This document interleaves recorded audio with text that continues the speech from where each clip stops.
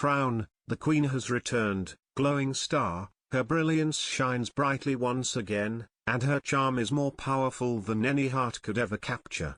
If hotness were a crime, she'd be the most wanted outlaw in the universe. Crown, sparkles.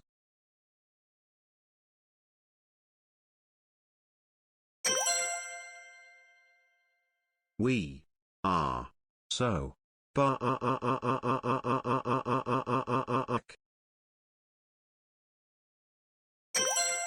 Mel finally made it back with the milk cure of Yippee. Melisand love, Melisand love, Melisand love, Melisand love, Melisand love. Crown, the Queen has returned, glowing star, her brilliance shines brightly once again, and her charm is more powerful than any heart could ever capture. If hotness were a crime, she'd be the most wanted outlaw in the universe. Crown, sparkles.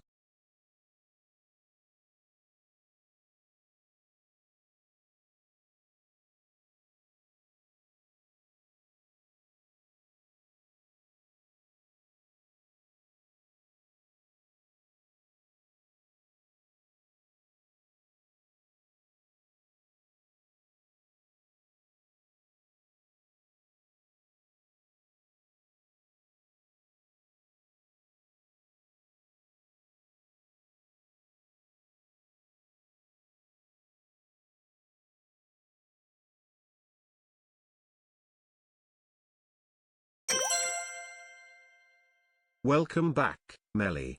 Thank you for a wonderful year of fun streams, they've been a great comfort. Melisand love.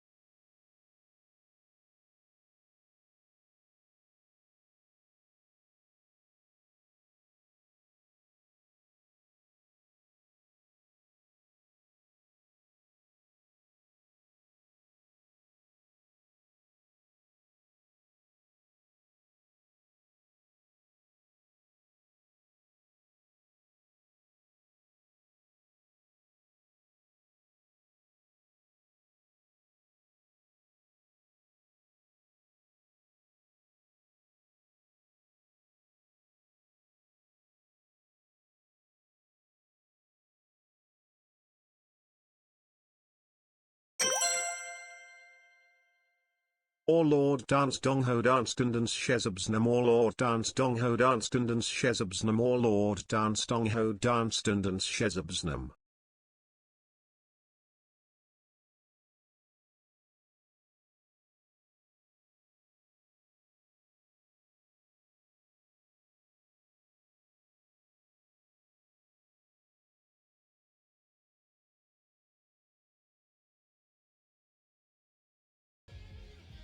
Okay, first of all, holy shit, dude.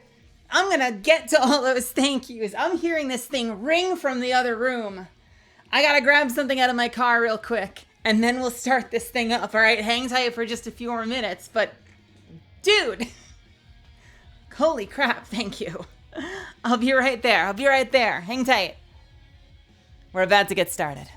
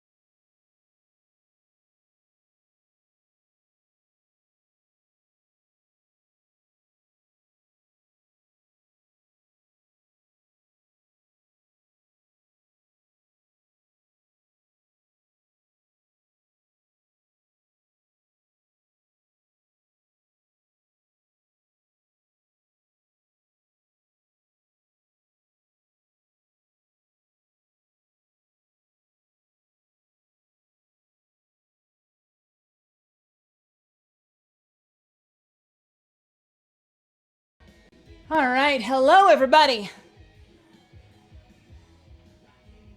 Welcome, Misfits!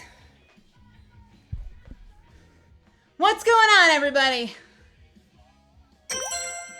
Oh wow, I can't believe it's been 2 months already. And It's been a long time. less than 3. Let me tell you, it's been a long freaking time since I've been online, and I have missed all of you so much. I feel like it's been years. Good afternoon, good evening, everybody. Welcome. I have fries. I'm gonna start munching. If you've got something to eat, you should too. I've got an ad starting in 30 seconds. Fuck. God damn it.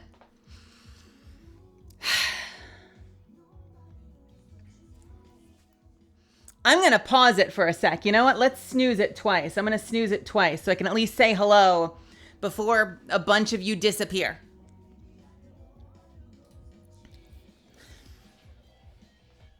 What is going on in chat right now? What the fuck is happening? What is happening?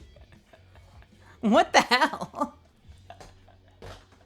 Hi, everybody. Welcome. Welcome. Colon crown. The queen has returned. Star 2. Her brilliance shines brightly once again, and her charm is more powerful than any heart could ever capture. If hotness were a crime, she'd be the most wanted outlaw in the universe. Crown sparkles. I already am the most wanted outlaw in the universe.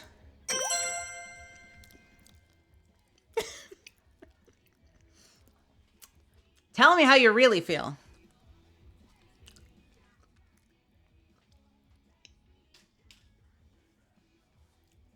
Oh my goodness. I wish I had. Man, this would have been such a great time to have a finished model. So you could see my reactions and not just be like a static sticker floating around on screen. I promise you I'm smiling right now. I promise I'm smiling right now.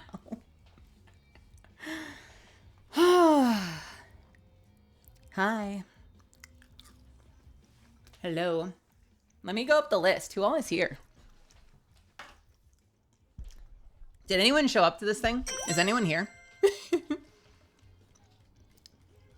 Oh my god, level 12 hype train. I can't scroll up to the top. What is happening? We're 89% to a level 13 hype train. Can we get that? Can we get that though?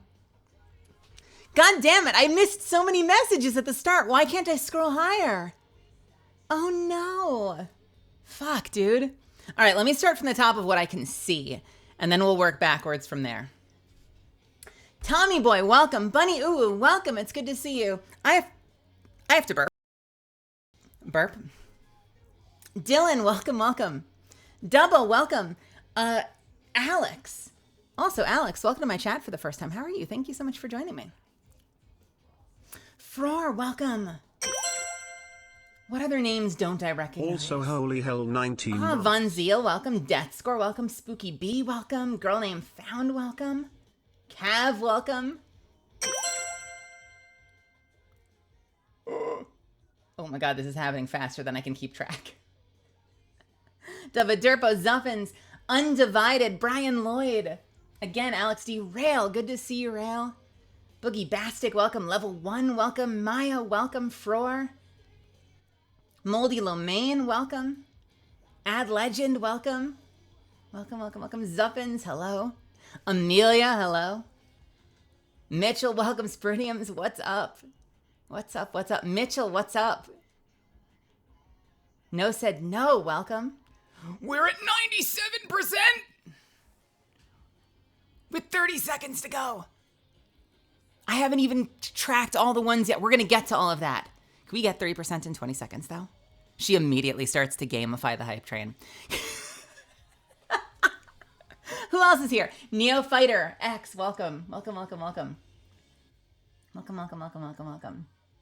Oh my god. I'm barely back. I know, I'm back barely. Yes, let's go! Oh my god, you guys fucking rock. Wait a minute, is that a record? Have we hit a record for the channel? Let me bring up my other chat just so I can actually see what's current. It's been a record since 11? Seriously? What the fuck? I didn't remember what our record was.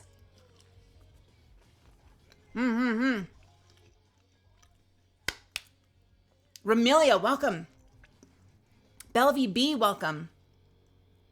Bloodhound. Oh my God, Bloodhound's here. Everybody's here. I'm going to take a big mouthful of chicken. Oh no. Water, earth, fire, Oh air. no.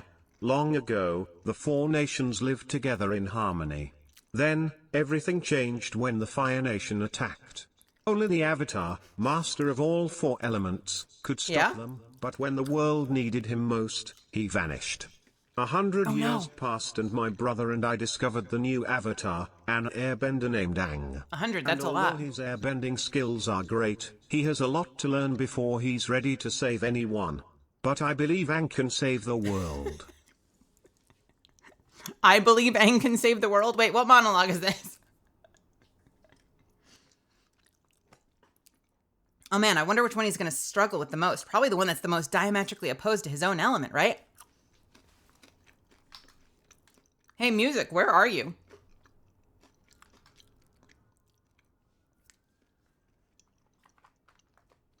Korra's better than Aang. Fight me. Ooh, I don't know. Them's divisive words, my friend. I do like them both for different reasons. I think a lot of people oversimplify Korra. And they neglect the fact that she has her own arc and challenges that she needs to struggle through. I think they actually tell really good equal and opposite stories. Because Aang is a very emotionally mature,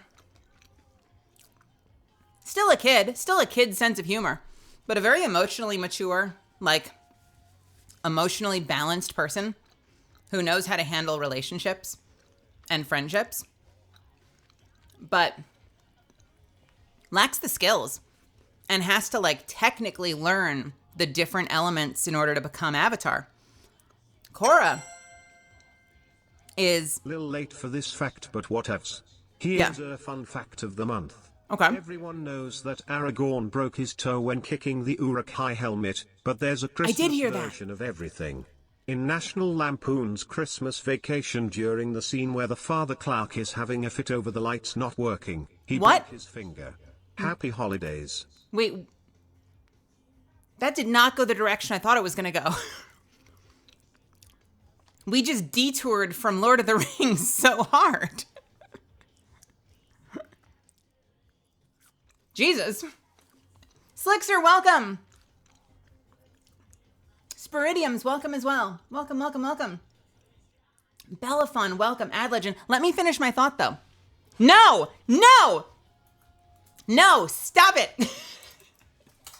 I will fight you over this they're gay as the whole content. We have stories. Stories can be good.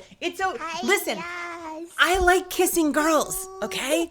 I'm all about it. But just being gay is not enough content for me. Hold, please. I can't see my chat anymore. I love me some girls, all right? I will kiss them. But I need plot too.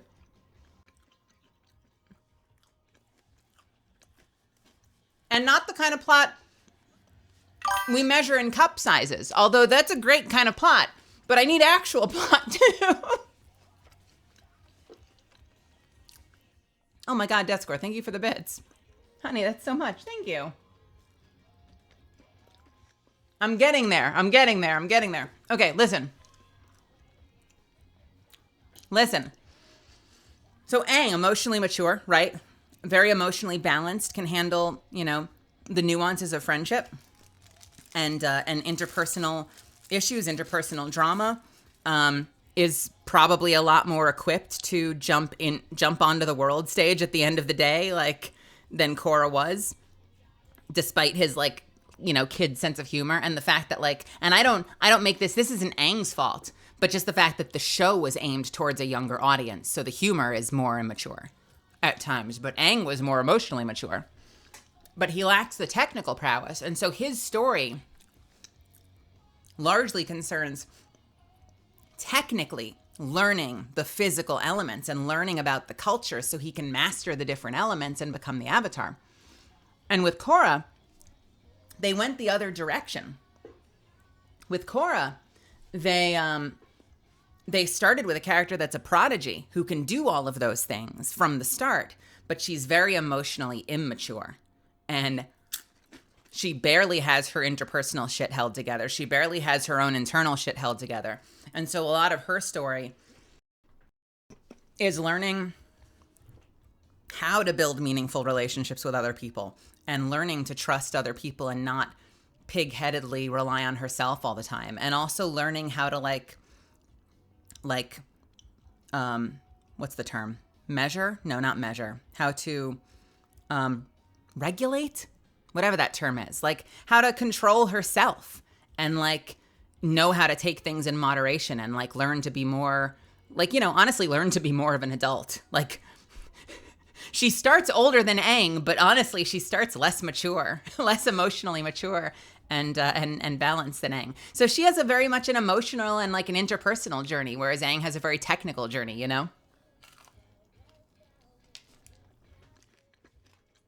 Which, honestly, good on them for telling that story. Because I think as much as people probably thought they wanted Aang 2.0, I think you'd find the story gets pretty boring pretty quickly if you don't abridge the learning process. Because we've seen the learning process before. I think that's why they probably put the most time and energy into Korra learning airbending, because it was the one we hadn't seen taught before. I think if they had done Korra needs to learn the elements, even if they had followed the path of Last Airbender and she'd had to learn everything from scratch, I guarantee it would have been abridged. I guarantee that they would have found as many other things to focus on as possible and spent a minimal amount of time in the actual lessons just because we had seen it all before.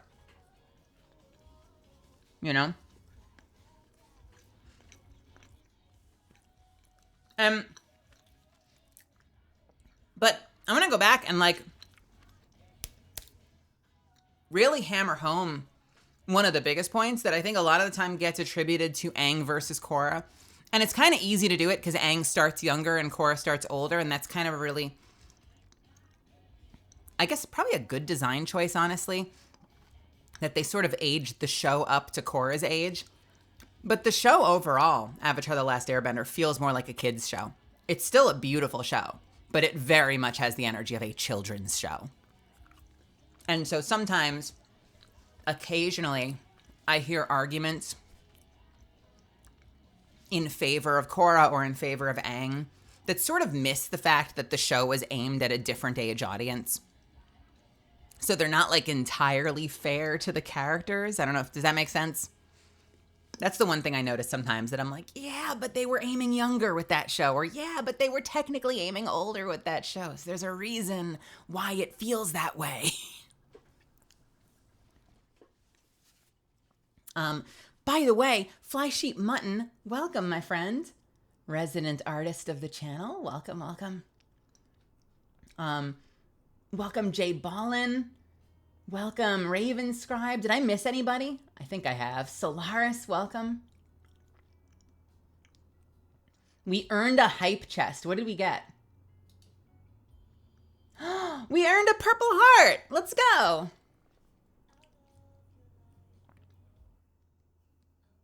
Bleed purple.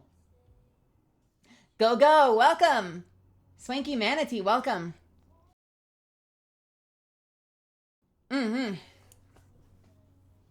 Okay, now I got to go back over what. Oh my God, you guys were so generous.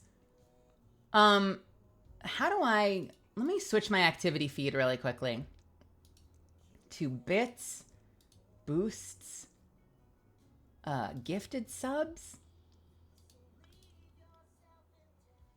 subs. Is that it? Raids? No. This came in like the perfect song. I feel like my energy shifted as the song's energy shifted. By the way, you like my opening track? I was thinking of like the hardest song. Like, what's the hardest metal song that I have on hand that I want to listen to right now?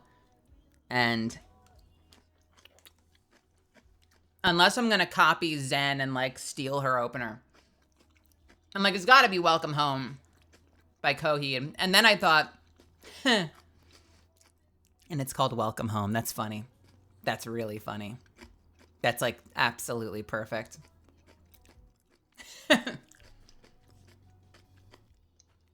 All right. From the bottom, also known as Talented Bottoms. What the? Touche. From the bottom. First of all, by the way,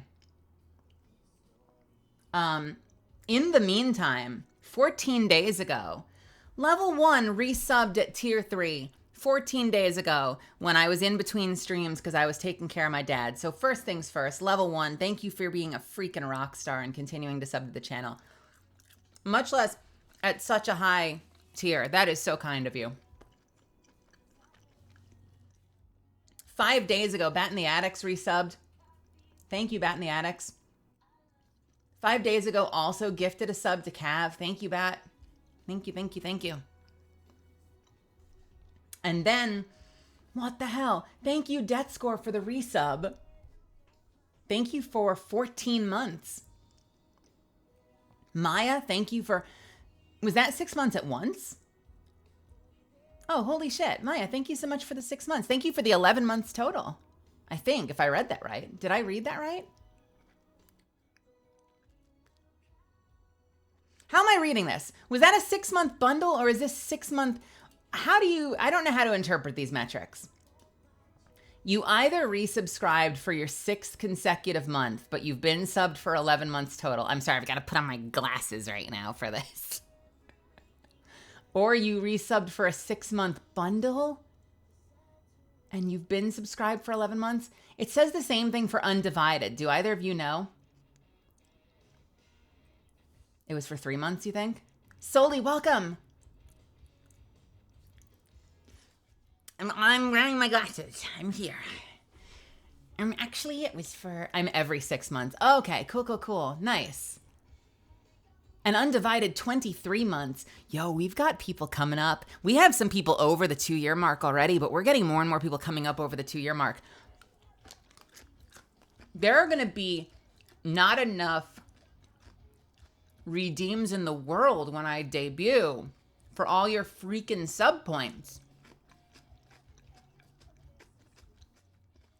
I am going to have some very compelling redeems when I debut, but I don't think I have anything approaching the number of points you fuckers have. I don't know how we're gonna make it work.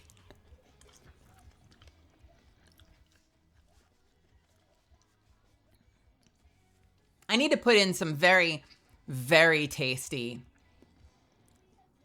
I need to put in some very tasty, like super high point redeems for something.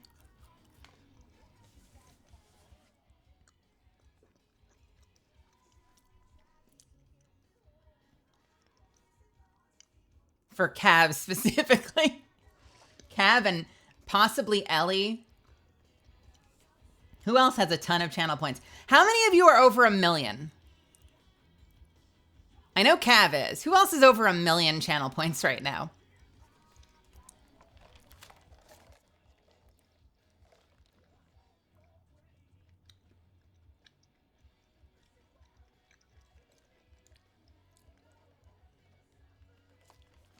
$500,000 for Ad Legend.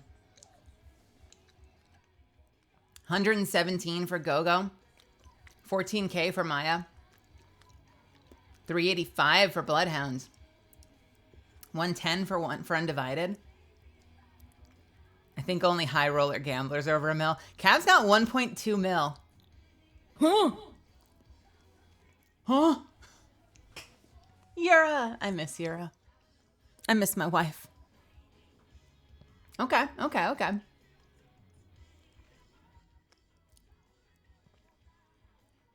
You're broke. You only have 3K. I frequently have very few points on my friends' channels because life gets in the way. I don't watch as many of my friends as I should. I stay tabbed into some of them at times. Like I'll just kind of keep them tabbed in, but I'm usually working on other things. How do I find the energy to get things done? I mean, it kind of depends on the thing, because sometimes it's something you want to get done. And if it's something you're excited about, the excitement of getting it done is motivation alone. If it's something you don't want to do, fear and caffeine. Fear and caffeine. My two best friends. Although, do you want to hear something freaky? Okay, so this didn't happen while I was away. While I was away, my sleep schedule got worse. I went from going to bed at like 4:35 in the morning, sometimes 5:30, to going to bed at damn near 7:30 in the morning while I was away. And we're going to get into this, but a lot of that was because I brought a ton of work with me to go take care of my dad. I couldn't afford to go travel and visit him. We talked about this before I left. I couldn't afford to go travel and visit him. So I spent a lot of it freaking out over the work I had to get done and working whenever I could because of a whole bunch of reasons I'll get into. Needless to say, it made the work that I usually do in a week take like 3 times longer, and it was very unhealthy. But then, as some of you know, and I'll get into this more too later, I got sick as hell when I got back. I caught a very bad stomach virus, and I was a fucking mess. I lost a day of my life. I don't know where it is. Like, literally, on Sunday, I felt like I just got back from New York, but it was Sunday. And I'm pretty sure my plane landed Friday night. I don't know where Saturday went. Like, I woke up on Sunday. I lost time. I lost time. But you know what it's done? I woke up at like 9:30 on Sunday. I woke up at 9:30 in the morning on Sunday. And I woke up at 9:30 in the morning today. So I'm living daywalker hours right now. So I've resolved to not have afternoon or evening coffee or any type of caffeine at all. I had caffeine in the morning. But I've resolved to not have any afternoon or evening caffeine because, like, I'm okay with keeping this going. The only downside is that my big hope was that I could have my big comeback stream and immediately stream for like 14 hours and do like an OB Katy Cat level like insanity stream or like a Siren or Haruka insanity stream. I'm going to get tired. I'm going to get sleepy and we're probably going to end up only going 5 or 6 hours, but we will find our way back. As I wanted to go live at like 1 or 2 in the afternoon, I had too much stuff to get done. Hey, Atrian. Hey, Blander. Welcome. Yo, it's so good to see both of you. I had too much to get done because I couldn't really afford to take the trip when to begin with. And so much stuff got put on hold that, like, as soon as I got back today and I wasn't, trying desperately not to throw up for 24 hours, I had so many emails to write, correspondence to do, swapping notes with artists. Like, I immediately had to jump back into it. I had to drive 30 minutes to a bank and pick up groceries, and my whole day disappeared. So we're slowly starting to, like, catch back up on everything. But I'm waking up at 9:30 in the morning. I would love to keep this going. It would be crazy to experience the sun again after so many years in darkness. I keep track of all of my agents. Okay, let's keep going. Let's keep going with some of the thank yous real quick. And we'll get into story time eventually. We did Undivided. Thank you, Maya. Thank you, Deathscore. Thank you, Undivided. Devil, EG666, resub with Prime. And you've been sub for 15 months. Devil, thank you so much. Thank you, thank you, thank you. I appreciate you. Ramelia, thank you for resubbing for 15 months. Thank you. Level 1. Oh my God. Level 1 gifted 20 community subs. Thank you so much, Level 1, for the 20 gifted subs. Holy shit. Thank you, Valorant. Thank you, Valorant, for gifting 5 community subs. I'm sorry, what? Wait, why is Valorant gifting subs? Wait, really?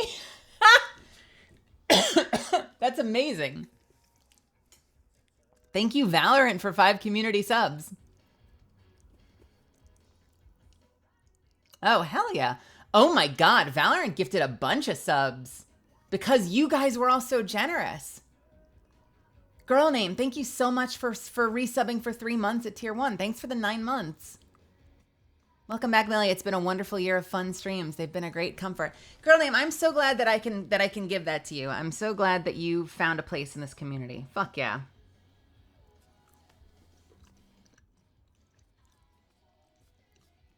And thank you for your continued support and generosity. Undivided, gifting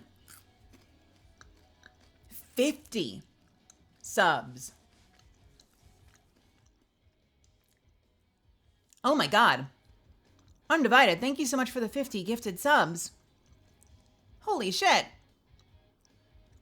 And Valorant following up with 13. Seriously, thank you so much. Dubba Derpo resubbed for 2 months at tier 2. Thank you. And also thank you for the higher tier. Thank you for the tier 2, Dubba. Moldy Lomain, thank you for the 13 months at tier 1. Thank you for the 15 months total. Level 1 gifting. Wait a minute. 20 community gifted subs. Did you already? So you gifted 40 subs. Thank you for the 40 gifted subs, level 1. I'm sorry. 40, not 20. Holy shit.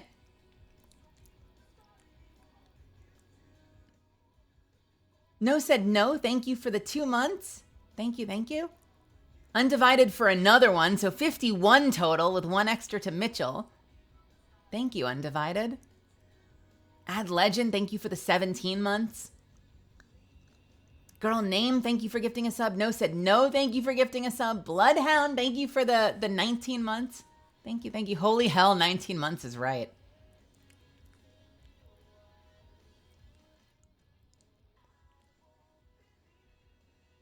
Another one from Undivided to Siren. Wait, was Siren here? Did Siren say hello, or was that just like a randomly thrown sub to Siren? Oh man! Oh shit! Siren! I gotta say hello to Siren later. Oh, that's so sweet. Oh man, I'm sorry I missed her. She's been playing so much Marvel Rivals. Everyone has been playing so much Marvel Rivals. I have interest in playing. I have interest in playing it. I just haven't been able to work up the energy to learn it yet. It's also a little intimidating how many people are in there. I'm feeling like my counterculture is kicking in, and because everyone likes it, I kind of want to run the other direction. I'm sure it'll be great, though. I've seen Zen playing it. I've seen Siren playing it. I've seen fucking everyone playing it. Hambino, Ruben. Saja's been playing it. My old housemate Mark Allen Jr. is playing it right now.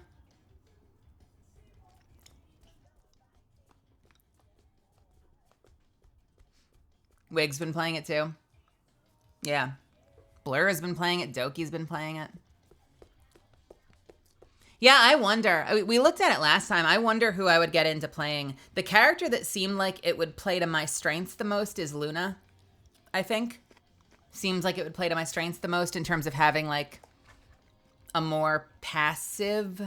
Passive's not the right word, but, like, a less hands-on healing approach. A less hands-on healing approach that lets you kind of multitask a little bit. Feels like it would be up my alley a little bit more. A lot of them I don't care about. Hawkeye seemed fun. Because Hawkeye had, like, a real bow. Unlike Hanzo. I don't know. I don't know. We'd have to see. Not a lot of the characters interest me. That's one of the things that challenges me. Always ban Hawkeye? What's wrong with Hawkeye? Rude. Is he really good? Is he, like, ridiculously good? Also, there's bans. That's disgusting. I hate that. Ugh. Gross. That's immediately a turnoff to me in any game. Pick bans, I think, are disgusting. Only at Diamond Plus. Okay, that feels a little bit better. I guess it depends on what kind of player you are. Because if you're the kind of player that specializes, that can be, like, absolutely devastating. Like, if you have, like, your main that you're the best at taken away from you, and you don't have a lot of skill in a lot of the other characters, like, suddenly you, like, go from confident to, like, throwing for your team, trying to play a character you're less experienced at. So for that reason, I'm really not a fan of that system. But I don't know, it's got a big roster. A lot of the characters seem fun, so it's not that unreasonable that you could have a couple of characters that you're good at. I know they don't have role queuing, right? Which means it's also going to be a little bit of, like, old school Overwatch where, like, you might get in and your whole ass role is taken and you're like, well, fuck, now what do I do? Did you know? You want to hear how much of a loser I am? I did this for Brigitte before role queue existed in Overwatch. I also did this for Ana because I was an Ana main before I was a Brigitte main in Overwatch. I put 2 thin strips of tape on the bottom and the right side of my display bezel. The bezel is the plastic part around the screen that lined up perfectly with where her portrait appeared, so that I could have my mouse queued up exactly where the character's face was going to be. Yeah, and insta-pick the character. I had that shit permanently on my screen.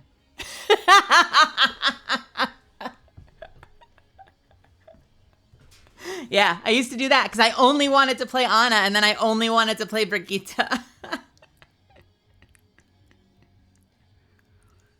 I can't tell you how many people I had come over that, like, while they would just be sitting in my room, they'd be like, why is there tape on your screen? I'm like, don't worry about it. You'll only think less of me if I tell you. You'll only think less of me.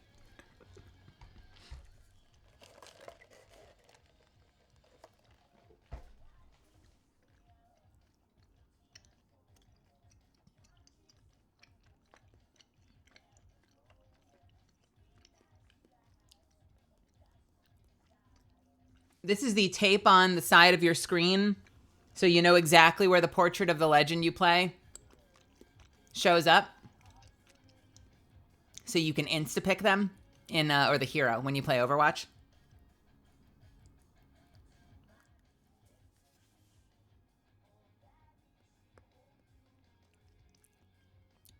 The Get Time Warframe 1999 is so fucking good. Is it? They've been pushing that hard with a lot of their marketing. I've seen a lot of really good trailers for it. One of them, I swear I hear Quill's in it.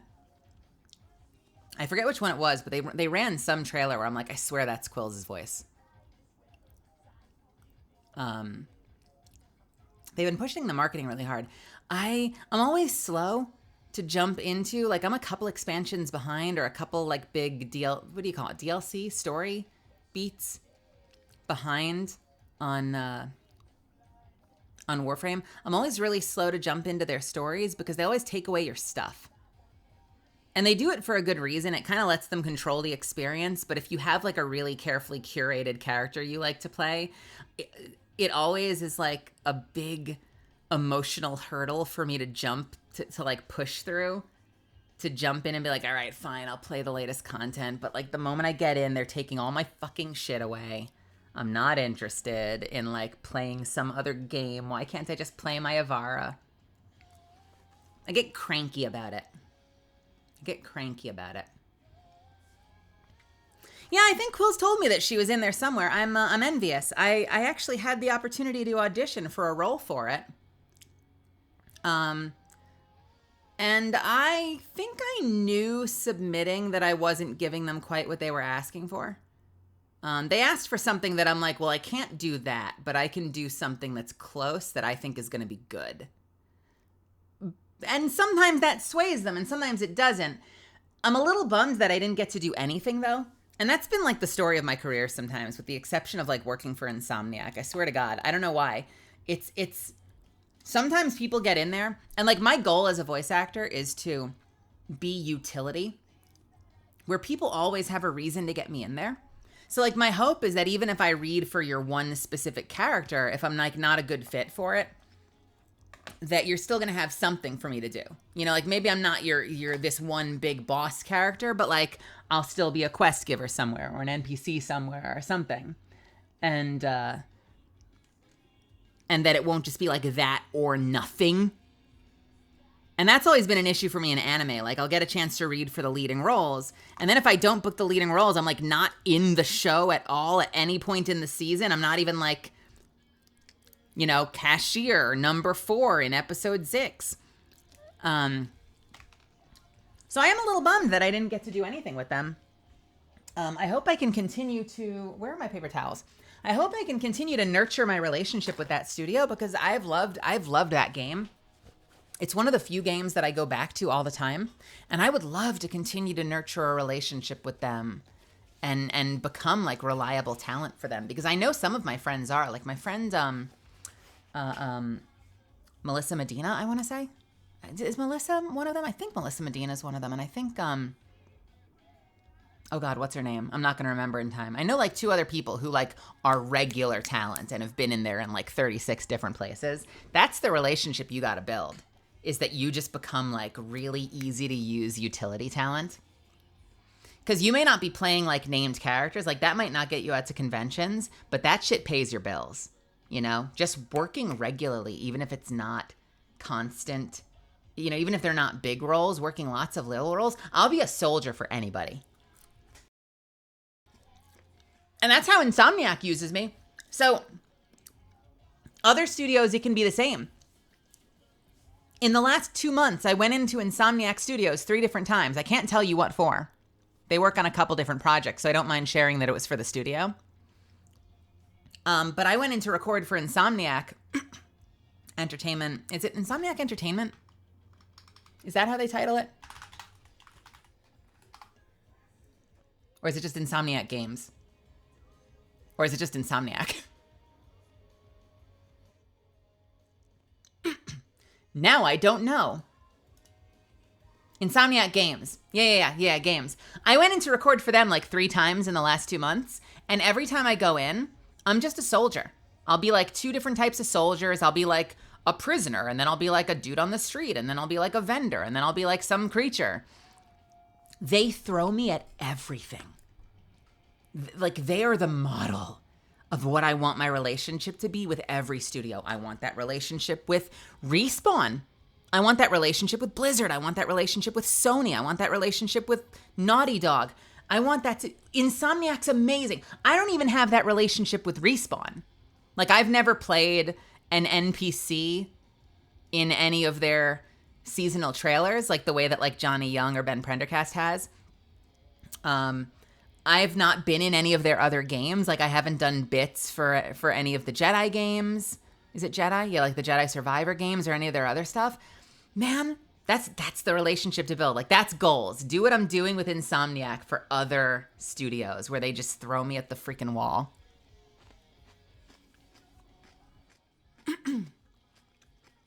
And what's best, they have me play male and female characters. And for whatever they're looking to accomplish, it's usually fine. Like, sometimes they'll direct me and they'll be like, that was a little feminine. Do you think you can like husk it up a little bit because it's a dude? But half the time, the person that's the least sure of the work I'm doing is me. Like, I'll go in and they'll be like, so you're going to be a male soldier. And I'll be like, just say a male soldier? And they're like, yeah, you're going to be a dude. I'm like, okay. And, you know, I try to give them the best. It's a very subtle difference. You know, I don't do super high, super low. But, you know, if a female soldier says like, over there, then maybe the male soldier says, over there. You know, I give him a little growl or something like that. Or I give him something, you know, over there. I'm a tenor no matter what. All right, listen, I'm going to sound like a kid no matter what. But then I'll say, you know, I'll be a little insecure and I'll say, hey, I kind of feel like I sound like a chick. Am I doing this right for you? And they'll be like, no, it sounds great. And then we move on. Like, they're 100% confident in both my ranges in a way that no one else seems to be. No one else. It's so confusing. Damien, hello. Yo, what's happening, friends? Damien, welcome. Hern Dragon, welcome. Who else did I miss? Moreover, welcome. And also, welcome to my chat. Thanks for saying hello. Hope everything's on the up. Hey, moreover, thank you so much for that. I really appreciate the well wishes. Thank you so much, friends. Things are getting better all the time. We're going to talk about it, but it's been a month. It's been bad. A lot of bad things happened this month, and I'm hoping that we're just getting it all out of the way, and that now that I'm back, we can start rolling and start locking in some W's so that next year is freaking awesome. You know, I'm going to be completely honest with you. I'm not going to lie. This year has been really hard. It's been probably more bad than good. But there's been some really definitive good. I think one of the brightest spots of my year has been all of you guys, and has been being able to rely on coming here and spending time with all of you. I think that working towards my debut and finally seeing all of the finishing touches get put on that and seeing all of that come to fruition has been really inspiring. Which set against a year where I'm making, you know, frighteningly little money this year compared to previous years, and have been really nervous. And then to hit this December where like everything exploded. This month was like this month was a comedy. It's been one of the most stressful years of my life, and this month has been probably one of the most stressful months of my life. But I'm optimistic. I'm really optimistic about what's to come. How's that sound? I'm very optimistic about where we're going. And by the way, I want to talk about December and kind of just go through it a little bit. Bloodhound, no! Where are you going?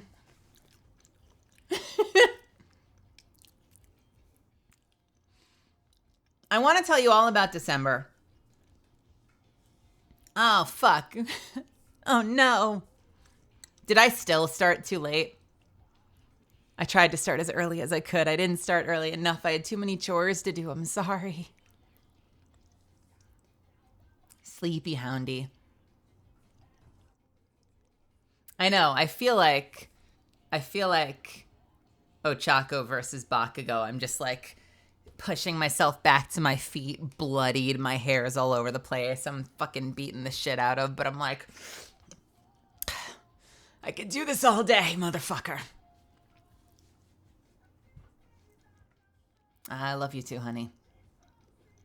Good night, Bloodhound. Good night, good night, good night. Alyssa, welcome. Sweet dreams, Houndy. I want to tell you all about December. But first things first, because I know this applies to many of you. At the start of the month, or right around the time I got down or got over to my dad's, I put up a post kind of just updating everyone on where I was at. I feel like most of you probably read it. Maybe not all of you did. It's still up on my Twitter and on my Blue Sky. But I put a big post up talking about like how life had been going this year and like where things were at, and talked about how I was kind of struggling to make ends meet and everything was kind of falling apart, but that it was going to get better, but it was still rough. And as part of that, I left a link to my coffee up at the bottom, and I said, I'm not asking for help because things are going to get better. I'm just waiting for some checks to come in. But if you feel like it anyway, you can. And thank you in advance. And you guys were really generous. You guys were really, really frighteningly generous.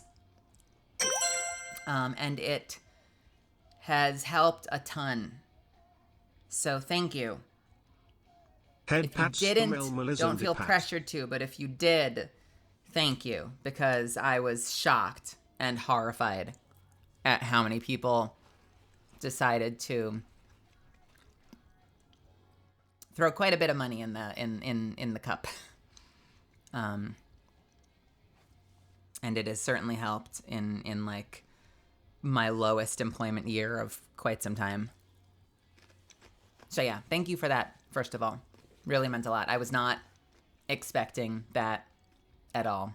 I don't know.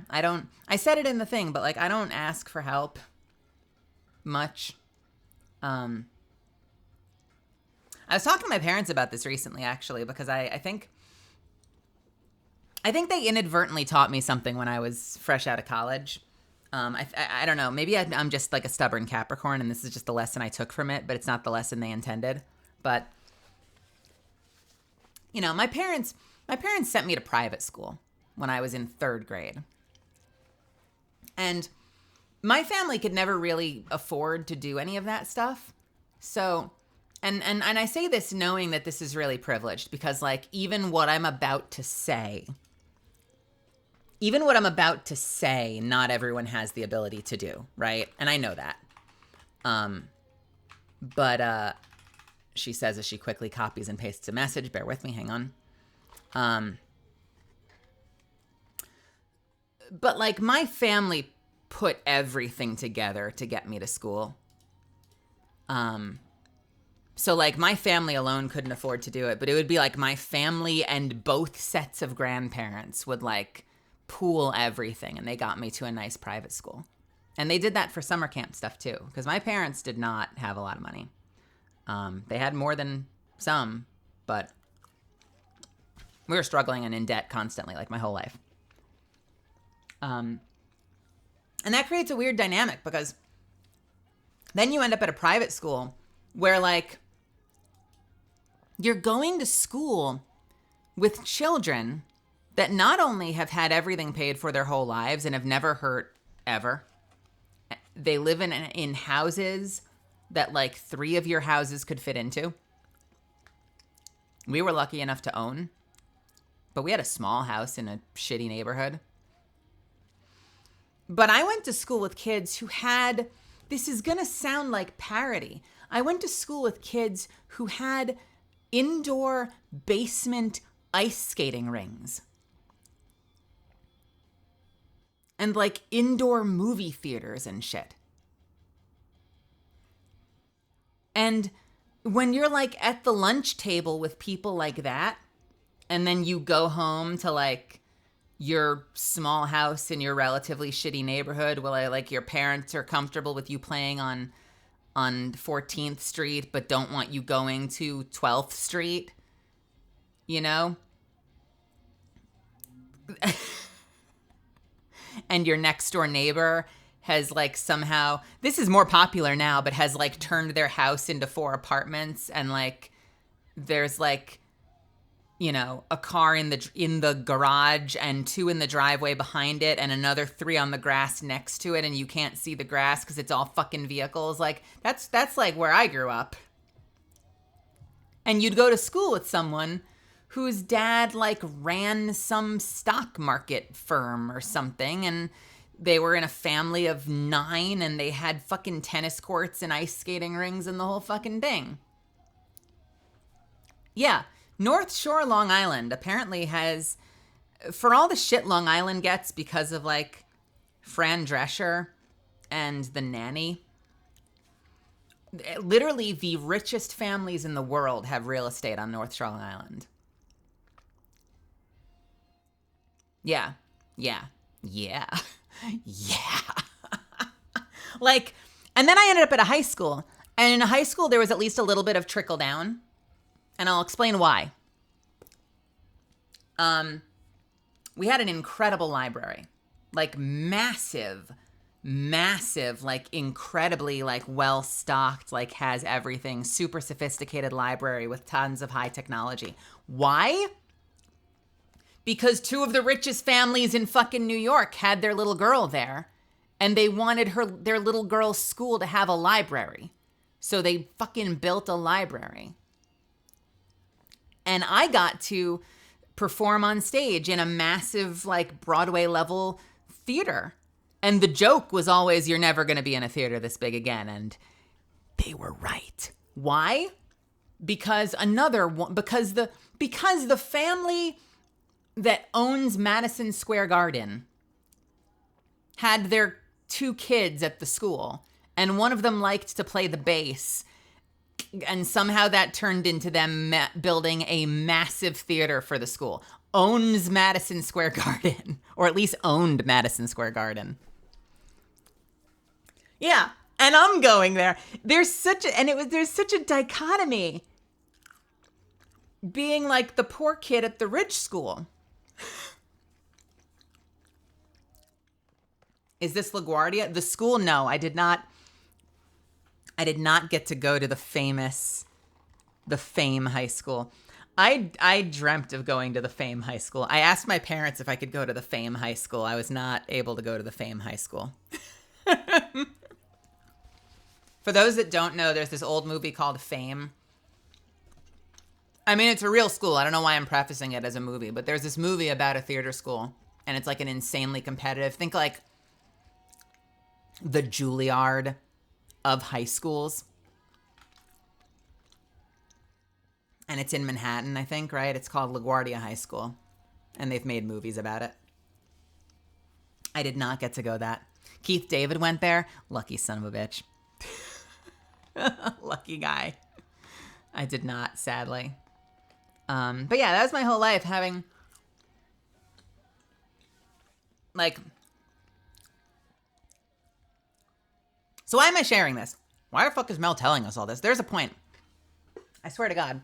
Because it continued through college.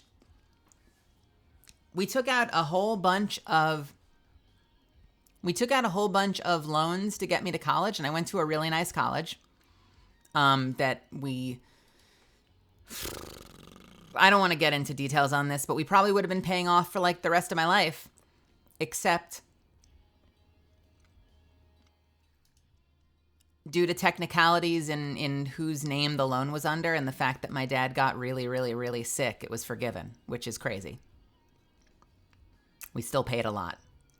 Like, it's one of those things where you know that the interest ends up like doubling and tripling the cost of the school, but thankfully the lion's share of it was forgiven, partially due to my dad's illness.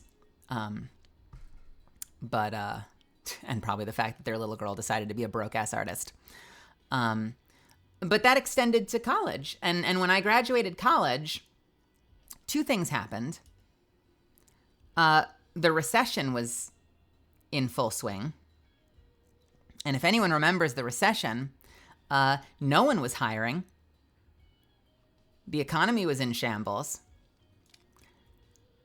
And yet, I had a lot of friends I went to school with who just, follow me on this, they graduated school and they just had apartments bought for them or rented for them by their families.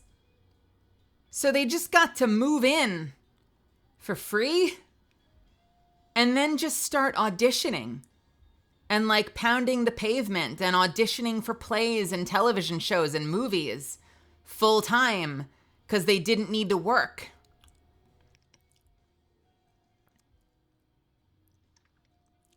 And I didn't get to do that. The recession hit, no one was hiring, and I made a split-second decision. So this is what happened. And again, if my mom is listening for any reason, this is not a critique of them, but this is like the lesson I learned from this experience. Was I saw all my friends kind of just moving into places, and I figured, all right, you know what? Nothing ventured, nothing gained, right? If I don't ask, I'll never know. I don't need to expect much, but I can at least ask. And so my parents were split up, and I reached out to my dad, and then I reached out to my mom, and I said, I'm moving into an apartment. I found it without telling them, by the way. Like, I told them I was moving out. Like, they're like, you're not going to be home this summer? I'm like, I have an apartment. They're like, what? Since when do you have an apartment? I'm like, I don't know. Your little girl's all grown up. I don't know. I figured it out. I just found an apartment. They're like, you have credit for, I'm like, I do apparently. I just moved. I just moved. I had a part-time job at Apple from my second year of college. So I was working part-time like from my second year of college. So I had money, right? And so I called my mom and then I called my dad and I said, is there any way you can help me with my rent? I'm not asking you to pay for me to live in the city because like I know we're not one of those families, but like if you can help with anything, phone bill, partial rent, anything, it would be huge. And both my mom and my dad said no. Not because they didn't want to. We've talked this to death. It was because they couldn't, because we're not those kinds of families. And so both mom and dad, back to back, said they wish they could, they're sorry, but no. And whether or not they wanted to teach me that lesson, I think in that moment I realized, or at least I internalized, like, I can't rely on other people. I'm on my own. I need to figure this out. And in many ways, I wonder if that determined the next like 10 years of my life, like in that moment on that phone call. Because I look back sometimes and I wonder, like, what if I had moved straight to Dallas to start working in anime? You know whose generation I would be in? Jesse James Greeley. I'd be in Alexis Tipton and Brittany Karbowski, and like I would be and Colleen Clinkenbeard and Laura Bailey, and I'd be like a hair behind J. Michael Tatum. Like I would be in that generation of voice actors trying to cut my way into the business if I had just moved straight. Maybe not Laura Bailey, and I think J. Michael Tatum are a handful of years older than me. But like I'd be in like the Jesse James Greeley, Colleen Clinkenbeard, like Alexis Tipton era of voice actors, rather than like 10 plus years after. Or forget about anime. What if I had immediately started like auditioning for plays or working on film and television? Like it would have been pre, all my life changes, but like what would have changed? Who knows? But I very much feel like that phone call like really determined the next 10 years of my life, because I realized I internalized this idea of like, I can't rely on other people. I got to figure it out for myself. Hey, Thousand Eyes. Also, real quick, not to abridge my story, but hey, Uncrowned. Hey, Zariak. Anyone else I missed? Welcome, welcome. And so what did I do? I said, okay. And I immediately started pushing hard for full-time hours at Apple. Hey, Scarlett. So I was part-time. I started pushing hard because I wasn't. And because you had to earn that shit. So I started pushing hard to get in the door as a full-timer at Apple. I'd barely made the cut as seasonal. Or initially, they hired me as part-time. And a whole bunch of people got hired as seasonal. So I was one of the few people hired from the start that could stay on. Started pushing for full-time. And then started working my way up the ladder from sales into their concierge role, into their family room specialist role that does like phone support, into Mac repair and support. And before I knew it, I'd been there for 10 years of my life. I went from 2 years to 10 years, which was 5 years longer than I was happy. I was genuinely cool with it for like 5 years, and then I was miserable for 5 years. And I even hit a point at one point, like initially when I got the job, I wanted to try to juggle it with acting. And eventually I realized like the retail job was too exhausting to do both at the same time.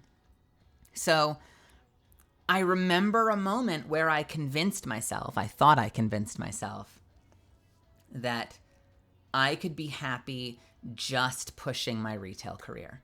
I don't need to be an actor. I like this company. I believe in what Apple stands for at the time. I'm going to work my way up the ladder. I'm going to become a genius at their Genius Bar. I'm going to be an ACMT, Apple Certified Mac Technician, work into corporate or maybe work into leadership at a retail store so I can stay in New York City. I will be happy with that life. I was lying to myself. I was fucking lying to myself. Oops. It's not all wasted time. It feels like wasted time sometimes, but it's not all wasted time because it put a lot of money in the bank. I wasn't married. I don't have a kid. I'm pretty good at saving money. I don't go out drinking on Fridays. So I saved a lot of money. And all that money has gone towards supporting myself so I don't need to work regularly while I build an acting career when I was in Texas. I'm sure in some way some of it has gone towards my VTuber debut. Like having money saved and having money invested has been huge. Even if it's dwindled over time due to, years of not having a job and shit like that. My point is, it's not like I wasted 10 years of my life, but it dictated like those 10 years of my life, that one moment. And I think that also changed my outlook on a lot of other things. I just don't ask for help a lot. And that's been one of the biggest things that I've struggled with here. Because, I don't know, I feel uncomfortable asking, like even like earlier tonight when I was like, ooh, we're at 97% on this hype train. Do you think we can get it to the next tier of hype train? I had to like take a shower mentally after that because I don't like doing that. It feels weird to me asking for stuff like that. And I see other people who are like beloved, successful streamers that do that all the time. I mean, like, fuck. He's very humble and he's very very kind and very humble and very honest and open with the way he talks about it. But, Thor with Pirate Software, he pushes those benchmarks sometimes and thanks people for it. Matara is really forthcoming about, like, people donating and supporting the channel. It's hard for me to ask. And that came out in, like, stuff like this year as well, where, like, I don't really know how to, like, I'll occasionally go into these long monologues about how, like, financially I'm not doing well, but, like, I don't really know how to, like, I've never set up, like, a GoFundMe, or I've never, like, done, like, a big push for, like, I had 1 million friends be like, you should do a subathon. I'm like, I'm scared. But what do you have to be scared about? Like, you people will support you. And I'm like, but what? I don't know. Like, in the back of my mind, I'm like, what if I end up looking dumb? What if I make this whole production? No, I don't see you as customers at all. And I don't think I should either. But it is built into the culture. Like here's a perfect example, right? There is a perfectly fair trade built into this system where if you don't want to sub to the channel, you can watch ads once in a while. And I hate that ads exist on this platform. I wish that I could take off ads completely. But as it stands, there's this system where if you don't want to sub to the channel, you can watch ads. If you don't want to watch ads, you can sub to the channel. There's nothing really that dirty when someone's like, man, an ad break, with being like, you can fix that if you sub to the channel. But it still feels awkward for me. Like there's literally nothing wrong with that. There's nothing wrong with just throwing it out there as a like, don't like the ads? Sub and support me. Because, you know, if you like watching me, you can support watching me and support what I'm doing. Because at the end of the day, I'm putting in full-time hours a lot of the time, streaming 6 to 8 hours a day, 5 days a week. There's really nothing wrong with like encouraging people, if they like what you do, you know, support by subbing to the channel. But it's an uncomfortable thing to like push out of my mouth, you know? It's hard to say. It's really hard to say. What, do I sound like a Spotify ad break? Yeah, it does a little bit. You're talking about the like what you're listening to? Consider a subscription with Spotify Premium or whatever. Yeah. Yeah, right, exactly. Yeah. Well, and it's so funny to see someone confident that knows that it's nothing personal. Like no one you want to be here. No one that you want to be here is going to get so offended by you asking for something like that they're going to take off. Someone might take off, but you probably don't want them around in the first place.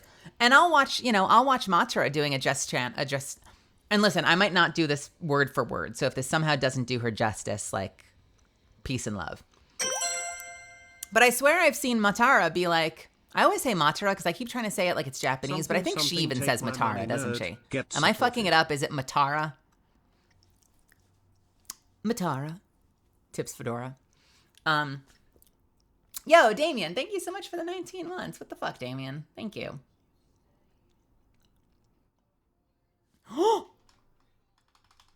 Are we getting My Chemical Romance on this stream? I swear to God, I'll watch Matara and she'll be like, hey, thanks for the sub. Or said something like I swear I've heard her say stuff where she'll be like, hey, thank you so much for gifting a sub. You should give, and she'll be like, so-and-so, you should pay it forward and gift 2 more to the next, like she'll literally be like, hey, why don't you gift 2 more to 2 of your friends? Like, I don't know if she said exactly that, but it'll be something like that so nonchalantly, and it's just no big deal. I don't know why I put so much pressure on myself here.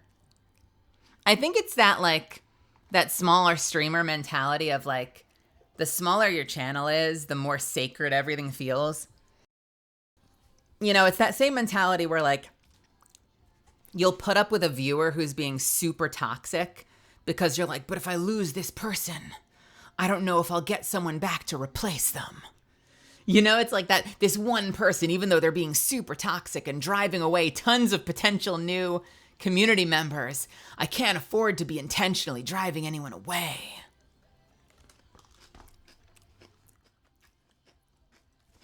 And the fact of the matter is you just need to like cut your losses. 100% as a smaller streamer, it feels way harder to push for that because it's like, am I coming off as money grubbing? Yeah. Well, and I think because only you know what your intentions are, right? Only you know what your own intentions are. I mean, Golden Eagle, welcome. Hey, what's happening? There's a reason, Misfits, my lovely Misfits. There's a reason I'm splitting my time writing right now and why my stream hours have cut. And it's because streaming doesn't fully support me. Yet. I hope it does someday. But it doesn't right now. It's responsible for a very generous portion of my income. A minority of my income. It's humble, but it's consistent. And that's amazing. I never thought that would happen. That I could have a reliable chunk of my income coming from streaming. That's insane. That's insane. But it's not the lion's share, and it's not supporting me yet fully. And so that's why I need to do things like cut my stream hours sometimes and flex things around so I can take a writing contract so I can make ends meet and so I can support myself, right? And only you know what's in your head. And so I can understand being nervous to say anything because you don't want, what would be the negative? Like, what would be the negative assumption? Would be someone would come in and be like, you've only been doing this for a year or two. It's insane that you think that you're going to turn this into a full-time job, right? That like somehow by asking for subs, it'll somehow give the impression that you expect this to be paying your rent already. But that might not be the case. You know, you're just trying to do what you can to be a normal ass streamer, you know? Anyway, all that is to say, I've been going on so many tangents. It's Tangent City. All that is to say, yeah, I don't ask for help a lot. I know. Remember we were talking about that? I know. Me too. Crazy. And and so I dropped the Ko-fi and I just said, you know, if you want to help. And a lot of you guys helped. A shocking amount. I had a couple of people in particular be way too generous, honestly, if I'm being honest. And I'm flabbergasted. I'm flabbergasted.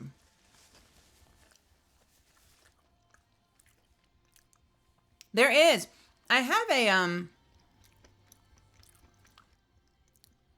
No, it's okay. I posted it on Twitter and Blue Sky. I didn't post it in the Discord.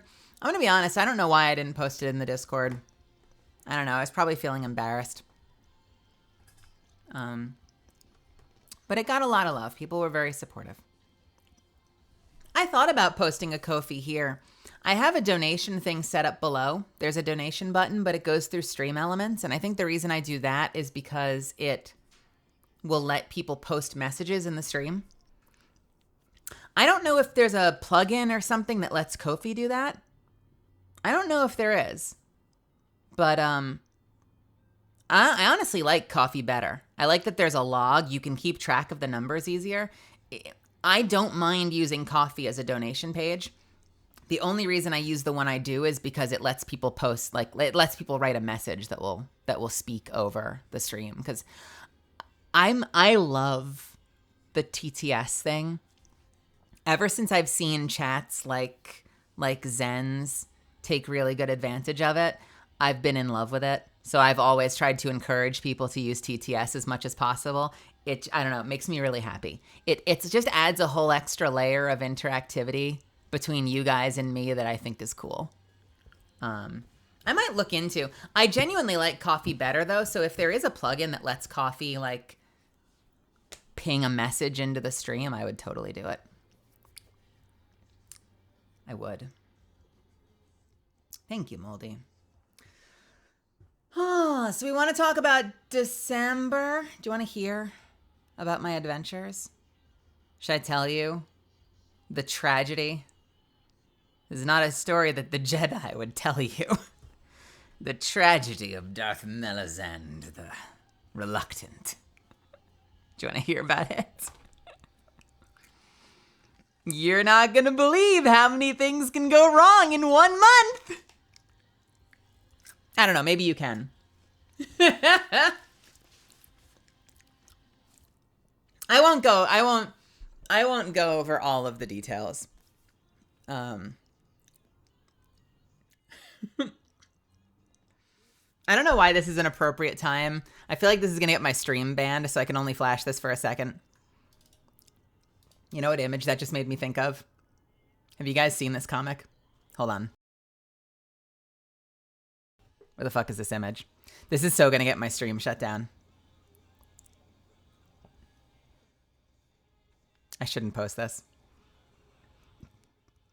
Oh, where is it?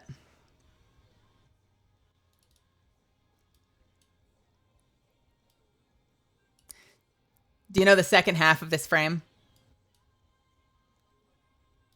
Do you know the second half of this frame?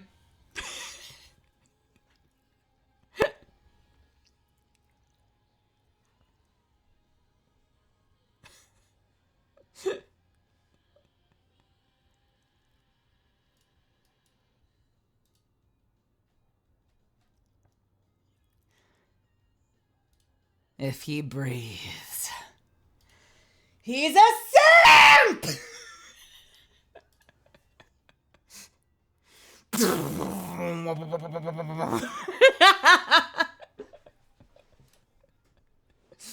Anyway. I don't know why I thought of that just now. No, not booba. I know Twitch isn't Twitch allergic to that word these days? Isn't that like a dirty word on Twitch? I tried to get just a little bit of the voice crack in there. I really wanted to channel the Kenobi, the Sam Witwer Kenobi scream of Sam.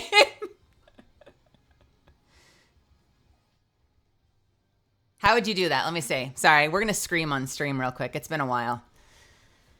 He's a simp.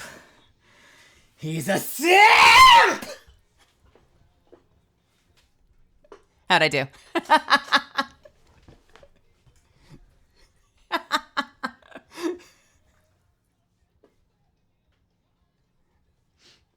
Did I do it justice?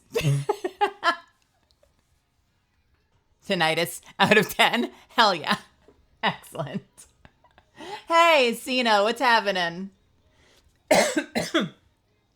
Hell yeah. God damn it. If only I'd been doing that without the music. Wait. The VOD won't have the music. Can we clip that later?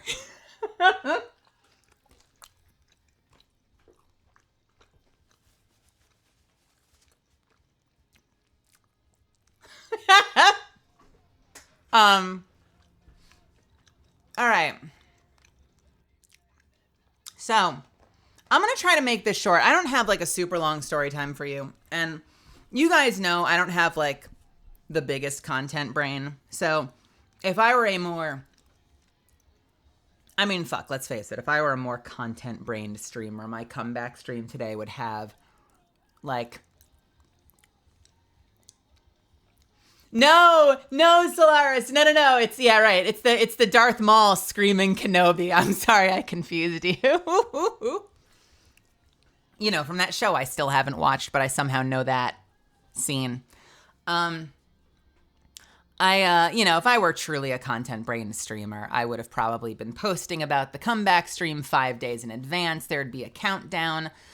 I would do it Vexoria style, so there would be like the stream would start 30 minutes early with a countdown timer to get people in here. We'd be hyping it up like crazy. I don't know how to do that stuff yet. So the very least I could have done is like bullet point what I wanted to talk about, but no, I couldn't be bothered to do that either. So I'm sure that this story is going to be all over the place and have a bunch of different tangents, and it'll probably leave a whole bunch of things out. But I'm doing my best, all right?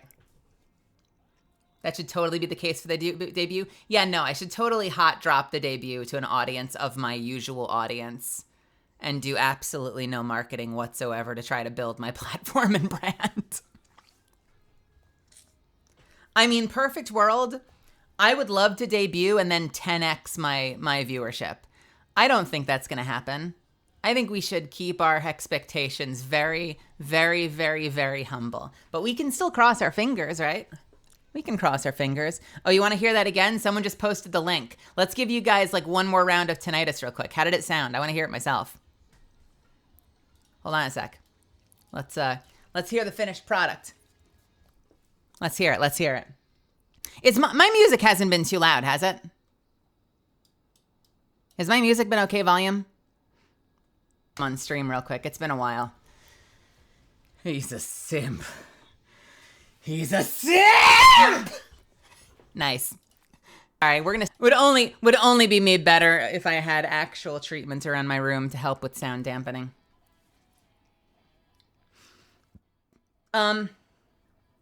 Hey, that's something I should do for debut. I need to make a note of that. The bare minimum for debut is I need to put sound panels up and I need to improve my audio quality and improve my dampening in my room. That one thing, if I do nothing else, it's not like I'm spending thousands of dollars on a fucking VTuber debut. But let's pretend for a second I weren't spending thousands of dollars on a VTuber debut. The bare minimum I should do is sound treat my room better so that I get an audio level up. All right. So,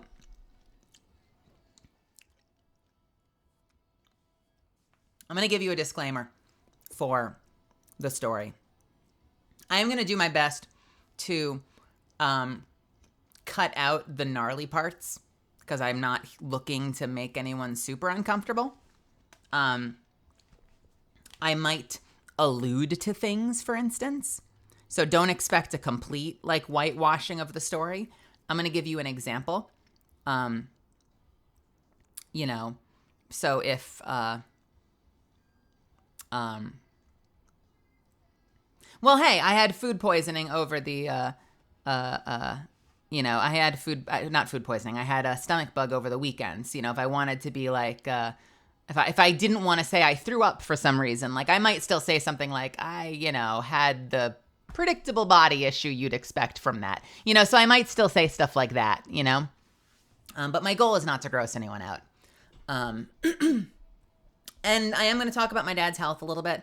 The good thing you need to know right now is that my dad is alive and my mom is alive and we're all doing our best. We're all healthy for the most part. My dad is still struggling. He's still hospitalized. His baseline is a lot worse than it used to be. So I'm still worried about him, but he's stable. Is that fair? That's where we're at right now. So I'm not worried about my dad. I'm always worried about my dad, but I'm not worried about my dad any more than I was before I went to visit. I'm probably worried a little less now that I've spent time with him and I've been able to see his face and take care of him. So here's kind of the shitty situation he's in. In 2018, God, that's like 6 years ago. I think 6 years ago. My dad was diagnosed with leukemia. And I don't know, I was a selfish little shit back then because I had just moved from New York. Like literally I had just moved from New York to Dallas after a 10-year career in Apple. And I had just gotten myself planted and suddenly my dad was calling me and he was like, you have to come back up to New York and take care of me because I have to go through chemotherapy. And at the time I was like, I resisted so much. It was so unfair to him, but I also had like, I don't know, like it was hard to fathom, you know, it was like hard to wrap my mind around because he was fine. He'd been working all the time at the school he was working at the time. Like he was fine. And so I was so angry and I was so resentful. And I eventually went up to take care of him and I was with him for, I don't know, a handful of weeks at a time. I think a couple months total. But I pushed back a lot at the start because I didn't have a frame of reference for like what it was going to be like. And I felt like I was like immediately throwing my career in the garbage. Like as soon as I got down here, you know, it felt like I was like immediately having like another one of my dreams like scuttled. But I eventually went back and I took care of him. And my dad, so leukemia, the cancer is in his bone marrow, which is responsible for a lot of things. But one of the things it does is it utterly tanks his immune system, which is great because normally when you have cancer, and I say great facetiously, it's terrible. Because normally when you have cancer, they have to put you through chemotherapy, which tanks your immune system. And that means you are really susceptible to contracting other types of bacteria infections, viruses, other things can go wrong. You know, like you don't usually die. You can die to the cancer, but you can also just die to like the flu, you know? But because of the type of leukemia my dad had, like it was kind of damned if you do, damned if you don't. Like his immune system was already in the trash. And one of the reasons that he found out that he had it was because he was getting sick all the time and seriously sick all the time. And he had multiple hospital stays. And so the way that they treat it ultimately is you have to go through a bone marrow transplant where they basically wipe out, and your bone marrow being the stuff inside your bones, they wipe out your entire system of bone marrow and replace it with a transplant from a donor. And there can be a bajillion complications because it's an insanely intense thing to transplant. I mean, any organ is going to be intense, but like your marrow is body wide, and it can create a lot of complications as a result of something called GVHD, graft versus host disease, which essentially is kind of like the equivalent of your body not taking to a transplant, but because your marrow runs system wide, it can happen everywhere. So like suddenly you can have like rejected issues that can range from like irritation and rashes to more severe issues like anywhere. Oh, in the small of my back, I now have a random rash on my arm. Oh, now I'm bruising on my cheek. You know, like everything can start to like short circuit basically. And it can be extremely dangerous, or it can be something that gets managed through medications and other treatments and carefully watching it and a whole bunch of other stuff, you know? For those that don't know, even after you're in remission, like once you're cured is a strong word, but once you're cured of when you're in remission from cancer, you still tend to get regular treatments because no one ever really uses the word cure when it comes to cancer. It's kind of like the pause button happens and you hope it stays paused for as long as humanly possible. And so oftentimes you'll continue to get treatments on and off at a much slower interval, but forever, basically, to keep on top of things and make sure that your body stays healthy. And one thing that we really believed going into this, this backstory is going to help you understand kind of where we're at now. What we believed going into this was the goal was not for my dad to just survive at the end of it, but to be able to live. You know, the goal isn't to go through all that treatment just to be awful on the other end of it and barely clinging to life. You know, the point is to be able to live your life and get back to normal, you know, and feel good. Start doing the things you used to do. Get your body back. Get back into shape after losing weight. Get your hair back after losing your hair and be able to like move on so that the thing that defines your existence isn't cancer anymore. It's, you know, the stuff that you love about life. And so a year later, my dad was in remission. Yay! And he's been in remission for 5 years. He's been cancer-free for 5 years. That's where the good news ends. I don't want to downplay it. That's huge. That's huge. I don't remember the statistics, but he had a very, very low chance of survival. And he made it 5 years, which is insane. It's like something like, you know, 30% or less make it that far. But on the other end of the bone marrow transplant, you essentially, you know the way they put it to me that's kind of cool? It's wild to think about, is that they say that basically you come out of it with a newborn baby's immune system. And so you're always going to be immunocompromised from that point on.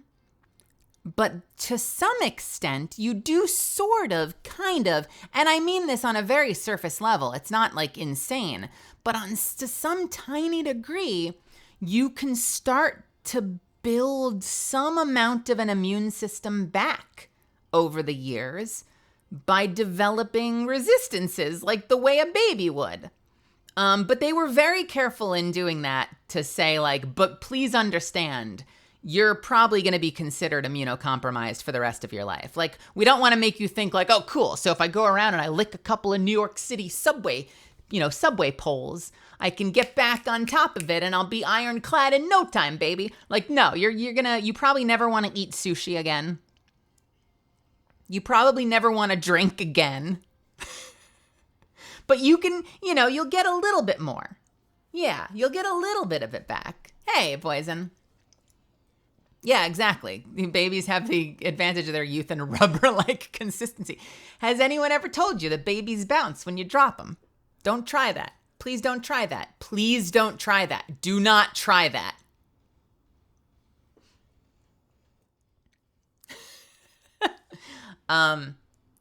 So he's gotten sick, pretty severely sick at different times. And this is where the bad part happens, because due to a couple of different flus, he got pneumonia at one point. He got another, like, bronchitis at one point.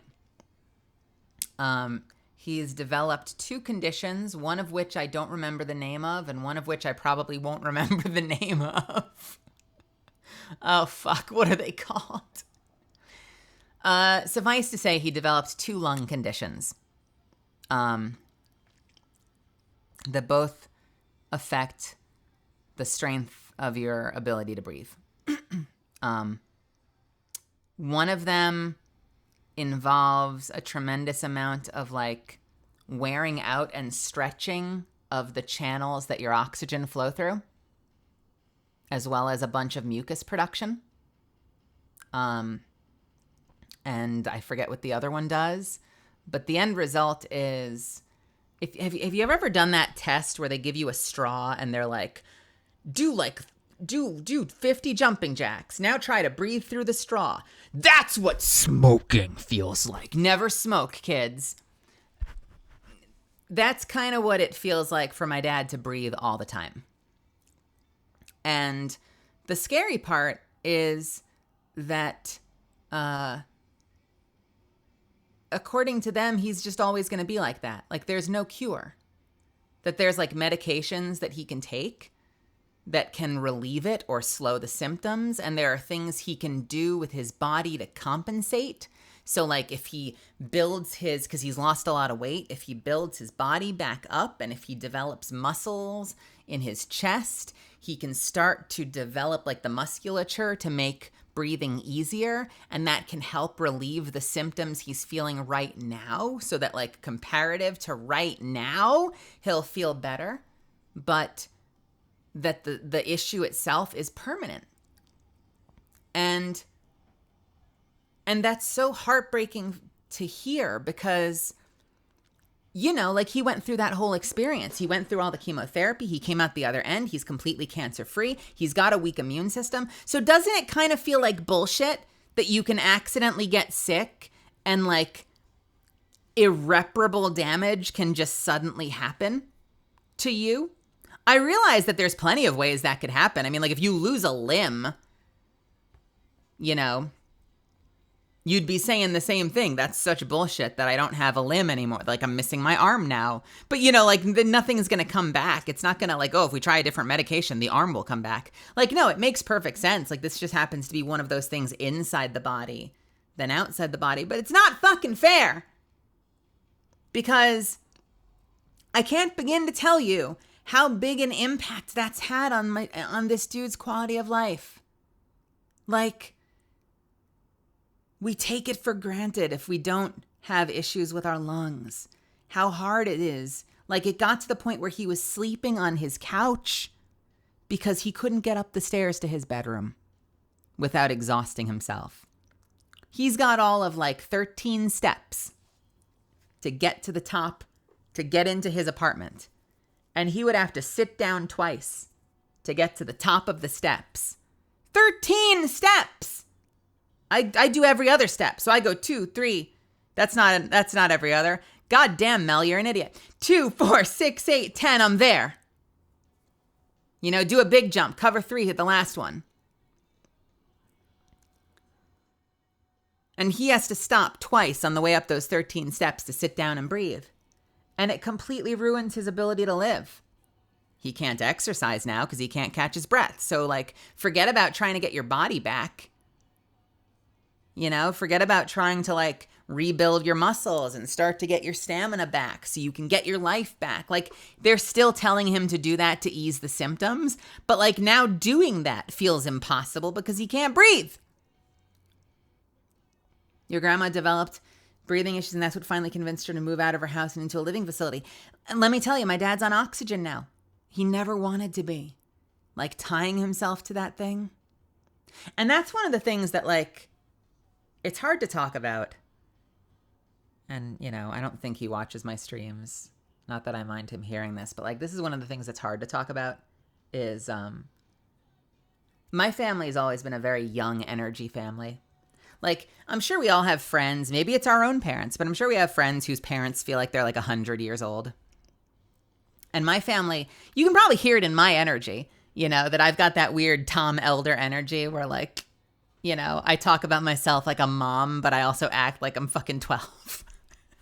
My family's always done that. You know, we've always had very youthful energy, and my dad acted like a teenager, like well into his late 60s. And I love him for it.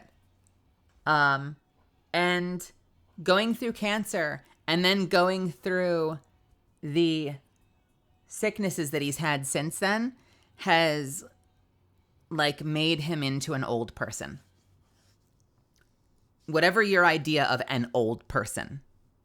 I don't mean older than me, like, oh my God, she's in her mid to late 30s. Like this, she's ancient. No, I mean like, you know, when you think an old person, like a cartoon old person. The sickness has made him into it. It's like he transformed from like an adult teenager into an old person, like over the course of like a couple years. And now, you know, he struggles to walk. He struggles to breathe. A lot of things have changed because of the medication. That's something a lot of people don't think about if they don't go through it. My God, the number of symptoms you start to deal with because of medications. It starts becoming this fucking ping pong game of counteracting side effects, which is why you end up on like 100,000 medications where they're like, well, you need to take this to boost your immune system, but that creates this, which creates an issue with your metabolism. So we have to give you this for the metabolism, but this dries your eyes. So we have to give you this for your eyes, but it comes with the added side effect of you lose your appetite. So we're going to give you this for the appetite, but it's going to dry your skin to the point where it can crack and it can hurt. So we're going to give you this for your skin, as well as a cream you have to put on twice a day. And next thing you know, the island in your kitchen or your medicine cabinet is full of 100 fucking things you need to be taking every single day that all just ping pong off each other to try to stabilize you. And it's hard not to be distrusting sometimes, you know, especially with everything that's going on lately with regard to our medical system. I've been so combative. My dad's very trusting. My mom's a great advocate. She's much smarter. She does a lot more research. I've been so combative. Every time they've wanted to put him on something, I've been like, no, we have to find out exactly why they would have put him on it, what it does, what the side effects are. I will not have my dad become a farm for Big Pharma. I am not letting them farm him for money. And,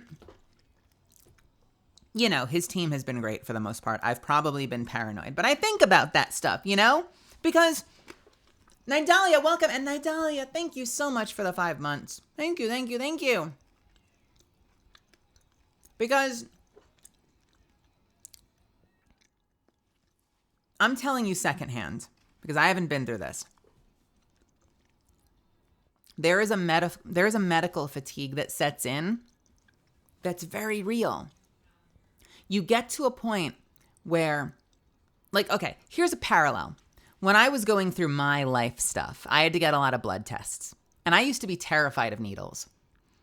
And it got to the point where I had to do them so often that not only was I not remotely scared of needles anymore, I was totally fine with it. At least I went through a phase. I even went through a phase where I was getting giggle fits during it. I was creeping out the people drawing my blood because they would stick me with a needle and I would just start giggling the entire time. And they're like, what is this? What is going on with this woman? And I'm like, no, it's fine. I'm sorry. I'm sorry. And they're like, you need to stop laughing because you need to stop laughing every time we stick a needle into you. I'm like, I'm not trying to laugh. I started getting giggle fits when they would stick me with needles. But, you know, they'd be like, take this. And you eventually get to a point where you're like, yeah, whatever. And it's exponential when you're going through something like what my dad went through, where he stops taking notes and he stops asking questions because he deals with it every single day. And you lose the ability to advocate for yourself the moment you stop advocating for yourself, the moment you stop asking questions, the moment you stop challenging people on stuff. Welcome back, Melly. Glad to see you. And so, well. Much love to you. You know, a doctor will frequently come in and be like, I'm going to give you this. I need you to take this every day. And you're like, you don't even ask what it is. You don't ask what it does. You're just like, okay. You just start taking it and putting some new chemical into your body. Yeah, it's exhausting to keep track of. And then, we end up furious because, for example, my dad will be waiting to have a consultation with his leading cancer doctor. And he's been overdue. It's been like 4 weeks. We haven't heard from the guy. He's in the care of doctors that don't have all of his charts and have all of his information. So we're constantly having to fight them on decisions they're making that don't track with the rest of my dad's treatment. And we're like, we need to get in touch with this guy. We have to get in touch with the main doctor. Okay, we finally scheduled a meeting with the main doctor for Friday. It's our first time in a month. And then we'll talk to Dad afterwards and he'll be like, yeah, he checked everything. It seemed fine. And we're like, okay, are we doing anything new? And he's like, well, he gave me a prescription for something. And we're like, for what? And he's like, I don't remember. And we're like, for why? And he's like, I don't remember. And we're like, Dad, you can't, no. I mean, he probably knows what he's doing. He probably knows what he's doing. But like, we've been waiting a month for this. We didn't even ask why. Also, let's go through the list. We had like 8 questions we needed to ask him. Did you ask him? None of them. Totally forgot to ask any of the questions that were on his mind because like it's just like another fucking appointment. And he's tired. Yoshi, thank you so much for the 23 months. Yoshi, welcome. It's good to see you, my friend. How are you doing? I really appreciate the love. I'm glad you're here. Thank you for stopping by. So that's your backstory. So my dad got sick. Again, I told you. His lungs got fucked. Again. And it got bad enough that he couldn't really support himself at home. He was getting nervous to be home alone. So he did like a teledoc thing. The teledoc person had him go into the hospital. And he was there he's now been hospitalized for like 2.5 months. He's been in the hospital for like 2.5 months. I think Medicare has taken care of most of it.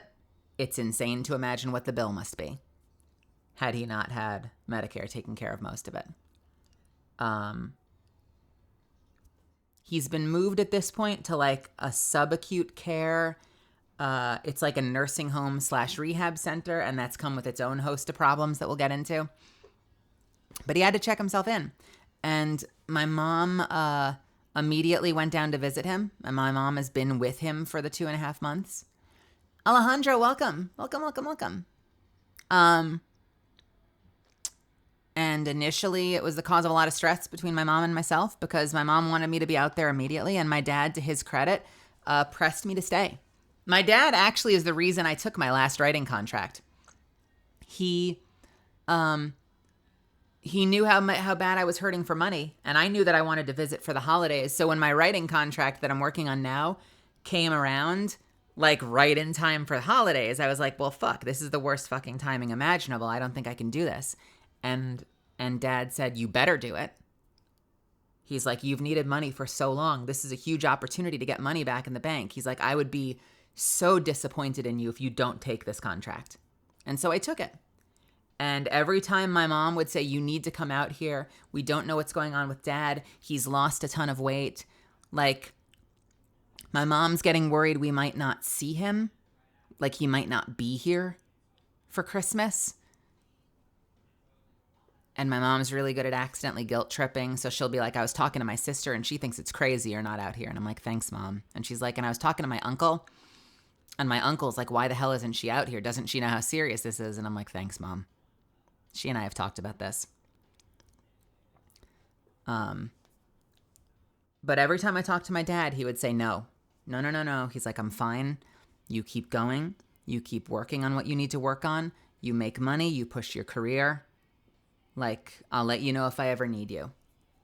I want you to be able to focus on yourself and not give up yourself to be out here. I'm fine.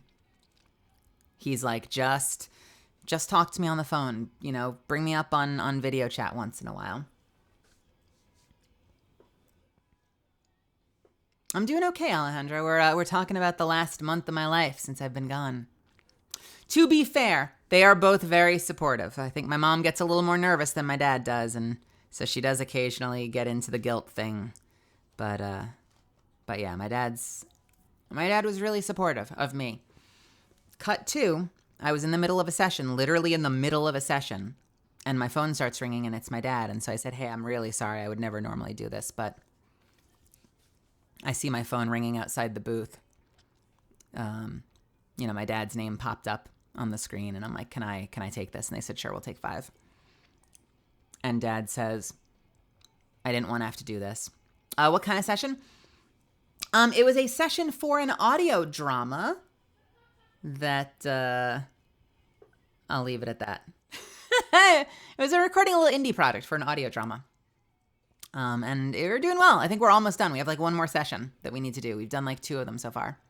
And my dad gets on the phone and he says, I didn't want to have to do this. Like, I wanted to kind of keep you out there, but I really need you out here.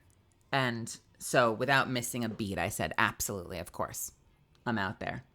I'm like, I'm worried about money. He's like, I'll take care of it. He's like, but I need you with me. And I said, absolutely. And then I immediately freaked out. I was like, oh God, because it was like Wednesday and he wanted me there by like Tuesday. I'm like, I now have less than a week. I have a script due on Friday. I have streams scheduled all week. My community doesn't know that I'm disappearing.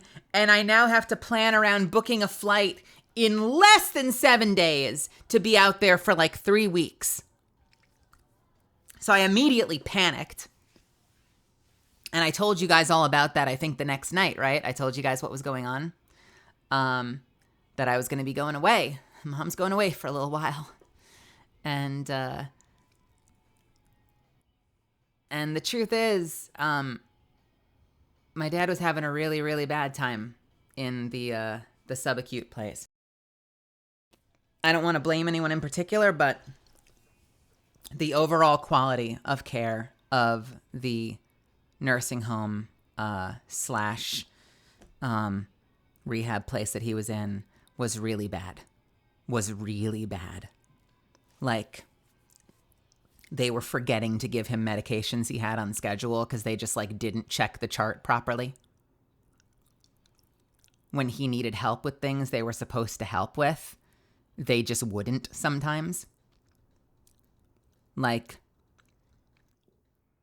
one bad situation was, so my dad has very, very little strength. He is 6'1", I think, 6'1". He's down to like 114 pounds. He had been down to like 105. At 6'1", not everyone has a metric for that. I know some of you will. Not all of you have a metric for that. I'm going to give you a metric. I want to be delicate about this because I don't want to gross anybody out. Okay? But I'm going to give you one metric that I think illustrated it for me. And it was hard. It was really hard. When I saw his legs, okay, think about this for a second. This is the only metric I'll give you. His knees were wider than the rest of his legs.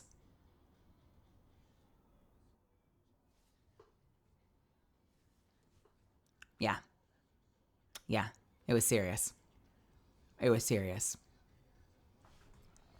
And oh God, when I saw him, I got used to it. I got okay with it. And then, I had my dad back. But for a minute, I had the most uncomfortable reunion when I went in there. I've never teared up so quickly. And then I had to panic hide it because the last thing I wanted to do was break down in front of my dad in a way that he would know it was because of how he looked, because he's a person. And I don't, like, if you put yourself in his shoes, right? When you put yourself in his shoes, to be fair, they're not starving him. That's not their fault. But some of the other stuff I think could be grounds for a lawsuit. Forgetting medication, absolutely. But I hadn't seen him in a year.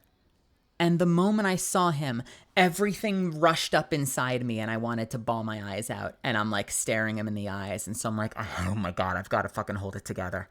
I'm desperately holding it together. I'm like giving him a hug and then like retching into like a half cry while I'm facing the other direction, kind of out of control. And then he asked me to go get him a drink from the vending machine.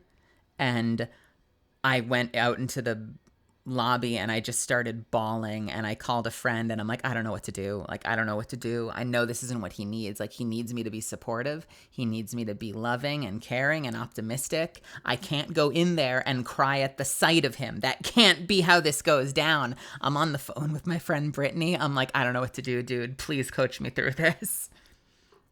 I'm losing it. But to give you other ideas, like, so he has very little strength.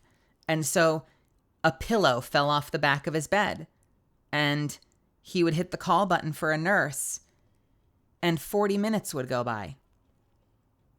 40 minutes. And then 40 minutes later, someone would come in. They'd be like, I have meds for you. And he'd be like, okay, my pillow fell. Can you get it for me? And the woman would go, I'm here to do your meds. And he'd be like, okay, but I can't get the pillow on my own. Can you just please take the pillow off the floor and put it behind my head? And she's like, no. This is like Nurse Ratched level shit. This is like fucking Hogwarts Umbridge level shit. Like, seriously can't pick up a fucking pillow. We had another woman say, I don't touch things that have touched the floor. Which I guess is like a way of living your own life. It's a kind of like elitist way of looking at life, but like I can kind of like, listen, you live your life, right? But like when you're there to take care of someone and you're like, I don't touch anything that's been on the floor. That's a very weird line to deliver to like a patient that can barely move their body, that's asking you to like pick up something that fell off the side of a bed. Like, come on. And I'm going to give you a really quick warning here. I've told you, I'm not going to gross you guys out with anything. I'm going to try really hard not to gross you guys out. But just to talk a little bit about like basic frameworks of things he can and can't do. If he uses the restroom for a while, he needed help cleaning up. He can do it on his own now, baby. Let's go. But he needed help. Sorry, we had to celebrate our wins for a second. But for a second, he needed help. And oh God, I could fucking tear someone's heart out of their chest. They would leave him in there on the fucking toilet, needing help just getting cleaned up for like a half hour. And then they would come in and half-ass it. Literally,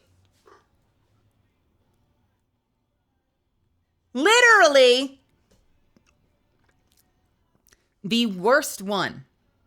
I'm going to tell you the worst one.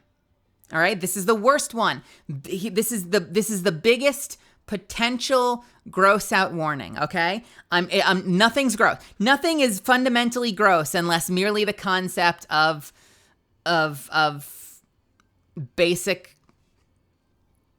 bodily functions grosses you out. This is not gross, but this is probably the most vibrant example, okay? This is your warning, all right? 3, 2, 1. The worst one, all right? I'm going to get in close for this one. I'm going to get in close because this one is ridiculous, okay? Listen, the worst one, okay? He threw up. I threw up. He threw up. He was in bed. That's already bad. Anyway, we've been there before, right? It's horrible. You feel like you're suffocating. For someone who has lung issues, even worse. He threw up. Do you know what their solution to that was? How do we do it? How do we clean him up? All right, to their credit, they offered to give him a shower. Good! Baseline. But then do you know what they did? One of those motherfuckers, thank God my mom was there. I wasn't there at the time. One of those motherfuckers came in with a sheet and tried to put a clean sheet over the throw-up sheet and call it a day. Ah! It's fine. There's a layer of cloth between you. Go to bed. Go to bed. And so honestly, I don't think that my dad's condition was getting worse. I mean, he's been in pretty rough condition the whole time, but I think it was that. I think it was that situation that he was like, he basically was calling to say like, my mental is in the toilet. I need you here because I'm falling to pieces. And I was like, I'm on the plane. I'm there Monday. I'm there Tuesday. You know, so I was right the fuck out there. Hardcover. Hey you. Welcome. I was right out there. And so we talked about my seeing him, my visiting him. So here are some highlights from my visit. I think he's doing better, but it's been tough. Part of the problem is that, well, so here's the thing. They have a lot of nurses, and I forget how they're classified, but a lot of their nurses I don't think are like officially registered nurses. I don't know what the term for that is. Oh my God, what the fuck? How dare you? For old time's sakes, I'll let you get away with it. Thank you, hardcover. PSW? I don't know. It's the one where I think they've been through nursing school, but like they're not, whatever the current licensing, like they like weren't like officially like currently registered nurses, which like doesn't mean they don't know their stuff, but like you just got the impression that all the people that worked there were probably getting paid shit, probably hated their jobs. Like hated their jobs, were getting paid shit, didn't want to be there. And can I talk about two other things? There are two other observations I had. My dad had the second one, actually. So an observation I had and then an observation my dad had that I think lends itself some credence. And this is going to be the most sympathetic I am for a moment. This is a building, like, listen, I know some people choose this work, but this is a building full of people who are in critical condition. Not ICU critical, but like people who are really sick with issues they're in rehab for that need very, very like attentive nursing care. And some of them are young, like some people have had accidents, like a car accident, rehabilitation, stuff like that. Debilitating, thank you. But a lot of them are very old, 70, 80, 90-year-old people that need a lot of care and whose bodies don't work very well. And this is a nursing home that's like owned by some company and is probably paying shit wages. And that job, imagine a job where you're spending your whole day like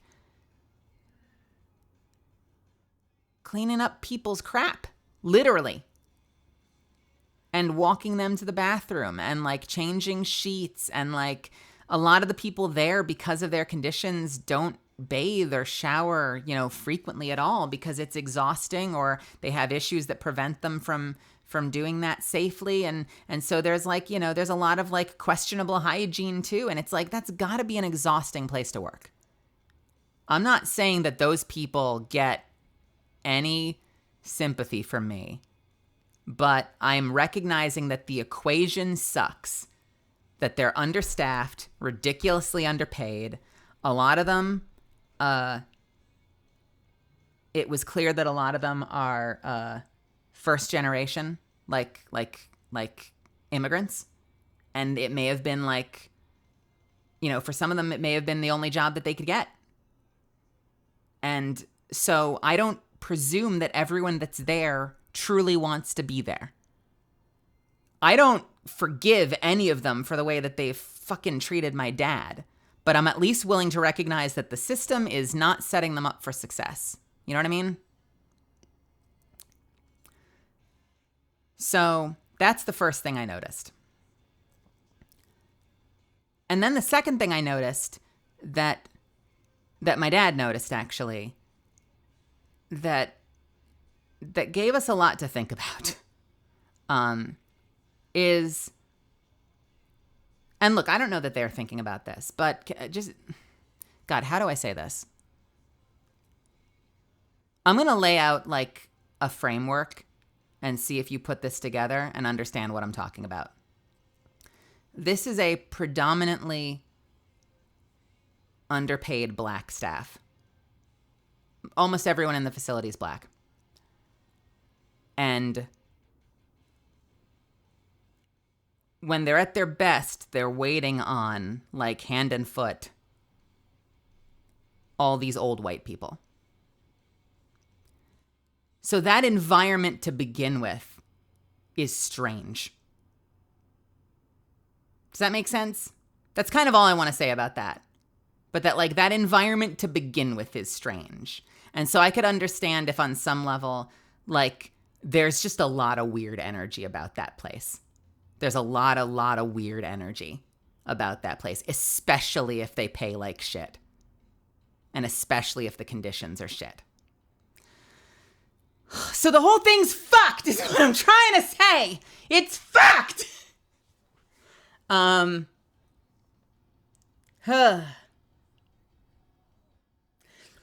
I'm going to get you mad at them again, though. Can I tell you about one more thing? I want to tell you about one more thing. Possibly the most egregious. My mom. I love the future, Melly. God damn it. The most egregious. My mom. Here's what's fun. This is a two-parter. My mom caught one of the doctors there making up a diagnosis for my dad. Huh? What does that mean? There was a doctor that looked at my dad's charts and saw the medications he was on. And medications get used for different things. Oftentimes, medications have one chief use. Here's a case. Ozempic. This is a dumb case, but Ozempic is used to treat type 2 diabetes, right? But it's been used a lot more recently for weight loss. And initially it was like a fad weight loss thing, but now apparently people are all in on fucking weight loss. So now it's like it can be used for weight loss, but it primarily treats diabetes, right? So here's another example. For a little while, my dad was taking like a hormone thing, like a progesterone thing, which is like normally a female hormone, not to the level where dad's not transitioning. And there were no bodily changes. I don't know why I need to clarify that. But he was taking something that's normally like a hormone that's used for certain like issues that women face. It wasn't progesterone, but it was like a progesterone derived thing.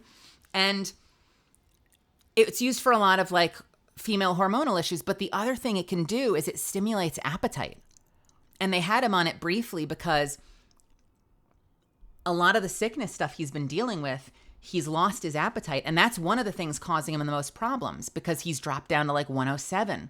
And that means he doesn't have upper body weight, which is making it harder to breathe. It's making it harder to walk. A ton of issues are happening. So they're like, you know, he's at that point right now in his health where they're like, we don't care if you're eating nutritionally complete Vite Ramen every day. You need to be eating something. If you were shoveling ice cream down your mouth every single day, at least you'd be putting on fat, and any amount of weight is better than where you're at right now. It's kind of where my dad's health has been at. And so they had him on something that on paper is used to treat a lot of female health issues, but was prescribed to him for appetite, right? So he's on a couple of medications that are used to treat some mental health issues. And here it comes. This doctor looked at his charts and just looked at the medications he was taking.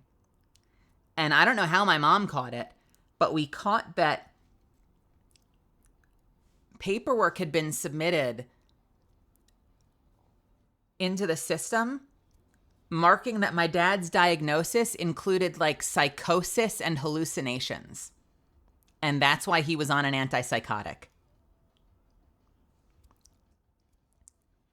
Which is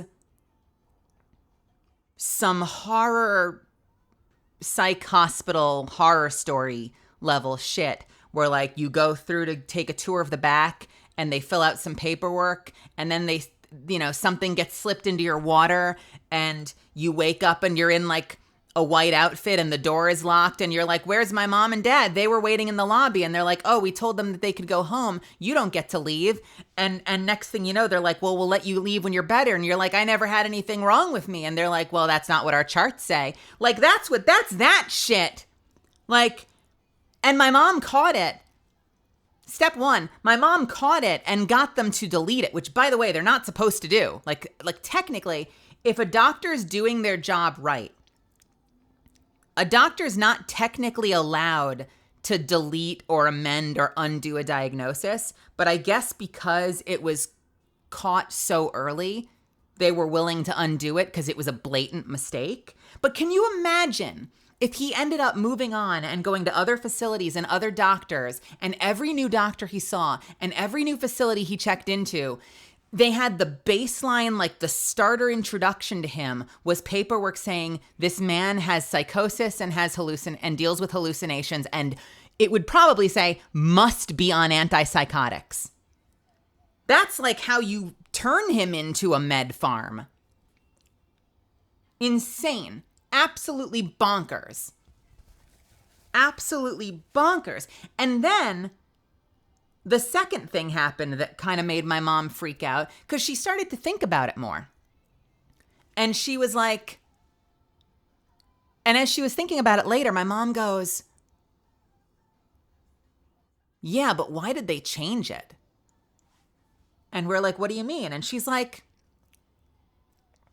oh God, thank God my mom was there. She's like, well, so my dad's in the process of changing, what is the term? The main caretaker, proxy, I think it is, from me over to her. Initially it was me, but not because he trusts Mama Zand more than he trusts me, but just because I'm across the country and she can drive down and see him in person.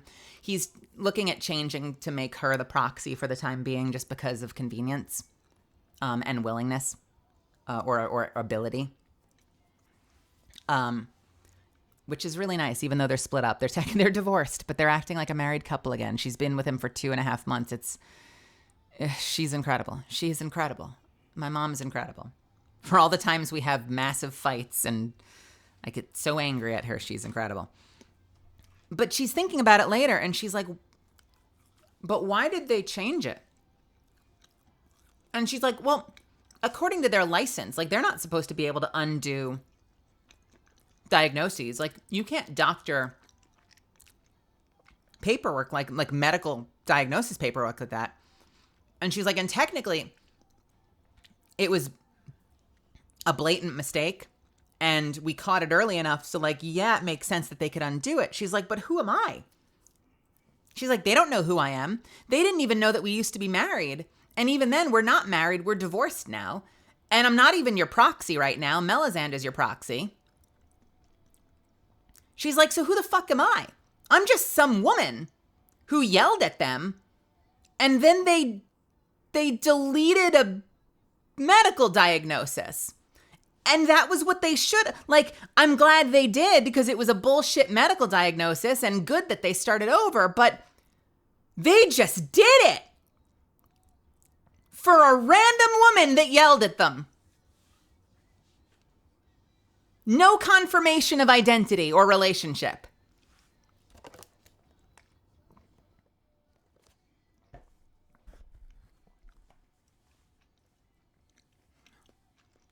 We are looking into our options. My mom and I have very different approaches. My mom acts the way you think I would act. I talk a lot of talk. I think my bark is worse than my bite. My mom goes out swinging. I go out and I roll charisma checks. That's how I would say it. I think my mom goes out and rolls intimidation checks. I go out and I run. I roll. God, would it even be persuasion? What would mine be? Performance? I feel like I roll performance checks. And she rolls intimidation checks. Because she goes out there swinging and threatening and screaming. And I will usually go out there. Yeah, you know what? Diplomacy probably makes sense. Diplomacy, persuasion. Because I'll go out there and it'll be the same person who's been denying them. And like, you know, my dad will have been asking for, he has a humidifier built into his oxygen machine. And he's been asking them since the morning to change the water. And they still haven't. They still haven't come in. They haven't said no, but they just have been ignoring him. And so I'll go out there and I'll be like, hey, what's up? And they'll be like, yeah. And I'm like, how's your night going? And they're like, it's, and they relax pretty easily. Like, they're all people. I think on some level, I think they're all probably a little oversensitive too. Like, I think it's a very highly wound environment. So oftentimes they're on edge and they assume negative first. So they usually open up, like I've been surprised at how many of them are chill once you talk to them normally. And so they'll be like, what do you want? And I'll be like, how's your night going? And they'll be like, it's okay. I've been in a couple hours. The first half was tough, but I just got back from my lunch break and I'm feeling okay. And I'm like, good. And then I'll be like, hey, so this is when you present them with I forget the term for this, but when you give them a two, you know who does this a lot? Car dealers do this a lot.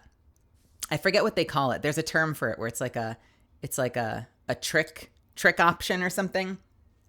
So it's like, let's say if my dad isn't drinking enough water, you don't ask him like if he wants water or not. You give him the option of being like, hey, do you want a glass of water now or do you want one after your meds? So both answers are yes. I'm going to get you either way. I've given you two answers that are yes. It's just a matter of when. You know, they'll be like, hey, so you want to fill out the paperwork here or back at my desk? That's what the car dealers do to try to get you to like really kind of like lean in on the purchase you're leaning towards. Yeah, now or tomorrow. Or I can call you tomorrow to finalize. And then you have to be like, no, I didn't say I wanted it. So I go out there and I'll be like, hey, so my dad's been asking for the water changed on his humidifier. Can I grab that bottle from the closet myself or do I need you to unlock it for me? And they'll be like, you can't get that. I'm like, well, no one's been changing it, so I'm happy to do it myself. I just need access so I can go get the bottle. And they're like, I'll be right in. Don't go in the closet. And I'll be like, yes, I passed the charisma check. I did that shit with them so much in the last 3 weeks. Like the same thing where like we couldn't get a fork and knife set. They have little plastic kits of like forks and knives for like 3 different calls. And I'd go out there and I'd be like, hey, if I use the elevator, do I need a special key to get down to the basement to go into the kitchen or do I need you to come with me? And they're like, you can't go down there. And I'm like, I need to get the fork and knife. So I don't need your help. I just need to know if it's going to let me press the button when I go in the elevator. And they're like, we'll get you a fork. Just wait. And I'm like, nice. And then they'll get it. So I rolled a lot of successful charisma checks with them just by the like coming in assuming that I'm about to do something they'd rather I not do.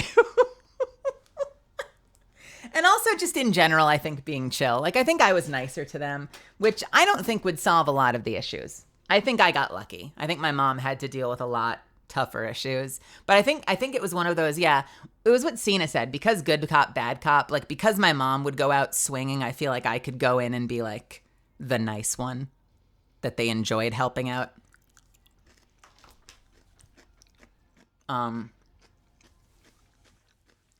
So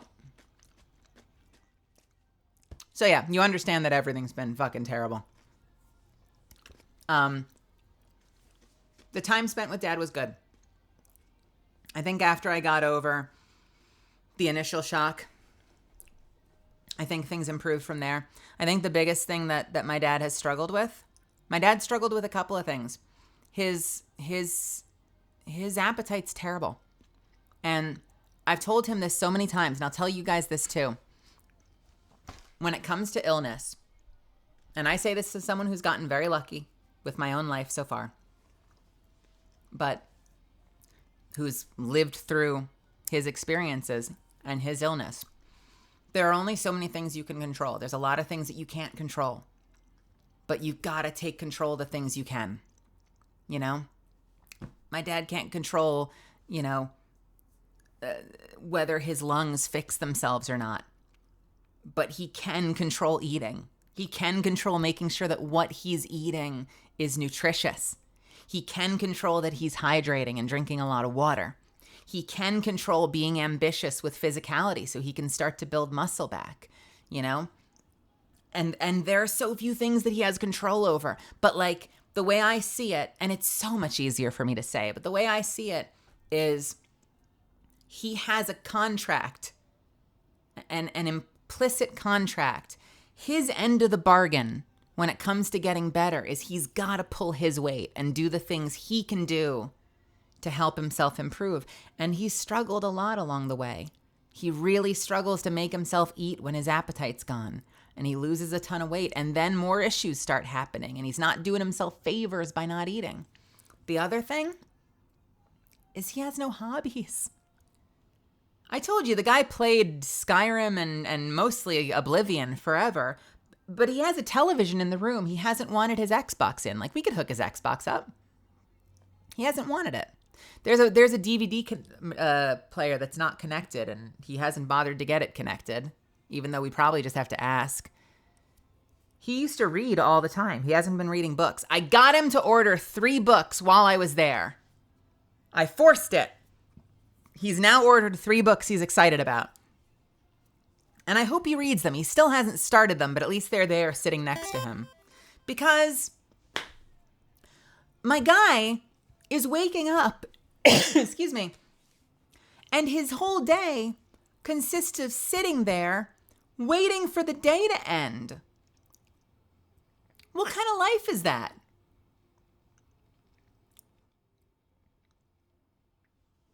And he gets really bleak.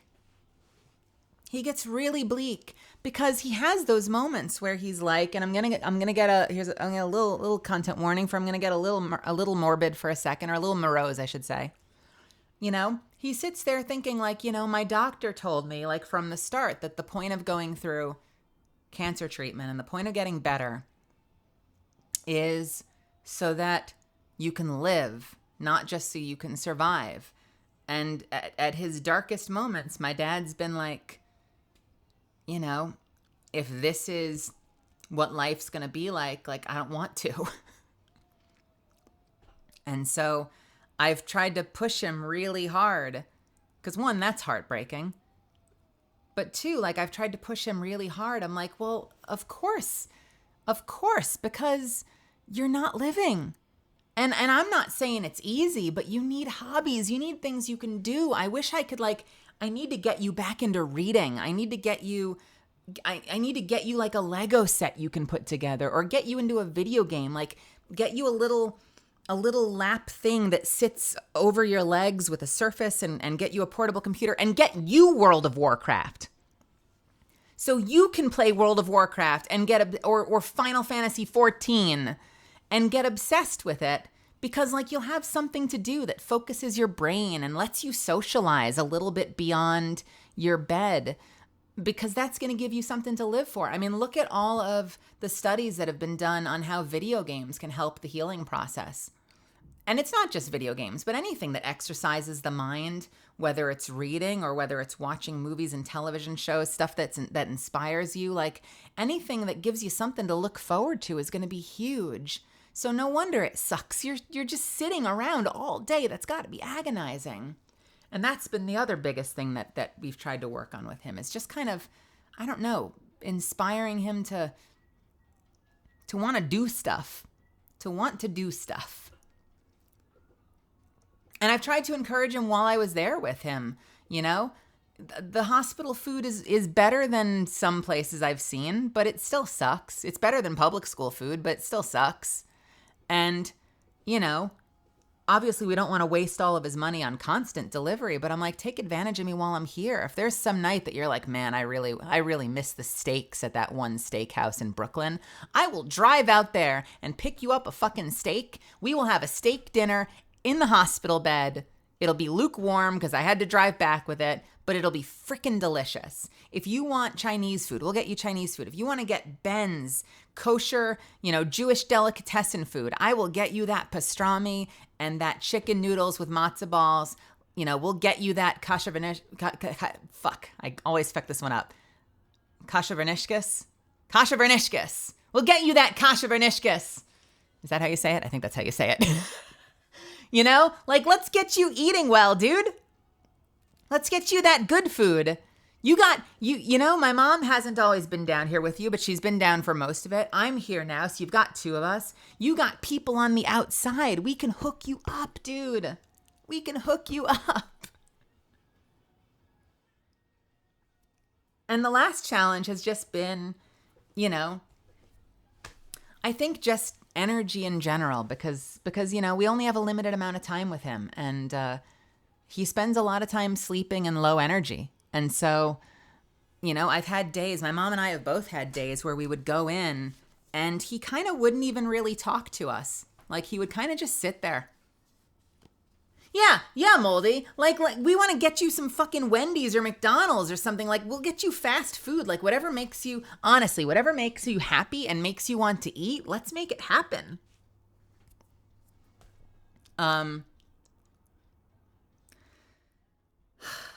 Yeah.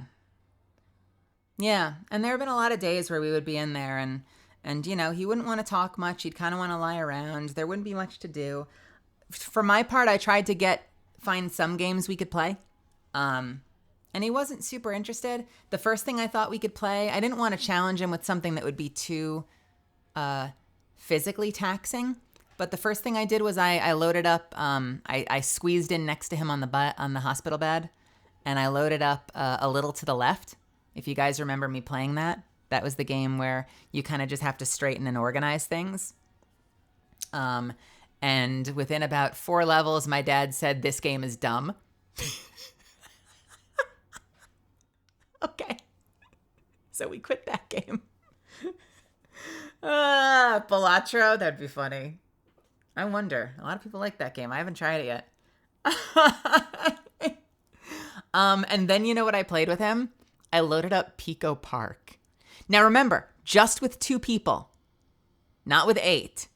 So him and I, and that one he lasted longer in, actually. He eventually got tired after about 2 worlds, so we only did like 8 maps. But we played a little side by side, like 2-player Pico Park for a little bit, and he had fun. He said he enjoyed it. I tried to kind of like baby backseat him, but not too much. You know, like I kind of like we were both playing it for the first time. I would occasionally be like, "What do you want to do? How do you want to do this?" And then I'd be like, "Ooh, I've got an idea. Follow me." You know, I kind of like, I sort of seesawed who was doing the work. What do you want to do? Do you want to, yeah, go up there and check it out. I'll stay down here. And then I'll be like, "Oh wait, I've got an idea. I'm going to jump on this thing. Let me push this down. I need you to catch this. All right, now it's my turn to like strategize." Astrobot, I've heard about that. Is that the one that just won Game of the Year? That everyone was like up in arms about for some reason? Astrobot. I gotta look into that. Yeah, so getting him to do stuff has been challenging. And then there's been the other stuff. There's been other events that have happened. I don't want to worry you guys too much. So remember when I said at the start that everyone was fine. They're all healthy. My dad is still underweight, but we're working on it. But we had some scares. My dad had 2 falls over the 3 weeks. So that was scary. He's mostly stable on his feet, but at night he still has to use the bathroom. And a lot of his medication. I'm sorry if I'm ping-ponging between like... I'm trying to ping-pong between levity and seriousness, so it's not just like a depression slog. But yeah, he had 2 falls. He because of his medication, he has to go to the bathroom at like a moment's notice, and he has like seconds to get there, or he will go anyway, which will be embarrassing. And so he's been pretty good about getting there himself, even at night. But 2 nights he fell. And the first night he fucked up his elbow. Thankfully, nothing broke, which we were fucking worried about because he's skin and bones, dude. But he tore up his arm. One of the things that his medication also does is makes his skin very thin. So thankfully he didn't break any bones, but like, you know, if they put medical tape on him for an IV, they pull the tape off and he bruises from tape coming off his skin. He ends up black and blue. And he fell and like banged his elbow and it cut and he was bleeding. He's just instantly bleeding. There was nothing sharp down there. He didn't hit a corner or anything. Just impact and like friction and he's bleeding. Jesus Christ. And then a few nights later, we got a call at like 3 a.m. And this was another thing that made us upset with them. 3 a.m. and he calls us and he says he fell again. And he says this time he's hit like his leg, he hit his elbow, he hit his wrist, and then he hit his head. Not in the fall, but apparently he like was down on the ground and he tried to push himself up and he doesn't have the strength to lift himself off the floor. So he's stuck on the floor and he tried to push himself up to a sitting position and he slipped and then his forehead hit the ground. And he was fine ultimately, but now he has a black eye and a bump on his forehead. Great. He gave himself a black eye by trying to sit up. So why is he calling us at 3 a.m? Because he got hurt and he doesn't want us to worry? No, because they were ignoring the call button. It's literally a case of like the meme, I've fallen and I can't get up. So he manages to like get Siri to call his family.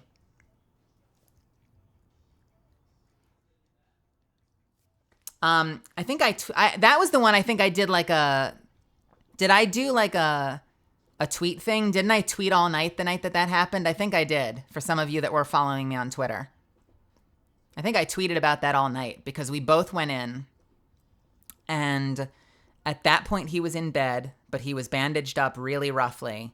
He was bleeding still and he had like bruises all over his like cheek and his forehead. And that was the night that we did not sleep at all. We did not sleep because we were worried that he could have a concussion.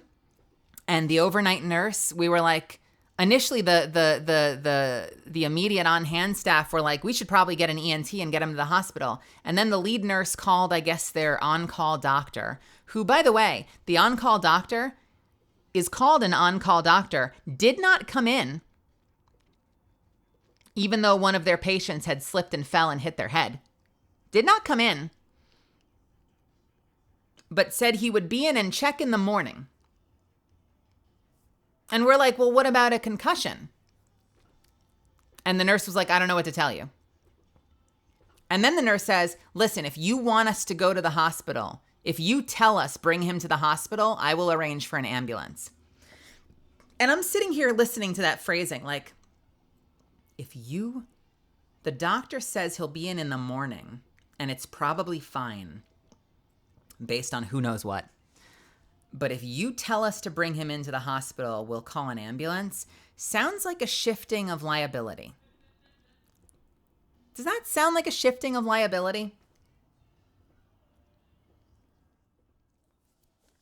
And we're like, well, can't you just, like, what would you do? And she's like, I'm not allowed to make that decision. She says, the only person on the premises that's allowed to make that decision is the doctor. So unless you override that and tell me to call an ambulance, only the doctor can make that decision. That's what she says. Only the doctor can make that decision. Which turned out to be a fucking lie, by the way. Because, so we're worried about him being concussed. Eventually he starts to get some shut-eye and we're like, how do we make that decision? I think we were like, well, he hasn't had any memory issues. He hasn't seemed disoriented. So eventually we kind of, you know what it was? It was like emotional exhaustion. Like we just kind of gave up. And he tried to get some shut-eye. We were not willing to leave him. So my mom slept in his wheelchair with her feet up on the other chair. I slept with my ass on the ground, like just against the door. I was walking funny for like 3 days after that. That was so uncomfortable. Do not sleep on a hard linoleum floor. That was a fucking disaster. Oh, but don't worry, I didn't actually sleep. I got like no sleep. I tried to sleep sitting on the linoleum floor. I did not sleep that night. And then in the morning, one of the lead nurses came in for the morning shift. And imagine that, comes in, gets the story and says, well, what's he doing here? We got to call an ENT and get him into the hospital. And we're like, well, the overnight nurse said only the doctor can make that decision. And he goes, yeah, no, I'm making that decision. We're calling an ambulance. And we get an ambulance immediately. And we bring him over to the ER that's like down the street. Amazing. Amazing how you can just make that decision. Did not have to talk to the doctor, it turns out. So we get to the ER and he's fine. They do a CT scan, they do a CAT scan, everything comes back fine. They treated it with lots of like antibiotic stuff, and they sent him back to the nursing home with lots of bandages and bacitracin and all sorts of stuff, and gave us like a regimen for taking care of it. He's wrapped like a mummy. He's got wrappings around his elbow and his wrist and his knee and his leg and his cheek and the top of his head. But he's doing okay. So that was that incident. I was now completely fucked for sleep. By the way, still have a script due. I'm messaging Zuffins every night and I'm like, I'm so fucked. I'm so fucked. I'm so fucked. I'm so fucked. I have a script due on Friday. It's Thursday. I haven't started it yet. I'm fucked. This is why I started going to bed at like 8 a.m. because it was like the only time I could write. And also, here's a disclaimer in case my mom watches the VOD. I am so happy I got to spend the time with her that I did. I'm really happy that we got to see each other. But originally, the reason that I was pitched on coming in, part of it was the experience in the home. Like part of it was the way that my dad was being taken care of. But part of it was he said my mom is burning out. He's like, I can tell your mom's burning out and I think she needs to rest and reset. So like bare minimum, he's like, if you can come out for 2 or 3 weeks, 3 weeks, because Christmas, and let her go home and just like live her life and rest and catch up on stuff for a few weeks and then tag back in. That'll let her kind of recharge, right? I'm like, bet, I come out. But that kind of came with it, the assumption that I'd be staying at his place. And by the way, I don't need to get into it much, but staying in his house while he's in a hospital bed feels so guilty. I can't tell you how guilty I felt going to bed every night. I was on his couch. He said I could use his bed and that everything was clean. And that's fine. That's great. I didn't. I slept on his couch. It was weird. It felt guilty. It didn't feel right, you know, to be letting myself in and out of his home. But I thought I'd have the place to myself. So like I'd go in, I'd spend 5 or 6 hours with him every day. And then I'd go home and I'd write all night in peace and quiet by myself. Well, 2 things happened. One, I think I realized once I was with my dad, I felt how little time I had with him. Like I think getting out there initially, 3 weeks felt huge because I usually only visit for like 1 week tops. Like I visit 1 week a year. And then I spend the rest of the year begging my parents to come visit me. But once you're there, I was so aware of how little time I felt like I had. So the whole like, oh, I'll come in for a few hours in the afternoon felt like I was cheating him. And so usually, you know, because of my stupid sleep schedule, I'd go in at like 3 or 4. But then I'd be with him until, 10 or 11. I'd want to spend every second with him I could. And then go home and write. And I'm telling myself initially, like, it's okay, because I've started scripts at 9 p.m., 10 p.m. I can write until 3 or 4 in the morning, and I'll probably still get my script done in 3 or 4 days. It'll be easy. Except I'm sharing the home with my mom now, because my mom didn't go back to her house to recharge. So this was the 3 weeks living with my mom I didn't anticipate. So she takes the master bedroom, the upstairs where my dad normally is. She takes my dad's bed. And then every night, she's talking to me and she's yapping about different things. And she's on her phone playing games, or she's like upstairs doing paperwork, or she's walking by me to the kitchen to make tea. And oftentimes if I told her like I needed peace and quiet, she would leave me alone. But a couple of things got in the way. One, I felt guilty sending her away. So a lot of nights she'd be in the living room with me and we'd be chatting. And then I would hit a moment where I'd suddenly panic, where I'd be like, I need you to go. And she'd be like, why are you yelling at me? And I'm like, 'cause it's 3 a.m. and I haven't started my work yet. And she's like, why didn't you say anything? And I'm like, 'cause it would be rude. It would be rude. Yo, Reza rocks. Thank you so much for the tier 1. Thank you for the 4 months. That sounds like a medication my dad is on. And then other times, like, you know, just having her walk by and like, and her cat was there and like play with the cat and stuff. Like, even if she wasn't talking to me, it was distracting. And I think I didn't realize how much I benefit from the fact, like, when I write, my housemates might be in the living room watching TV, but I'm in my bedroom, music off, sound off. I have 2 doors closed between me and the living room, right? So I isolate myself to write. I'm like an island in here. And so even having her walking back and forth from the kitchen or washing dishes, I could not focus. So I would sometimes go nights where like I barely start writing until 4 a.m. And then from 4 to 7, I get like 11 cues done. CUE, cues, like your lines. Whereas most nights out here when I write, I work from 9 until 4 sometimes, so I still work late, but I knock out 100 cues a night. 100 cues a night. My script is done in 3 days, 4 tops. I would go an entire day out there and I'd get like 7 to 10 cues done, and I'm sitting there like, I'm so fucked. I'm so fucked. And then like I'd have one night where I was finally able to lock in. The sun would be fully up. I'm going to bed at like practically 8 a.m. I'm fucking my ability to see my dad early tomorrow, but at least I managed to like suddenly fly through like 170 cues after 4 days of just fucking around and not being able to get anything done. Kirsten, welcome. Welcome, welcome, welcome. So yeah, that was the other problem, is barely being able to get my work done.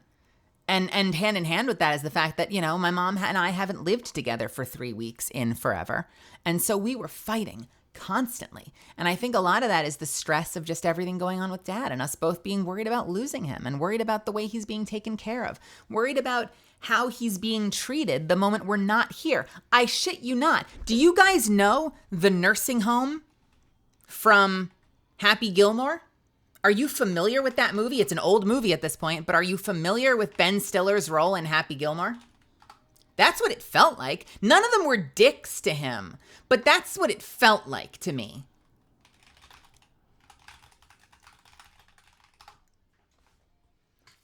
You want to see it? I'll show it to you really quickly if you haven't seen it before.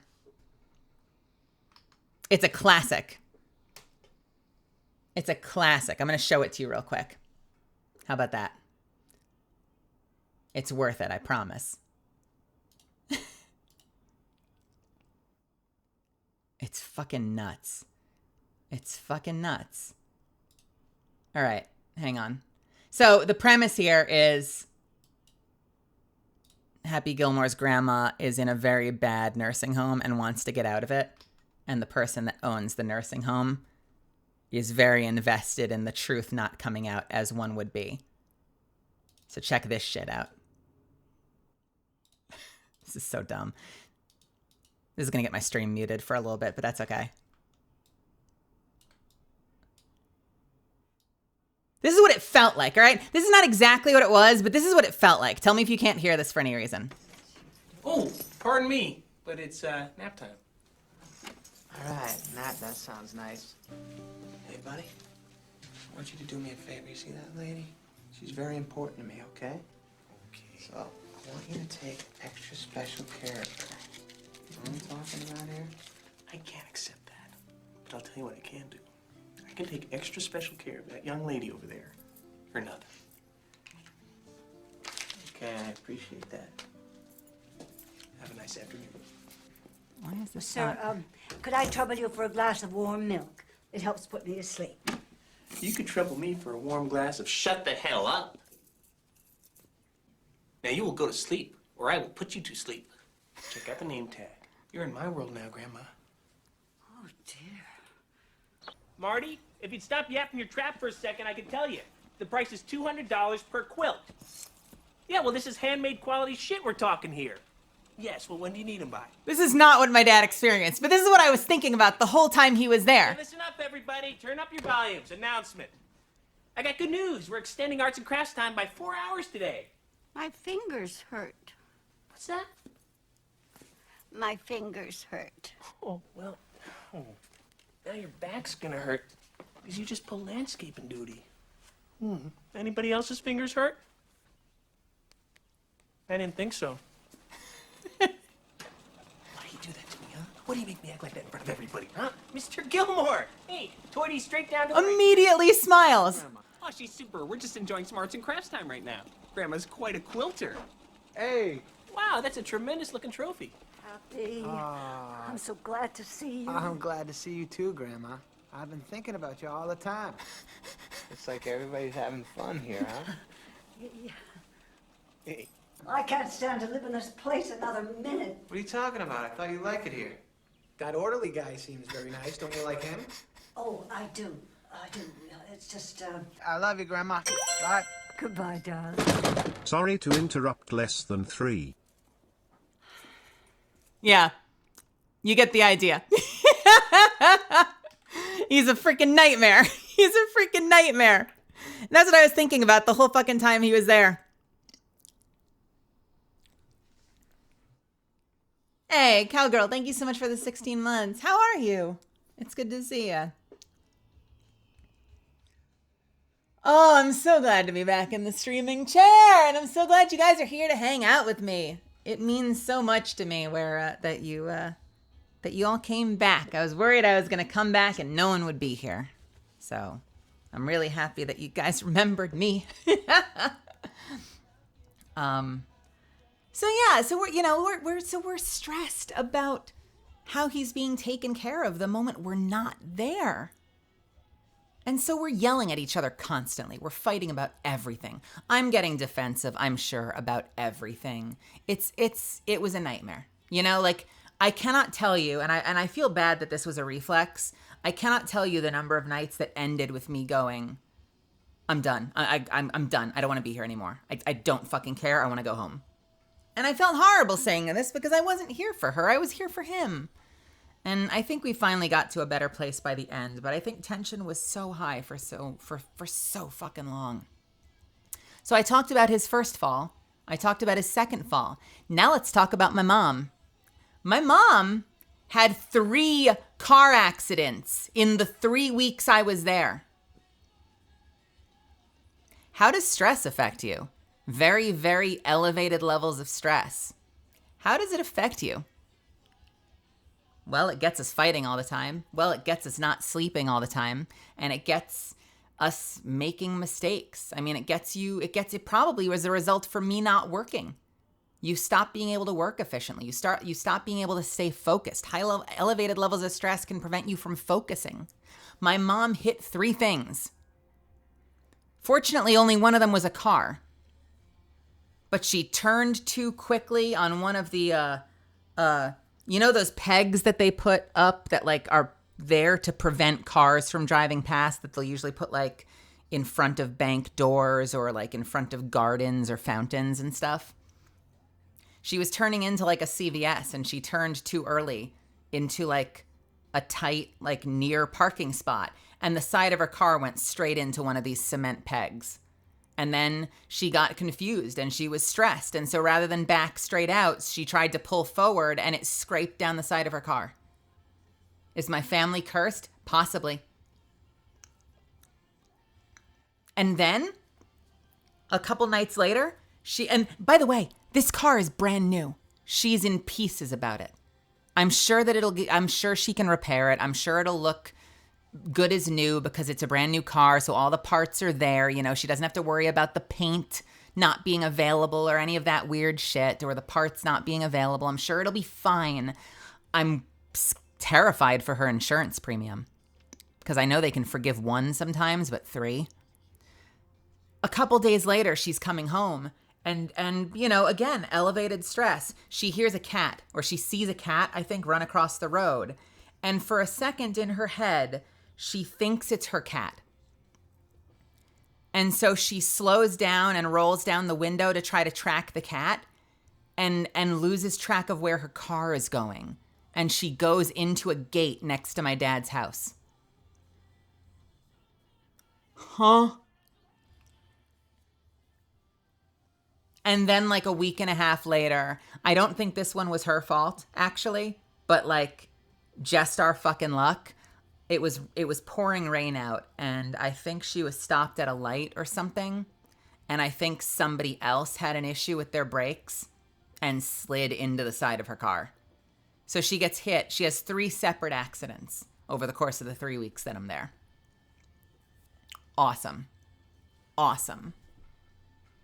And the guy is yelling at her. Apparently it was really stressful, the third one, because I think the guy noticed that her car already had damage on the side he hit, and he probably in his head decided that immediately he was going to be held liable for all of it when clearly it wasn't all him. And so he came out of the car screaming at her. So that's stressful.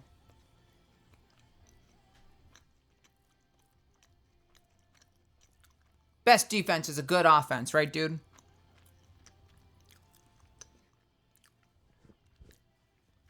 So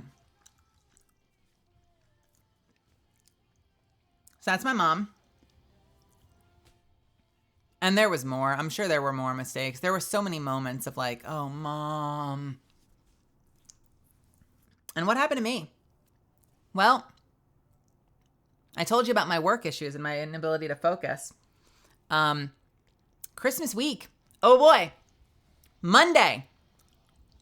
December 23rd? Was that the 3rd? I think it was December 23rd.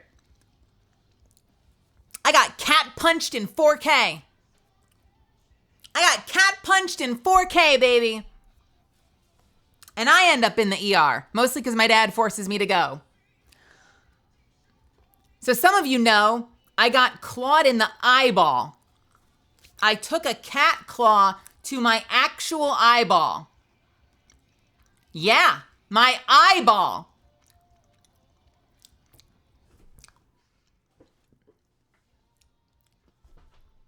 Fucking eyeball. So, can I just say this? My mom's cat is a dick. She is a bitch. I already knew she liked to fight, but I've had cats that fight before. My old housemate Mark Allen Jr.'s cat, Bunny, I realize that's a confusing sentence. Bunny would fight, but there was like a trust there. I've had cats that know that we're play fighting. You know, like they only go for your hand or your foot, and they never bite hard. And she did a little bit of that, and my mom was like, she's not friendly. She's not a friendly cat. And I'm like, oh, she just likes to fight. Like, you're too tough on her. And so a lot of the week I spent, you know, petting her and like picking her up and holding her. And mom would comment that she was letting me hold her more than she usually lets people hold her. And so that was cool. Like maybe I was coming through to her. I'm not as needy with cats as I used to be. So I'm good at kind of like letting them mind their own business. I don't torture cats the way I probably did as a kid, where I desperately wanted to pick them up all the time. I wanted to lie with them and wrap my arms around them and like put them through hell. I'm pretty good at letting cats kind of do their own thing and like letting them come to me now, I think, as an adult. I might swing by and pet them a little bit, but I usually leave before they're cranky. You know, like I give them a couple of pets and I move on in life. At worst, if I pick them up for a second, I put them down immediately. You know, if the moment they seem like they stir, I put them down. I'm pretty respectful of cats. And so, you know, she's like, she might take a while to get accustomed to you. She comes over and bumps into my hand immediately. She's friendly right off the bat. My mom's like, that's unusual. I can hold her. She's like, you're holding her for longer than you usually can. That's unusual. And I play fight with her a little bit, and it's fine. My mom starts to tell me that apparently she's taken to slapping people. I'm like, what? What does that mean? And she's like, I think you've been too rough on her. I'm like, she's been fine with me. She's like, but this didn't happen before you got here. And so we don't know if this is because of me, somehow, or maybe just the stress of her being out of her home. We know animals get stressed too. But apparently a couple of mornings in a row, Emma would be up on the bed with my mom. And when she got tired of being there and my mom was petting her, rather than just get up to go, she would slap my mom in the face. Like, claws not out, but with the pad of her paw would like bop her on the nose as like a stop it. I've since Googled this, and apparently cats do this sometimes. I've never seen a cat do this. I've seen cats grab you and claw you. I've seen cats hiss. I've seen cats bite. I've never seen a cat like give you like a Will Smith slap. Ever. But she apparently has started doing it. And mom's like, it's freaking me out. She's like, she gives you this look. And then she like bops me in the face. And it's just too close for comfort. And it hasn't happened to me yet. So here's where, this is how stupid it was. So I'm hustling to get in to see my dad. And so I call my dad. My mom's taking a little while to get out of the shower. I'm trying to get in the shower. And I'm like feeling nervous because I feel like I'm losing the day.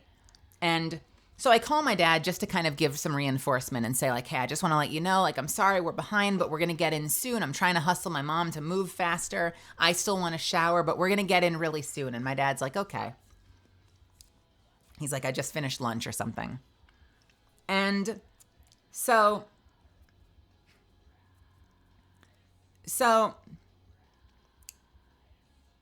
I'm on the phone with my dad. And I'm like, so I guess I'll see you in a little bit. And then as just this last minute thing, I'm like, hey, actually turn on FaceCam. And I get him on video chat. And I say, I want to give you a chance to say hi to the cat. Because my dad had been with the cat for a little bit. He knows her. And he hadn't seen her in like 2.5 months. And so I wanted to give him a chance to say hello to Emma. And so I get in close to Emma, who's up on his desk. She's sitting on the desk, which she shouldn't be, but it's fine. And I sit down next to her. And I hold the face cam up with me next to the cat. And I'm like, say hello to Dad. And he's going, hello, Emma. Hi, Emma. And I'm like, she's been good. I'm giving her scritches on the top of her head like I always do. And he's saying, hello, Emma. He's like, has she been behaved? And I'm like, mostly. She's a little stinker, but she's doing okay. Anyway, I guess I'll see you soon. I just wanted to give you a chance to say hello to the cat since you haven't seen her in a while. And he's like, I appreciate it. And then I lean in to give her a little kiss on the top of her head, which I have done 100 times. And as I lean in just a little closer, she swipes me and slaps me in the face out of nowhere. She wasn't giving me the look like my mom said. She wasn't even looking at me. And she just spins and slams me in the face. And right on camera, my dad watches her swipe me.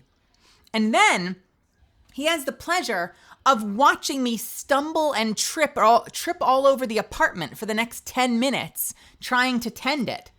Like moaning and groaning and tripping over like the molding under the door and tripping over into the couch and crashing my hip into the counter. Like, I cannot tell you how quickly this incapped me. My hair is everywhere. My eye is burning. And I guess it triggered my tear duct. So my tears are streaming like a faucet. Like tears are flooding down one side of my face.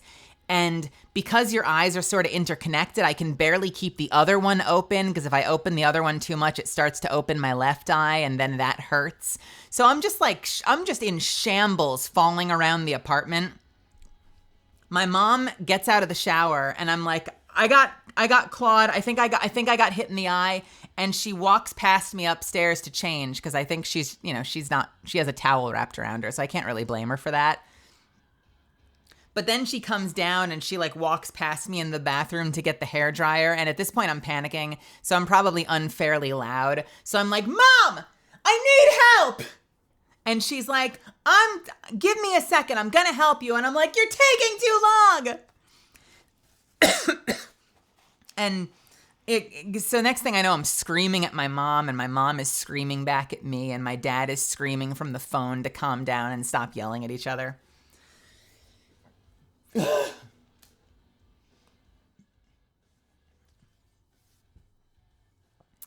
So to jump forward in the story, I put a lot of eye drops in.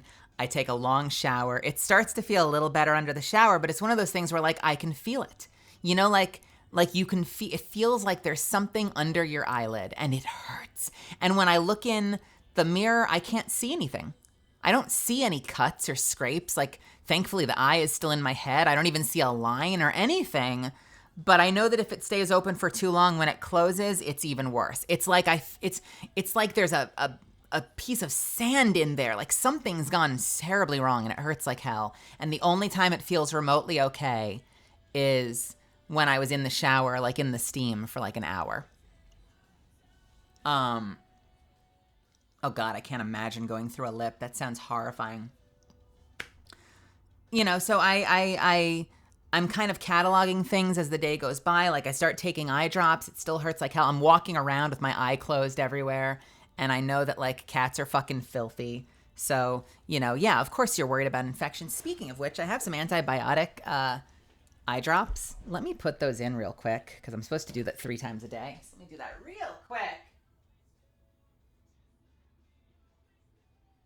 1,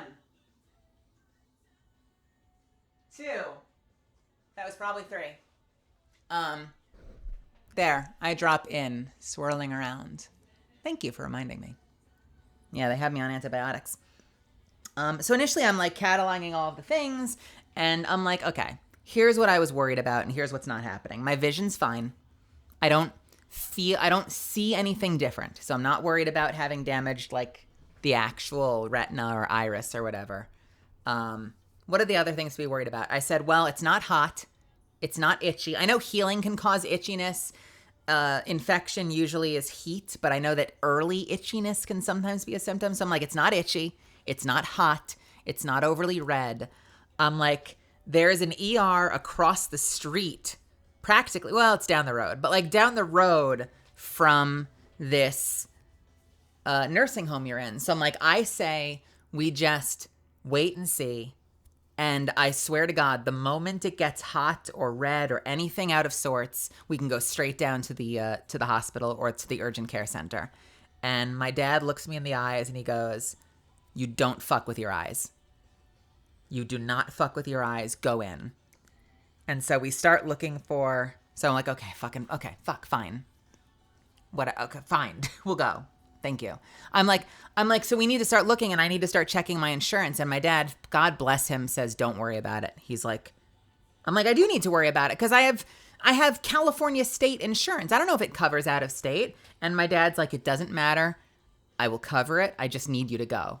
You don't fuck with your eye. I will take care of it. I'm like, okay, fucking best dad of the year. Best dad of the life, man. So I'm like, okay. So we start looking at urgent care centers, and my dad interjects again and says, go to the ER. And we're like, come on. My copay for an urgent care center is $50. My copay for the ER is like $450. Like, come on, dude. And he's like, you don't fuck with your eye. And we're like, they're going to do the same thing at the urgent care center. And he's like, but they might have more up-to-date equipment at the hospital. They might have more supplies on hand at the hospital. They might see you faster at the ER, maybe. He's like, I want you to go to the ER. I don't care what it costs. Hey, Goalie Herb, welcome, and thank you for the 19. So, against my better judgment, we go to the ER, and we're seen very quickly. And by the way, the doctor is a fucking bro.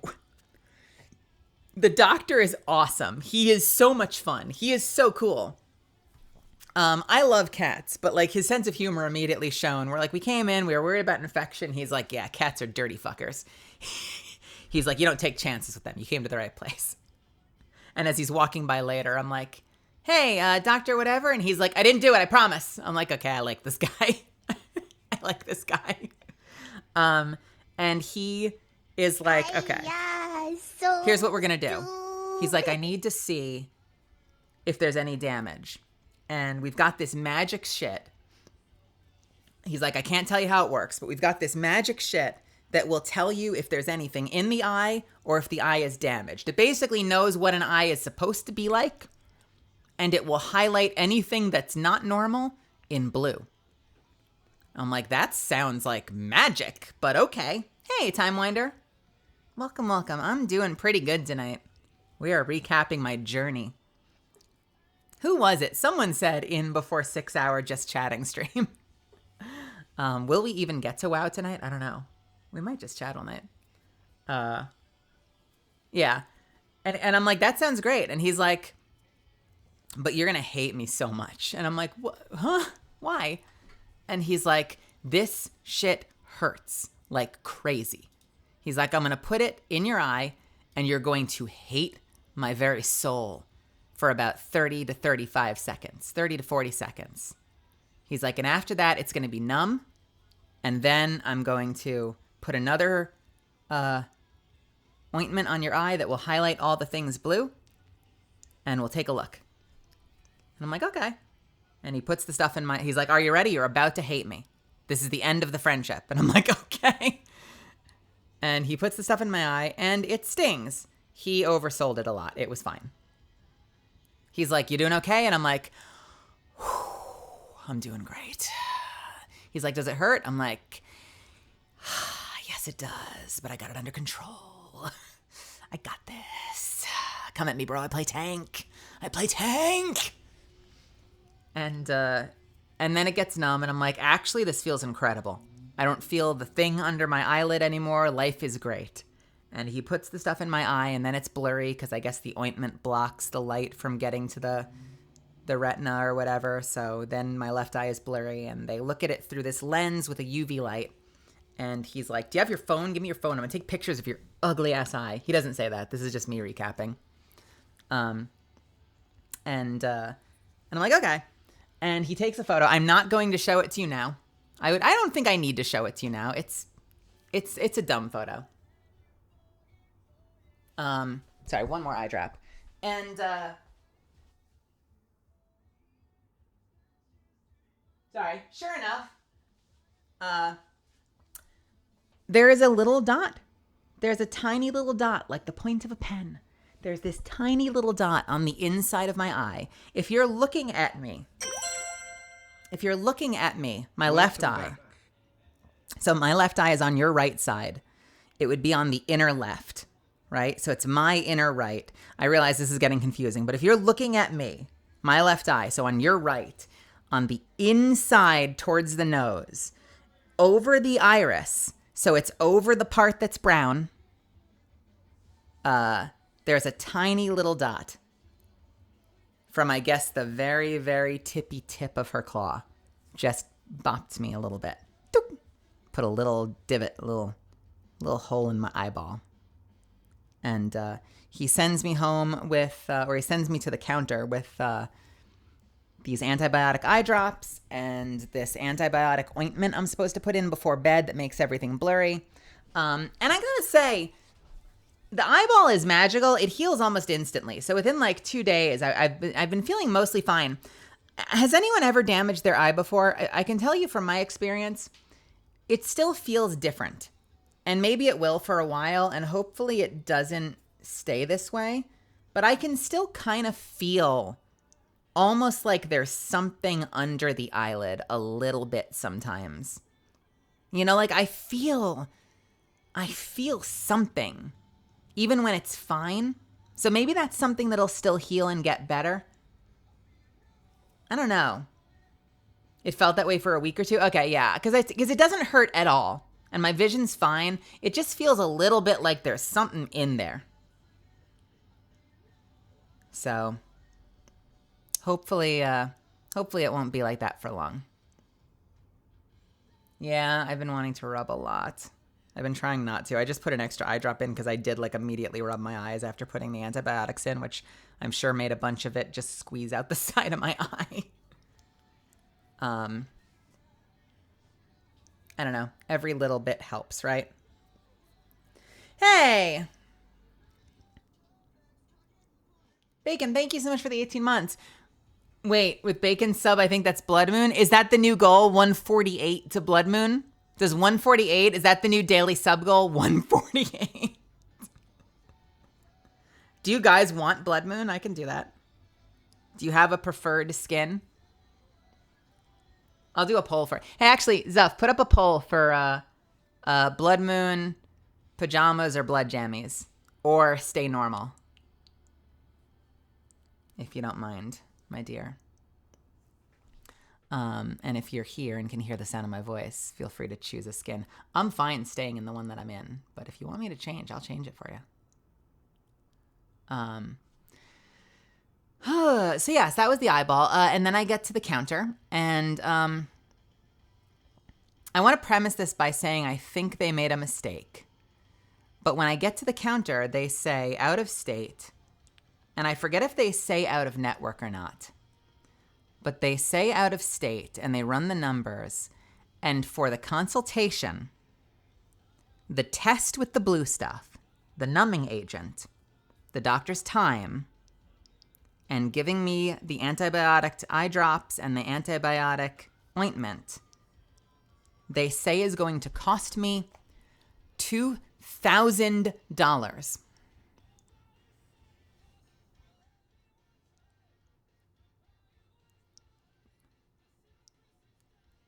Which immediately made me nauseous.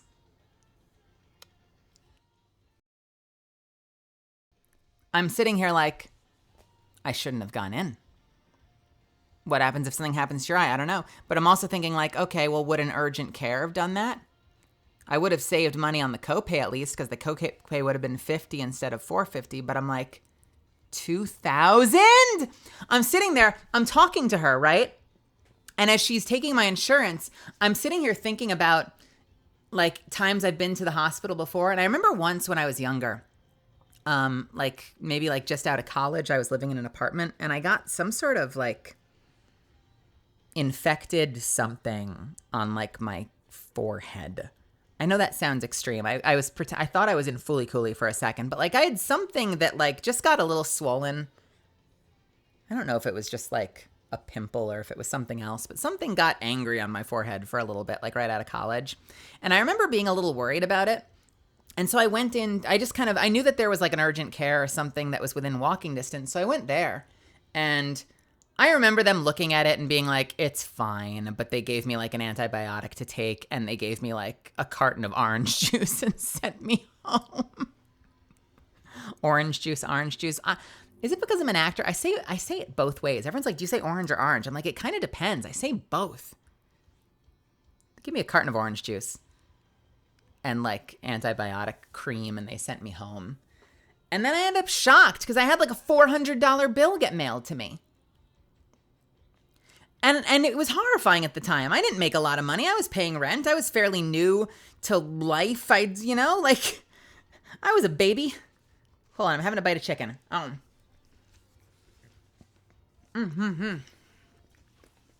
So bright-eyed, bushy-tailed me, sitting here at the ER on last Monday, and I'm like, do you think it'll be more than like $300 or $400? And the woman goes, it might. I'm like, oh, uh-oh. And yeah, $2,000. Because apparently I have like a 50% co-insurance, and apparently they're billing it as $3,000 or $3,000 something worth of work. And so I pay a copay of $450, and then insurance only covers half of it, which still makes me responsible for like an extra $1,500 or something. Thunder Sauce, thank you so much for the 3 months. Welcome back. Thank you. Thank you. You welcome back. Thank you for being here. I'm telling my stories. So the saving grace is they might have made a mistake. I was looking over it with Zuffins later, and what encourages me is we found the metric they were talking about, because we were looking over the benefits and we see something that says 50% coinsurance for ER visits. So it's not even like, oh, everything sounds different. So I wonder like how they came up with that number. Like we literally see 50% coinsurance, which is what they told us. So it lines up, except 50% coinsurance is listed under out of network. And we found my hospital under in network. On a page for my healthcare, for my exact plan that's listed as find coverage out of state. We're on a page specifically for out of state help under your current plan. You enter the plan first. And we looked up the hospital I went to and it says in network. So hopefully that means we're going to owe a lot less. I wouldn't put it past the insurance company still sending us out the full $2,000 bill and hoping they can get away with it. Who knows? Maybe all that stuff that's been going on in the world lately will put the fear of God in their hearts and they'll just be honest. But I'm kind of anticipating having to go to war on the phone as soon as the bill hits my mailbox.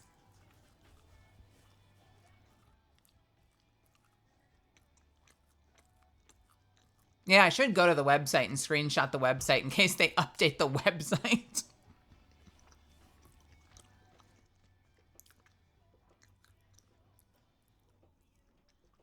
So that's Monday. Tuesday, December 24th. Christmas Eve was wonderful. We cross into Christmas. It's the morning of, so late night Tuesday. It's 4 a.m.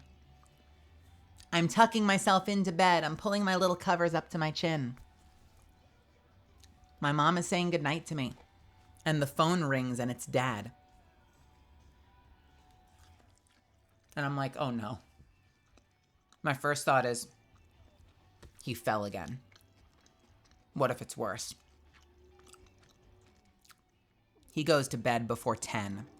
If he's calling us at 4 a.m, something has gone wrong.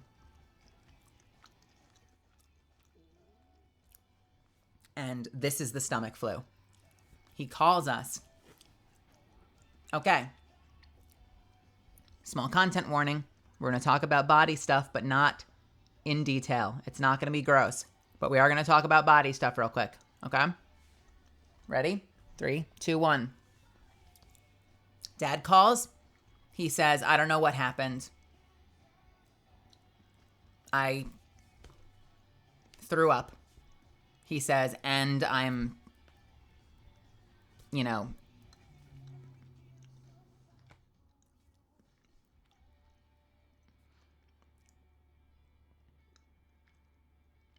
threw up and he's having other body issues that can come with having an upset stomach. And he's done both of those things in his bed. And we're like at the same time. And he's like, no. He's like, it started out by not being able to hold it in. Like he's like, I had to go to the bathroom and I barely got there.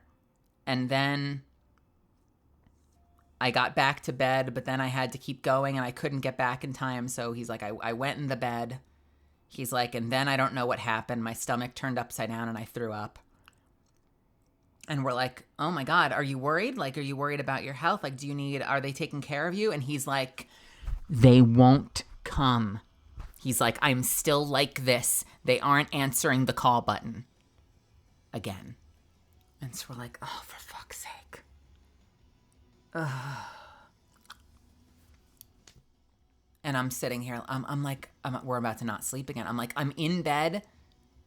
I'm out of my pajamas. I'm like just in my underwear, and I'm starting to panic because I'm like, do I have to put my sneakers on? Should I put my pajama pants on? And my mom, fucking hero that she is, she goes, stay here. You don't need to come. I'm gonna go. And then I start to worry because I don't know if any of you've had this experience. If you have my sympathy. I know how personal this can get. I have this thought in the back of my mind that I know sometimes people's bodies like malfunction like in the end. Okay? right? And so in the back of my mind, I'm like, what if this is it? It wasn't. Spoiler alert. I want to keep it light. It wasn't. But for a second, I'm like, what if this is it? And what if that's like the swan song? Like, what if that's the sign? Because my mom's saying, stay home, just go to bed. And I'm like, I don't know if I want to. Like, what if this is critical? Like, what if this is super critical? And so my mom says, no, it's going to be fine. And my dad says, Melly, it's fine. I'm fine. I'm fine. I'm conscious. I'm alert. He's like, I'm okay. I love you. But I need help. And I'm like, okay, I feel better hearing you say that. And I'm like, but Mom, like, you need to tell me, like, if anything happens, you need to start ringing my phone and never stop ringing my phone. I'm going to leave the ringer on. Make me wake up. I will call an Uber. Like, I do not want to miss anything if something happens. And she's like, okay, I promise. And she leaves. And it was fine. But this was also the night that by the time my mom got there, apparently a nurse had finally answered, like 45 minutes later, and had tried to put the blanket over the throw up. Like a freaking idiot. So, you know, just another strike. And we're trying to figure out what happened because he's been fine. He's been stable. And initially we're thinking, like, well, what did he have for lunch today? He had this big crab salad. Like, I think it's probably cooked, but it's like, you know, fresh crab. It's probably not fresh. It's probably from a can. But it's, you know, crab and lettuce. And a lot of times he'll have like a burger or he'll have like a, you know, a turkey cold cut sandwich or something like that. And so initially we're like, well, it's got to be the crab. It's just like the most likely target. It's got to be the crab. It's got to be the crab or the salad. But then when we get there, apparently some of the nurses are like, oh, there's actually been something going around. Because a bunch of the other patients have gotten a stomach virus and have had big issues like this. And a handful of the staff have also gotten sick from it. Which, like, in the aftermath, I'm sitting here like, Rail called this one out. I'm sitting here like,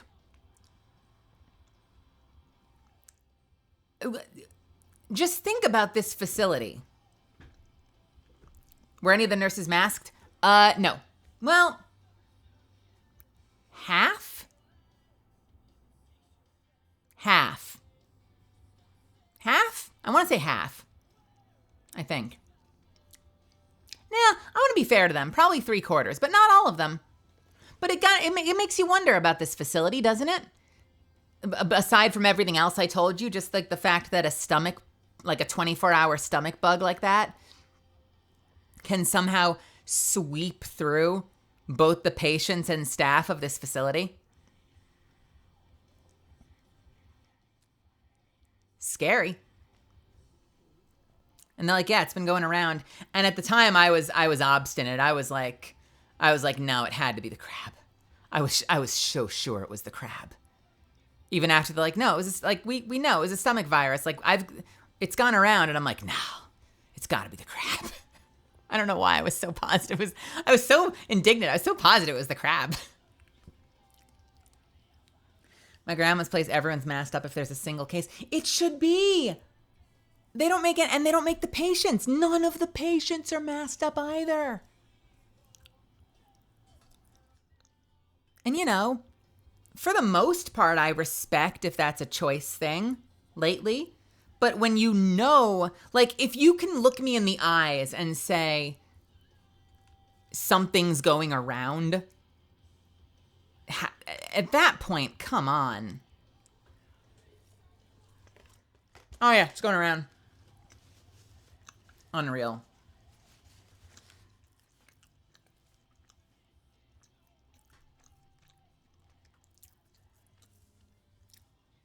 And then I was sad on Christmas because Dad was still under the weather and he wasn't eating, and we'd went and got special food and he wasn't hungry because he was still recovering, which I totally have respect for now that I've experienced it. But I was sad, and I threw a little sad fit during Christmas because I was like, he didn't deserve it. Mom didn't deserve it either. I was just feeling bad. I'm sitting there at Christmas dinner and he's half asleep and no one's talking and I started crying. And I was like, the whole time we were here, Dad's been like trying to pretend it's not Christmas, and we had to argue him into letting us put a little fake tree on his dresser with lights because he felt like it wasn't Christmas, so he wanted to just pretend Christmas didn't exist, and we had to force him to even let us decorate. And Mom's been saying it's basically not Christmas, and I've been holding out hope, and I've been the only one saying that, it doesn't matter where we are. It doesn't matter if we give gifts. It doesn't matter if we eat well. Like, what's important is that we're together as a family. But now we're sitting here and we're not even talking to each other. I'm like, I don't ask for much. The bar is really low. I think all of this can be a wonderful Christmas. But if we're going to sit here and not talk to each other, then what's the fucking point? I was so upset. I was so sad on Christmas. But we got past it. And I saw him for the last day on Thursday. And we had a really nice day. I didn't know what we were going to do. I just wanted to spend time with him. So I got in there as early as I could. And I just lay next to him. And eventually we both fell asleep. And we were just kind of lying in bed next to each other, like with my head on his shoulder. And we just kind of napped and sat next to each other and kept each other company all day. And that was really nice. That was probably the nicest day that we had, was like the last day. I didn't mind, just being close and like being in each other's presence for like, 6 or 7 hours. It was really sweet. It was a good day. And then I left on Friday and I had the worst flight of my life because, oops, it was a stomach virus. And I caught it. It was horrible. Actually, credit to the pilot. It was a really smooth flight. It was not really that rocky. It was smooth sailing. We landed in record time, like 40 minutes early. But I was still in the air for like 7 hours or something between New York to Charlotte and Charlotte to Los Angeles. And the first leg was maybe 2.5 hours. And I spent all 2.5 hours trying not to throw up. Feeling horrified because I was trapped on a plane and I was like a hair away from throwing up. And that turned into having to use the bathroom. Like the whole body started to like rebel against me and I'm stuck on a fucking plane. I barely made it. So we land in Charlotte. I'm like sitting there like with my head in my hands the whole plane ride. Like just taking very controlled breaths to try to steady myself, drinking careful sips of water. I got a ginger ale, like doing whatever the fuck I can to try and settle my stomach. We land in Charlotte. I'm like the rudest exit passenger. I'm trying to like skip rows rather than waiting for everyone ahead of you to get out. I'm like trying to just jump past as many people as I can to get off the fucking plane. And I had a long layover. I was on layover in Charlotte for like 2.5 hours. And I went to the bathroom like 3 times while I was waiting for the next plane. 3 times I had to run back to the bathroom. And then I get on the plane feeling marginally better, and that very quickly becomes worse.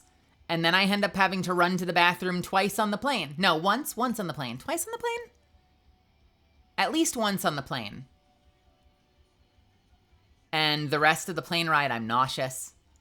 I thought I was going to get work done, but I probably look concerning. I'm in a middle seat, by the way. Oh, yeah. They put me in a middle seat for the second half. I was on the aisle for the first one. The second one, I'm on a middle seat. I'm probably deeply concerning to the people on my left and right by the way I'm behaving. I'm not like moaning or anything, but I'm just looking unwell for the entire like 5 hours or however long we're in the air. However long that flight is from Charlotte to Los Angeles, I am looking unwell between them. And I'm doing my damn best to keep it together. Still had to run to the plane bathroom at least once. And by the time I landed, I felt marginally better. Like I was starting to recover. Although, you know the mistake I made? Here's the rookie mistake I made. Apparently, part of why I was feeling better was because I hadn't eaten all day. This is my theory. I'm not a doctor. This is my theory. So, I don't think there was a whole lot to work with. So I was finally feeling a little better after a full day. And I'm like rationalizing. I'm like, well, I should feel better. I've been nauseous for 7 hours. I mean, like, surely at some point I get to feel better, right? Wait, which one won the poll? I didn't see. Hold on. I didn't notice. I'm sorry. You didn't hold me to it. Which one won the poll? Regular pajamas?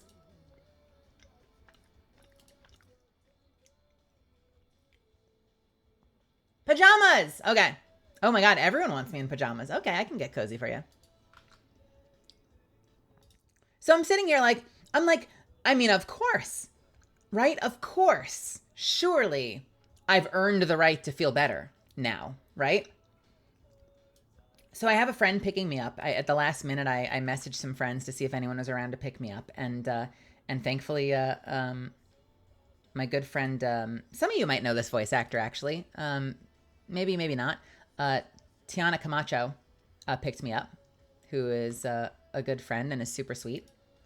And like a super trooper for picking me up at an airport. I know that's not an easy pickup. And I'm feeling good. I'm feeling generous. Sorry, I'm frozen while I get my pajamas.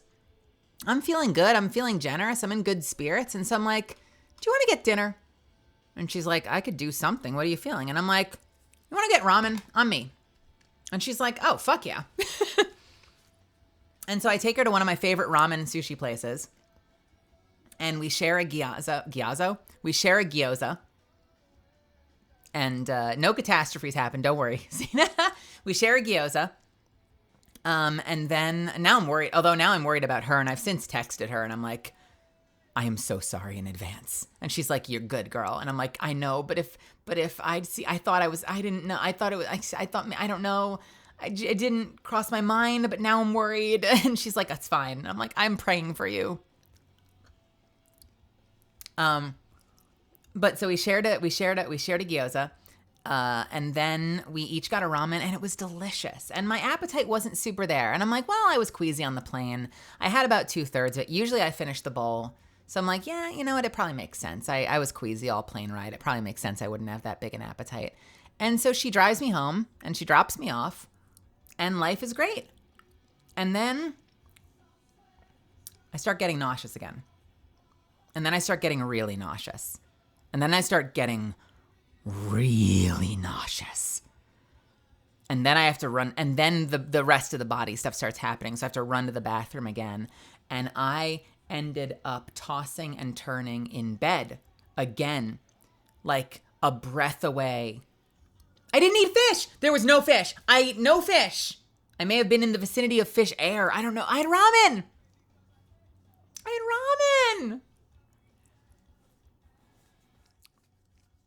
I don't know. I'd have to double check. I'm allergic to fish. Do they use fish sauce in their ramen? I hope not. I mean, there's always a risk of cross-contamination. You're right. Maybe. But I was like a breath away from throwing up again. And I lost Saturday. I think I started the stream saying this, right? So we've come full circle. I lost Saturday. I crawled into bed heaving at like 9 p.m., maybe 9:30. And then I was either in bed, in the bathroom, or in bed. I mean, I woke up. I didn't like completely pass. I didn't like lose consciousness and wake up 2 days later. Like I have glimpses of it being 6 a.m. and I have glimpses of it being 9 a.m. and I have glimpses of it being like 4 p.m. And I'm like, wait, is that a p.m.? What the fuck? And then I have glimpses of it being like 8 p.m. And I'm like, no. And then next thing I knew, it was like 3 a.m. on Sunday. And I fell out of bed. And I noodled around on my computer for a couple of hours. And then I stumbled back to bed until 9 a.m. And I was like fully up by 9 a.m. on Sunday. And I just lost Saturday. This thing hit me so hard. And then I'm sitting here like, okay, listen. My dad's been eating well for the most part. For the most part, while I was visiting him, he got his appetite under control. The last week frustrated me, but now that I've experienced it, I can't really fucking blame him now, can I? Because I've been terrified of food. I've been so scared of food. I'm like, I don't know. Like, I've had a bowl of cereal. Like, I had a bowl of cereal was my first meal in 36 hours. I had a bowl of cereal 36 hours later. And then by the 56-hour mark, I'd had like 2 bowls of cereal and like half a bowl of tofu over rice was all I ate in 56 hours. So like, I can't give him that much shit for his appetite blowing up after he had this thing happen. Honestly, it sounds like he got over it faster than I did. He just had it more violently than I did.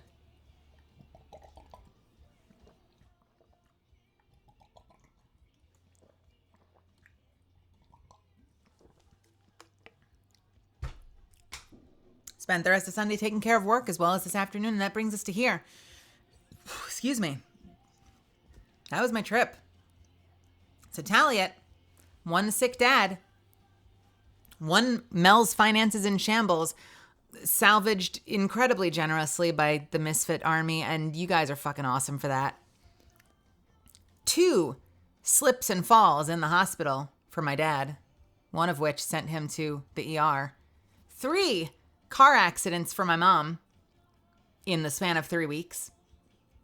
1 cat punch in 4K to Mel's eyeball. 2 cases of horrible stomach flu.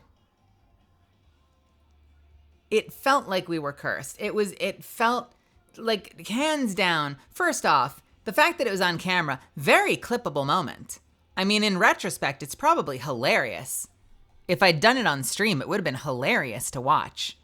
But it hurt like hell afterwards. But it felt like our family was cursed. And it was like definitively the worst month of my freaking life. At least that I can remember. At least that I can remember. Ah! Ah! Jelly! The bakery is here and we bring donuts. That's oh man, I could go for some. That sounds great right now. Thank you, Jelly. Thank you. Thank you for the warm welcome. I've missed you so much. I know I've swapped a few messages with you, but I've missed you so much. Welcome, Jelly Donuts community. Welcome.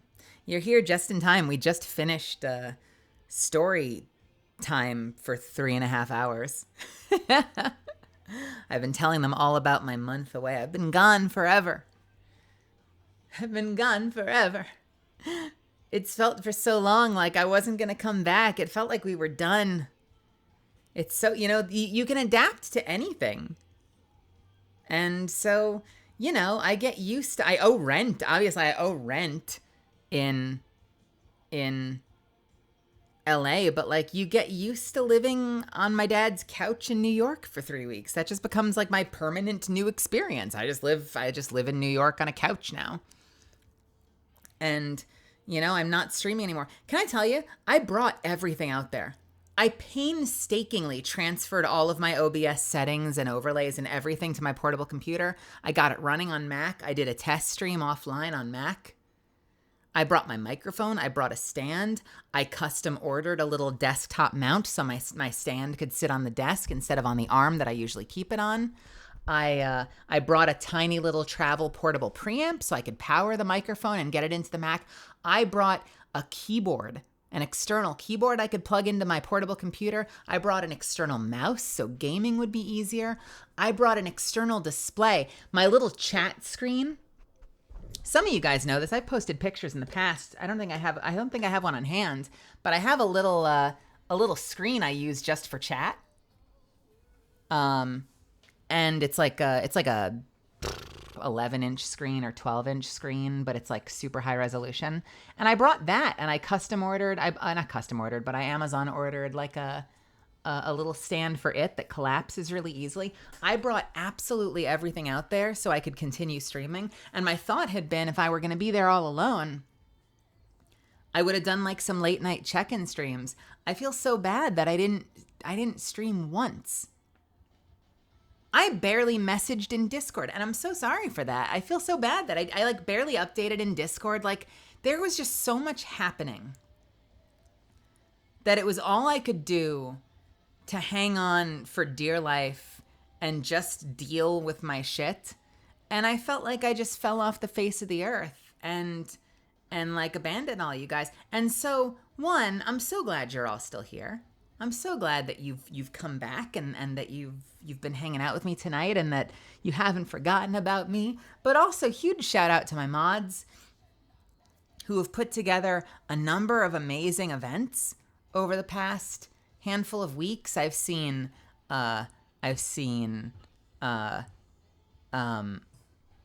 VR chat hangouts and golf gaming, and was there like Tekken and Apex and something with pirates, the pirate bling game that Cav and Damien like, and Sea of Thieves and like a whole bunch. I've seen so many events hitting the Discord, and the fact that they've kept the community going and doing stuff and kept things active. I've seen people in the Discord playing games in chat rooms.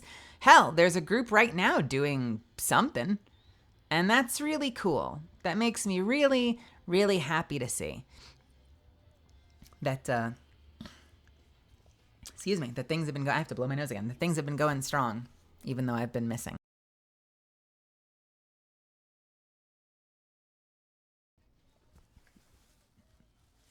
It's made me very happy.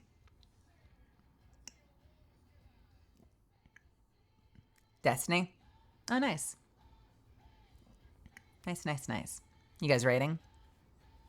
I see 6 of you in there. I see Nilky in there. You had life coming at you faster than a train and a physics problem from like 7 different directions. Well, and there were so many feelings that went along with that. I talked about a lot of it in my post when I put my post up originally in early December. Like, you know, I'm preparing for this big debut, and it's not a small debut. I know I don't talk about it a ton. I tend to be a little coy, not humble. I don't think I'm that humble about it, but I've been pretty coy about my debut most of the time. I know I name dropped a bunch of the people I'm working with, so I know a lot of you know that I'm working with the people I am, but like, it's not an insignificant debut. I'm planning kind of a big ass debut that I really have no business planning. Like, this should not be anyone's first debut. And so, thank you. I will. Right now. And so, I mean, can you forgive me for freaking out a little bit and feeling like I'm throwing all of that hard work away? I'm like pissing on all the money that I've spent because in the final month or two or whatever, like, we're close. I don't know if it's going to be January. I want it to be January, but we're damn close. But like, we're in the final month or 2 months or something before I debut. And now I'm just going to disappear for a month. And can you blame me for feeling like I'm like pissing on the platform I've built? I'm going to just like, bleed viewers and drop viewership, and that's going to be a disaster. And like, and I'm losing the money that comes with streaming. Let's be honest. And yeah, just like all of that momentum that I've been building and working towards, just like throwing it in the garbage. And the truth is that's not happening. And the truth is, honestly, I kind of kept on top of that shit while I was away. Like, aside from being able to stream, I was regularly talking to my artists. I was giving update notes and I was keeping balls rolling. I was doing my best to kind of like keep things in motion. But, you know, facing a change like that, I was freaking out, dude. I was freaking out that I was about to sabotage the debut that I'd been working for like 2 years on. So one, I'm so happy to be back. I'm paranoid about something else happening, and I hope that my dad continues to be on the mend and get healthy. You know, he's in one of those situations right now where even though I've been there for 3 weeks, it's hard not to worry that, I mean, who knows if something could happen in a few weeks. You know, I'm still holding my breath every night and hoping that he stays healthy and continues to recover. Hey, Youngie, how's it going? Hello. Why did I say it like that? Hello. Hey, honey, how are you? It's good to see you. Thank you so much for the raid. I don't know why I made it so weird. Hello. Hello. Hello. Hi. Hey. Oh, no. No, go. Take something. Drink a lot of water. Go take care of yourself. Stay hydrated. It's important. I've missed you. I'm sorry I've been gone. Welcome, Youngie's community. Welcome, welcome, welcome. I'm so glad you're here. Welcome, Raiders. I'm Melazand. You can call me Mel. I'm a professional voice actor and pre-debut VTuber, and I've been gone, but now I'm back, baby.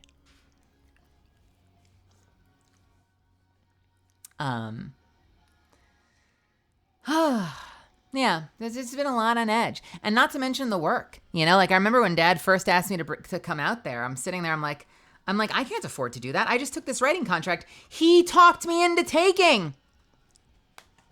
And now I've got weekly deadlines, and I'm going to fly out and try to do it from a couch on a portable computer in a cave with scraps? I was in shambles. And my mom linked me an article, and she sent me this article. I'll go down it really quick. But my mom sent me this article on like elevated stress and what it can do to you. And it was the funniest shit because we went down the list and like practically everything you could ping pong back and forth between my mom and me. Like we got hit by all of them. It's like it was straight up case study.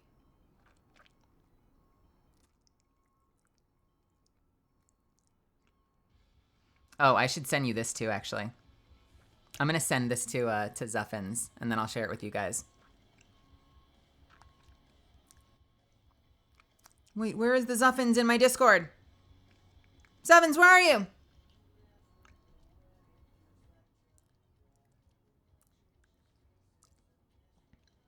Actually, I want to put them both in Mel feed so you can see them early if you're enterprising. But I'll link them here too.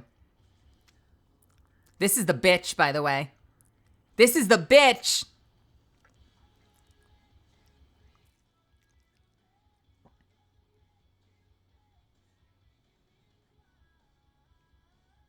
Here, I got another one.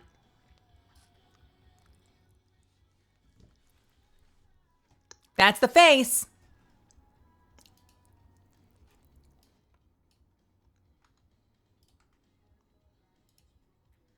This is the face. I'll load it up on stream.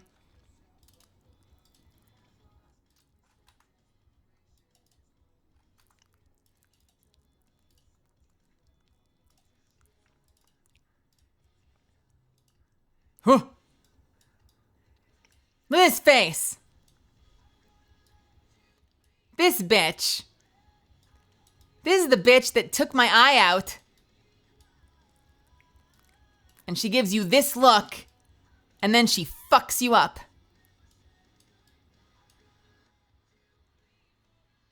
That is a cat ready to fight. Yeah, she's a little fucker. She is a little fucker. And she put her claw, evil baby, she put her claw into my eyeball.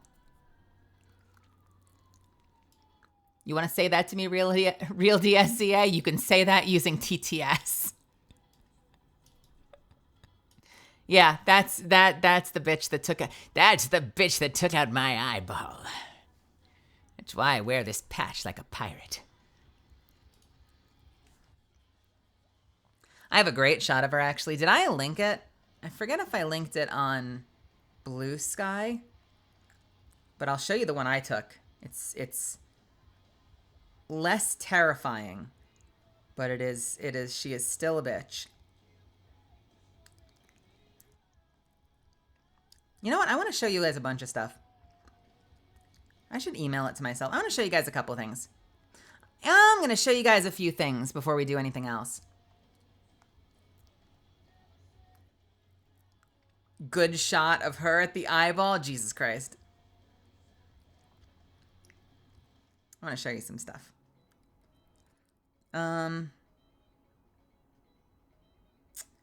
Where is...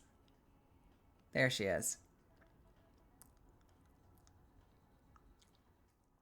Email it to myself.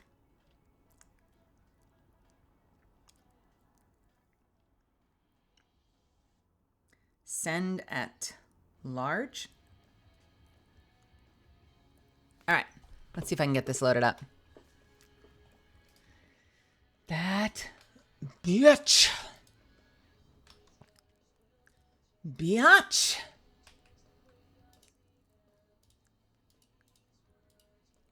All right, first things first. Let's show you the cat. Is there like a download all button? Download message? No, download. Download.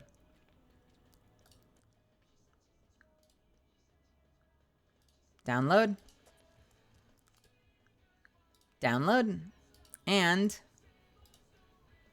download. All right, I'm going to show you a couple of cool little memorabilia items. You ready?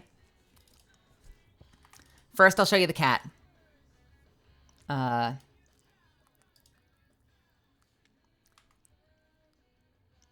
I need a preview of this, thank you very much. You can't just show it to me and make me guess. All right, here's the bitch. This is the shot that I took. Look at that. Look at that cat. Look at that cat. Look at that cat.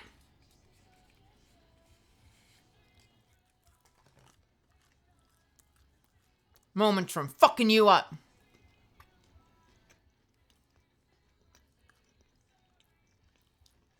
Yeah. It's like a little queen.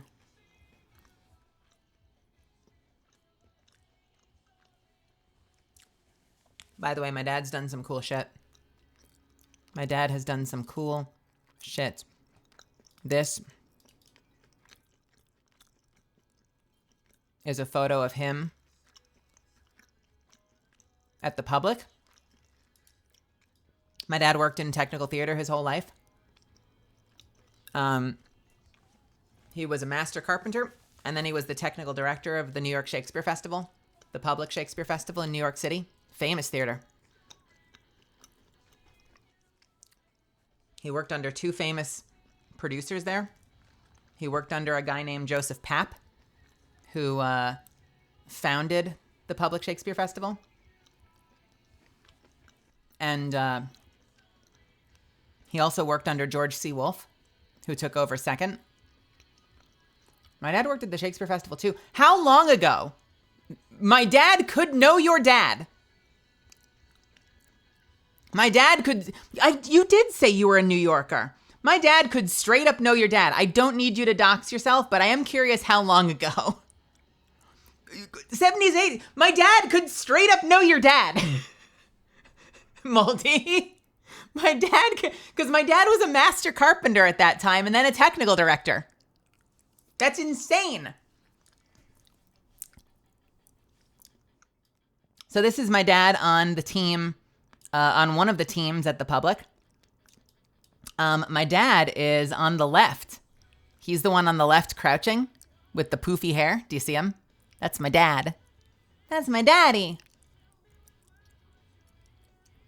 He's crouched on the left with the poofy hair.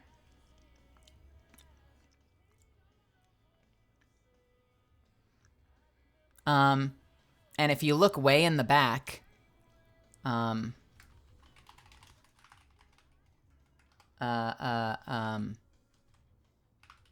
what's his name?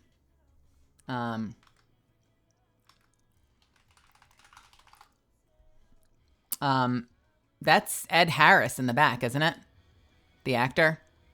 Like straight front and center. Isn't that Ed Harris? It's kind of an older actor at this point.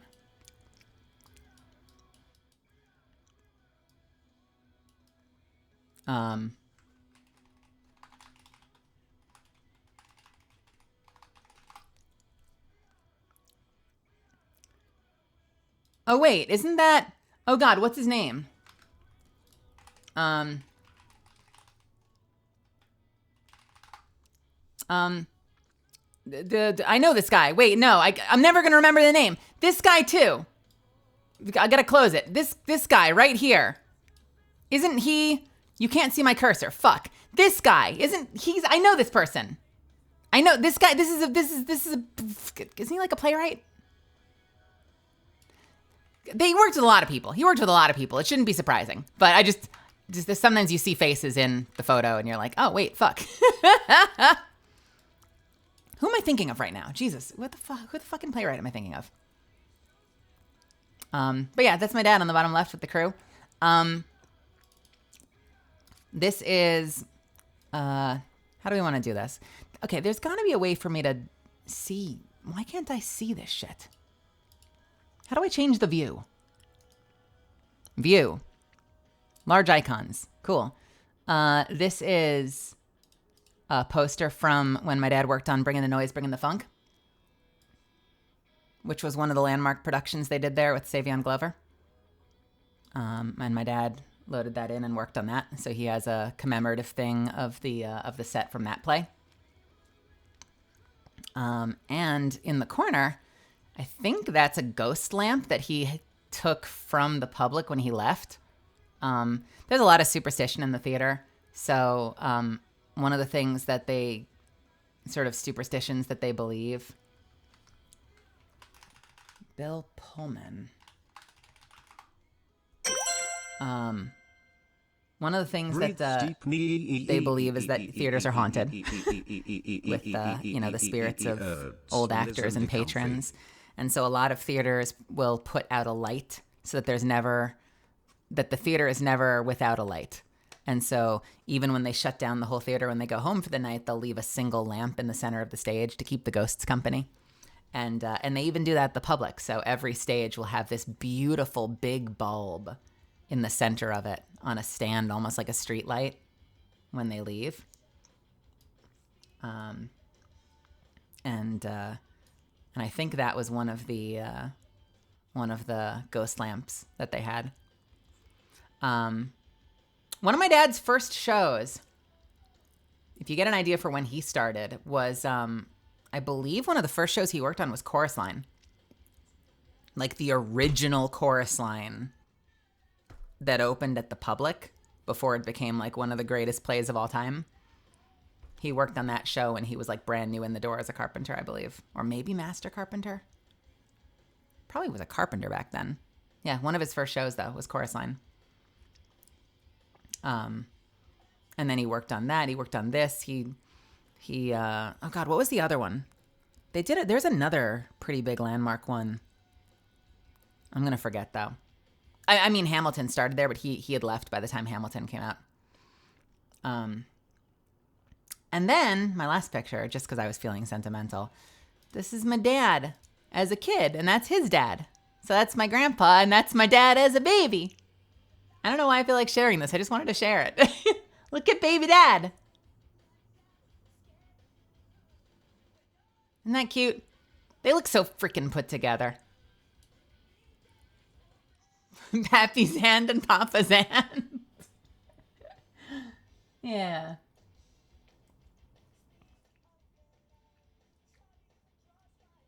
My dad's a little shitter.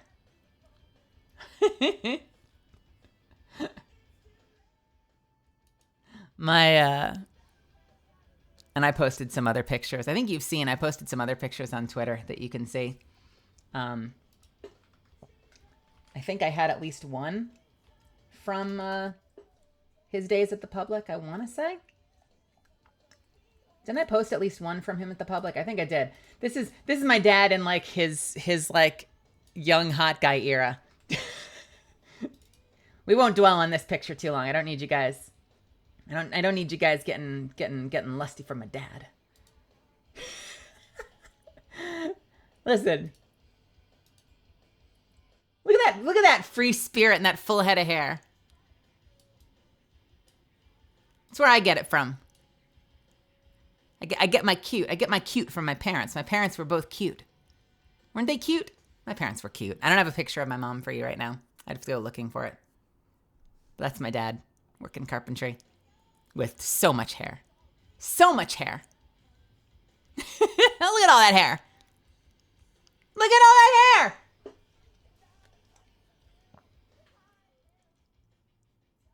He was very floofy. I was never floofy. I didn't get the floof. I think my mom's genetics curtailed my ability to get the floof. He has bassist energy.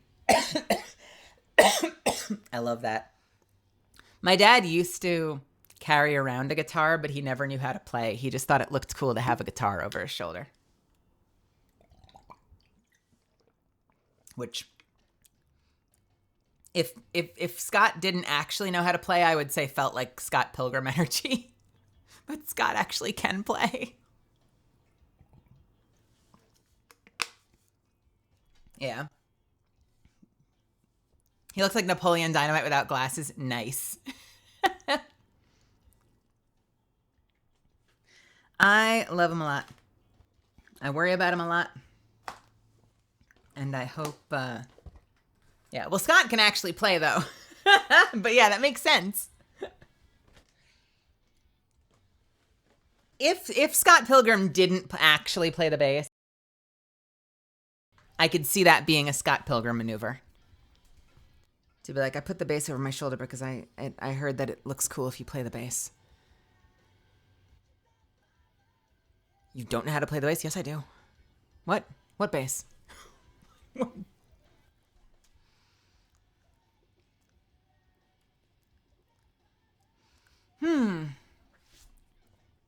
That's my story. What's been going on with all of you guys? Anyone have any questions? I can now field questions. Ask me anything. Excuse me. What have I been doing in my time away? I've been playing a lot of World of Warcraft, believe it or not. Speaking of which, should we load it up? I've been playing a lot of World of Warcraft, and I feel like the biggest hypocrite in the world because I've spent so much time not shit talking, but telling you 1,000 reasons why I am so over action bar MMOs, and I'm so not interested in action bar MMOs anymore. And I don't know. I don't want to make it sound wholesome or anything, but honestly, with everything that's been going on, it's been weirdly comforting. Like, it's been a big comfort game. Like, it's been very familiar. It's been cozy. I have a lot of history in there. And so being able, and it runs on the portable. So being able to just kind of like dick around in World of Warcraft and run around and catch up and figure things out and do little quests here and there. Like, I haven't been doing anything super serious, but just being able to noodle around in a world I was really familiar with was very cozy and kind of kept me going late at night. You've been playing too, Sina? Hey, Trash Fruit, welcome. I am back. I am actually back. I made it finally. And writing update. I've finished every script but one. Full disclosure. I mean, your girl still needs money, so I am still writing studios to try to pick up a script for next season. So I'm not completely out of the doghouse yet. But I think right now I have one episode left and it's not due until late January and I don't have the materials yet. So basically, I've got like 2 or 3 weeks off. At least 2. At least 2 weeks off. At least 1. I don't know. Somewhere between 1 and 3 weeks off of writing. And then I'll get materials and I'll have to write again. I'm really trying to think right now. Maybe a week and a half to 2. Maybe it's 2 weeks. I have like 2 weeks off, and then I'll have to jump in and write one more episode, and then I don't know what I'm doing next. So if I don't have another writing contract by then, I will be back to you guys full time. And if I do find a writing contract, I'll be splitting my time and doing the best I can as I have in the past, and we'll make it work. I want to move away from home. Maya, where are you thinking of moving? Been playing a lot of Warframe. They added a new faction. You can date. Wait, or is this like if you're in 1999 mode, or can your Warframe smooch? Dating. I'm at the same time baffled as to why Warframe would need that. Why Warframe would need that, but I'm also not surprised because Warframe has added like everything to their game. Everything you didn't think Warframe would need, it has. So I'm like not surprised and surprised at the same time.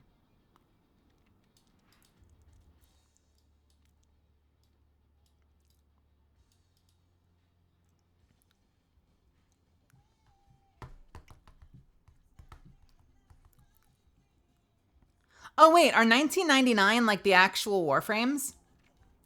Or are you playing as like new... I kind of assumed you'd be playing as like proto Warframes.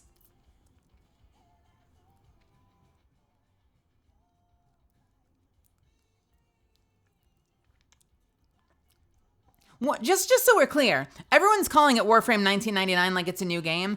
Is it a new game title, or is it just a new expansion in the existing Warframe game?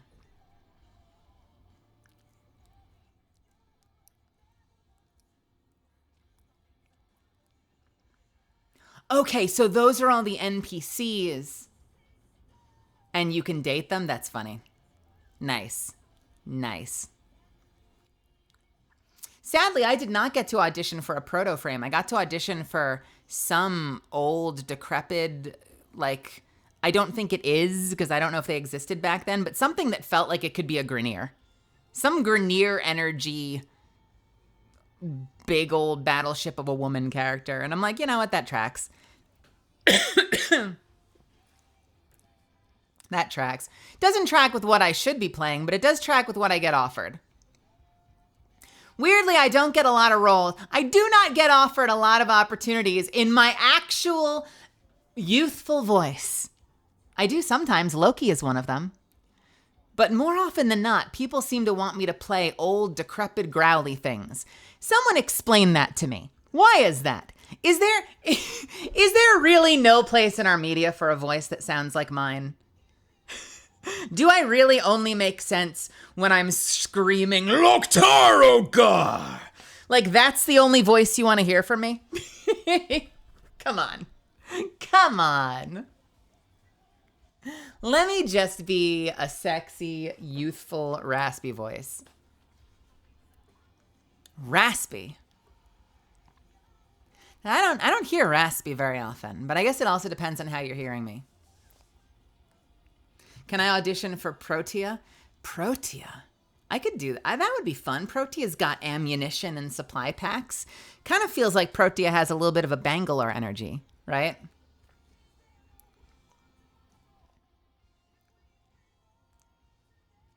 I don't know if I ever do cute. I don't know if I do cute that often, but Loki's got that soft, like, slightly seductive, breathy kind of a voice. Where I'm like right up on the mic whispering all of my lines. Of the basement. I guess I have played cute, but it's usually like, I never know why they give that to me. Like I played, we talked about this. I played freaking, when I played Houston in,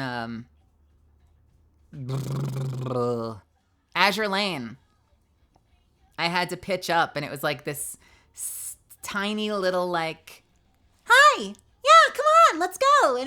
And it sounded so awkward to my ears. Everyone said it was fine. But like, and I've already been using my voice enough, I can't go up high enough now, but it was like, hold on a second. I was like up here for all of the lines. Like, yeah, let's go. It's all right. Let's go. Blah, blah, blah. Really young and soft and, you know, sweet and fucking cute. And it's just not fucking normal. It's not what my voice does. And it sounds like, I feel like I'm being a Muppet. I can't improv, so I don't know what to say. That's why I like start to ramble. But we're all going to the beach. Come on. And I'm just like, I feel like I sound like a Muppet. And the director's like, it's fine. I'm like, I don't think it's fine. I don't think it's fine.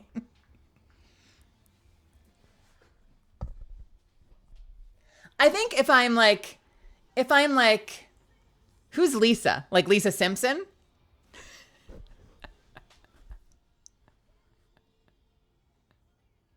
I could hear it. I can go higher if I haven't been talking all day. Like, I can play you clips of me that are softer and don't feel as pinched. When I've been talking all day, I lose that. So, like, right now, if I try, it's going to be, like, really nasal. Because, like, I've lost the ability to, like, pitch up in my open, like, chest. So you have to, like... It's hard to describe if you haven't done voice work that, like, over the course of the day and over the course of using your voice, like, you lose access to parts of it. So usually if I'm, like, fresh out of the shower and I've been breathing a lot of steam and I've done a full warm-up, I can usually get higher. But then later in the day... Oh, hi. Nope, that's not it. Hi, hello. Hi. I could be a little higher. I can somehow get a little higher. But, like, it's still nasalier than it would be. But then, like, as the day goes on, like, that part gets more pinched. And, like, my husky gets more husky. Which means, like, if I do an earlier session where I'm being low-key, it might be, like, a higher sort of, like, more airy, like, I don't know. There's more levity to the voice. But if I go in for a later session, it's, like, down here. Your voice changes throughout the day. God, do I have any clips? I don't even know if I have any clips of... I mean, like, okay. The girliest thing I've done recently, and it's not a young character, so this is not a perfect example. It's not a perfect example, but if I... Visual Reel 2024. Can I Google that and find it? Oh my God, I can. Crazy. This crystal represents... Oh God, it's loud. Stop. Stop it. Represents courage. Oh God, it's still loud. Stop it. Let's quickly take a peek at the old...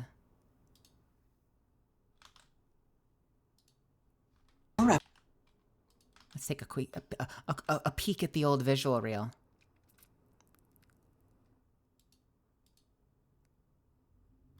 Oh, come on. Fuck you. Fuck you. Load, damn you. Huh?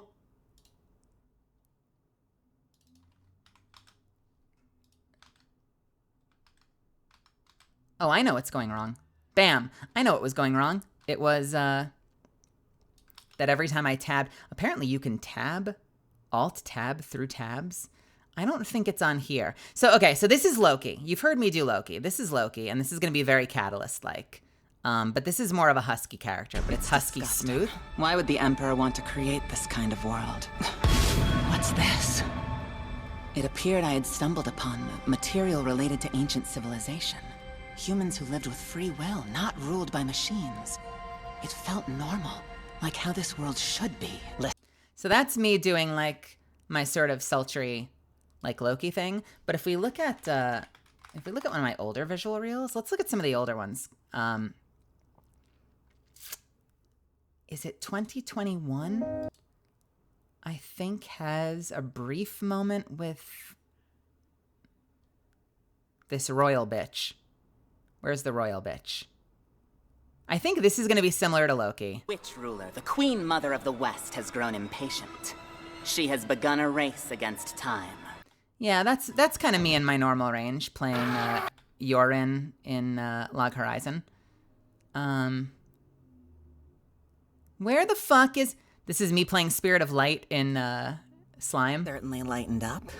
Hold on, do the two of you know each other? I wouldn't say that, but as far as demons go, he has quite the reputation. That's a little higher, but it's not the one I'm looking for. What about you? Regularly. This one's a little softer. This one is a little softer, but I don't go that high.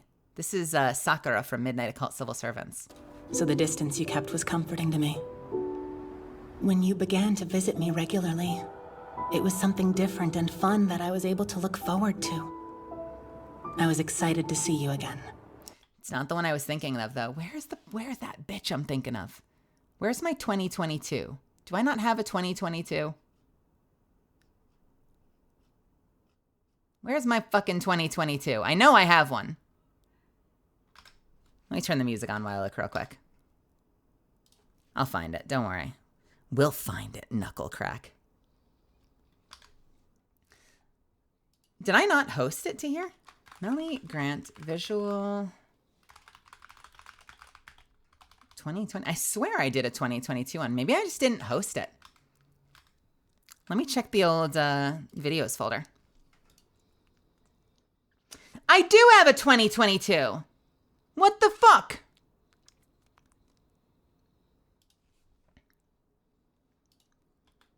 What the heck?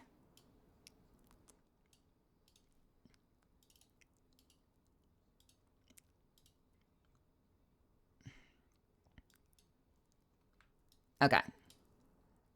This is my 2022. This is the one I was thinking of. Not her, but something like this. Check this out. Ready? It's this bitch. I have two of them. I have this bitch who is still husky, but is a little bit more feminine.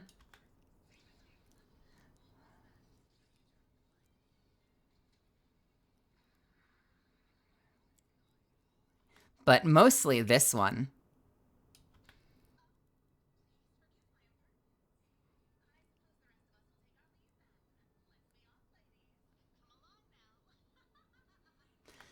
You know, so that's probably a little higher than what I usually do. Because she's kind of up in the head voice a little bit. Being haughty. Haughty.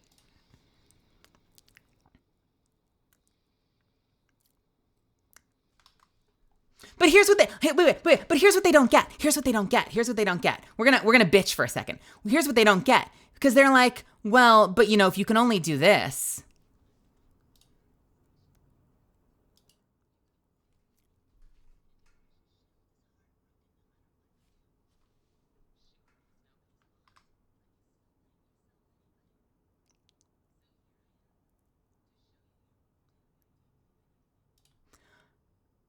Well, remember, Jorlin, the goal is not to disguise that it's me, but the goal is to, you know, fully be believable as the character. So that's my female range. And it's like, well, why can't you go that much higher? Like, why can't you play like younger, more feminine characters? And I'm like, well, everyone has a different range. My range can do this.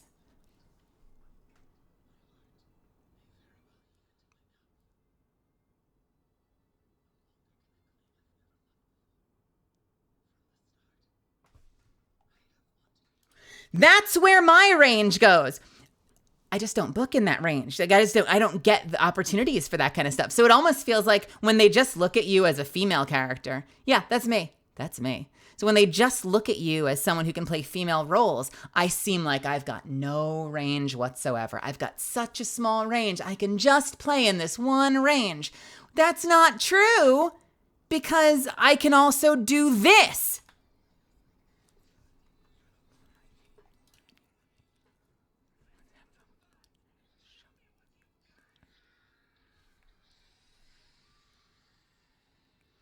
I can do that as well. I can also do this. I can also do fucking... Where is it? Fuck you. Where'd you go? Oh, is it the old one? Hang on. Wait, it's the old one. I'll load the old one. I can also do fucking this.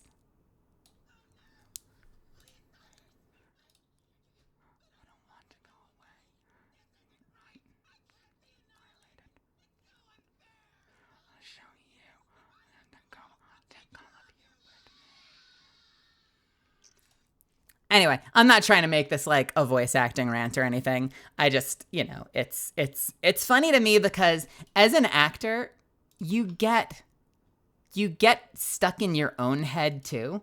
So like based on the opportunities they give you, it's very easy to kind of get caught feeling like, oh man, I've got no range. I can't play ditzy characters like, you know, Femata, or I can't play, you know, super sultry, like very feminine characters like Amberly Connors. Like mine are always a little too husky, a little more masculine. I've got no range. And it's like, bitch, yes, you do. Everyone has range, just in different directions. And like, it's about finding some way to like get them to realize that it's there and learn how to use it.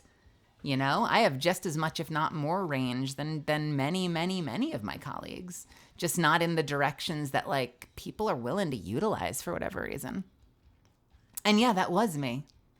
That took a lot of warm up. I'm not sure I could do that right now either. It might be the same story as trying to do the younger, softer one.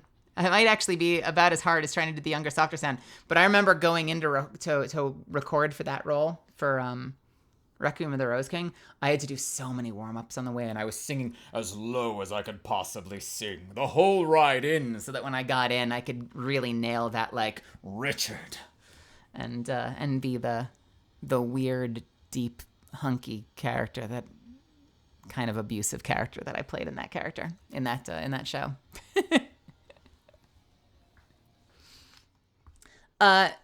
If you ever watch that show, not a healthy relationship. I just want to set that expectation. Not healthy relationship goals. They do not have a healthy relationship, but it was a joy to play that role. And it was so much fun to play opposite Kieran Strange in that.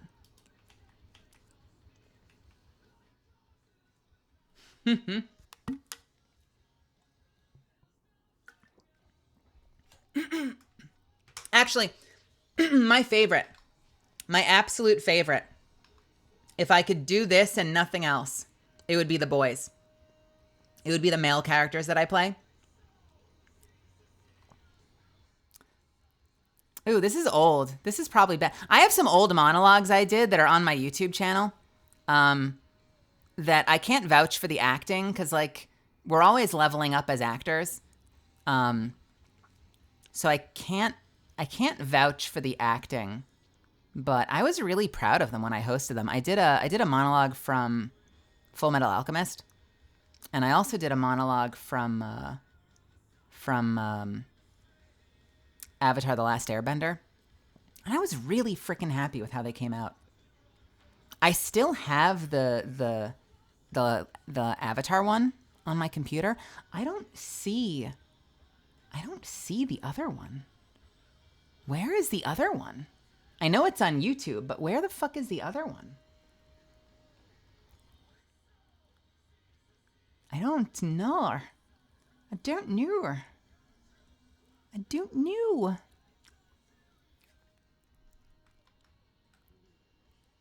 We'll just load it up on freaking YouTube, forehead. What are you doing, you goof? What are you doing, you goober?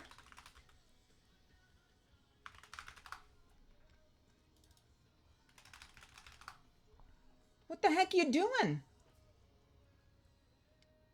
We've got an ad running for 3 minutes. Let's kill time for a sec. Someone posted a clip of me. Oh, is that Andrew Morrison? I know him. He interviewed me. I was like, someone posted a clip of me describing how to adapt anime.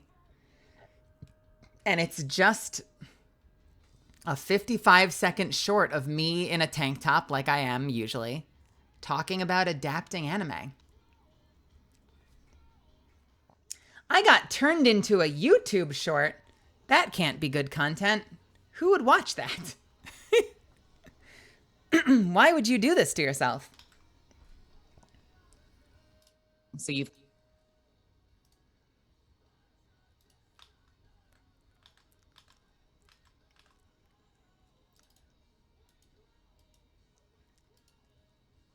Hey, well, the ad's playing. Let's learn about adapting anime for 50 seconds.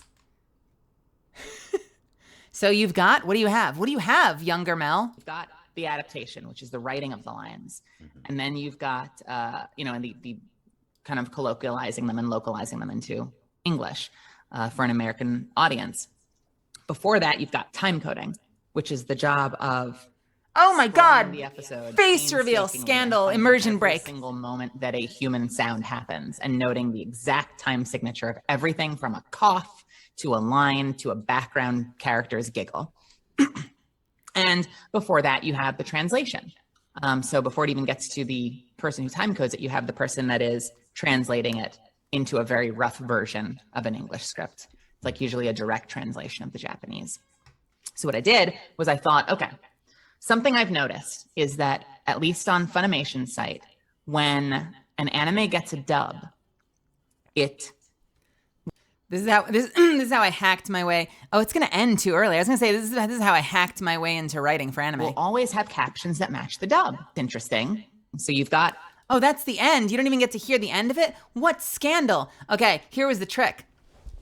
I found out that no one wanted to hire you if you didn't have a portfolio. And so it was kind of like a catch-22, because they're like, well, we can't hire you to write for anime if you haven't written for anime. Have you published anything? Like, has anything been gone to air? And I'm like, no. It's like, well, if you don't have a product, we can't hire you.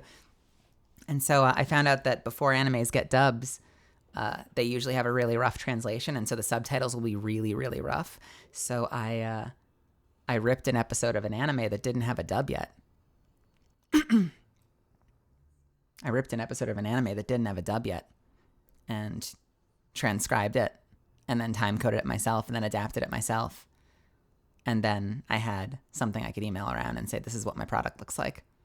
It still took me like another year and a half before anyone was actually willing to hire me, but I felt pretty proud of myself for kind of backdooring my way into writing when I didn't technically start with the experience, but I knew that I could do it.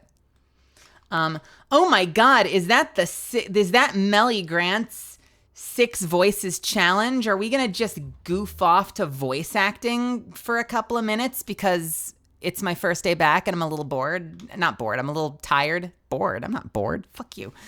I'm a little tired and it's easier to watch something. Yeah, we are. Let's freaking do it. 6 Voices challenge. I remember this. Some of you probably haven't seen this. I was so proud of this. My own interpretations on many of the characters, but not all of them.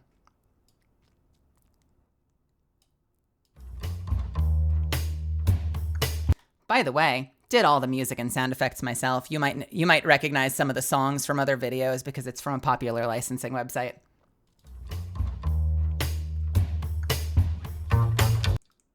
Okay, good job, Mel. Let's learn how to play a video right. I guess I really did change after eating the fruit called smooth fruit.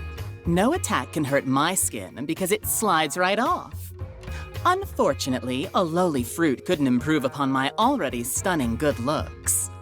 One big change you may have noticed This is straight up copying. Freckles. I heard you formed a team, Shinya. What a weakling. To all the plotters and schemers out there, get ready for me to kick all your asses! This I invented wholesale. I shouldn't ignore this, huh? If the only way to stop you is by crushing your heads, then this will be way easier than holding back on a normal villain.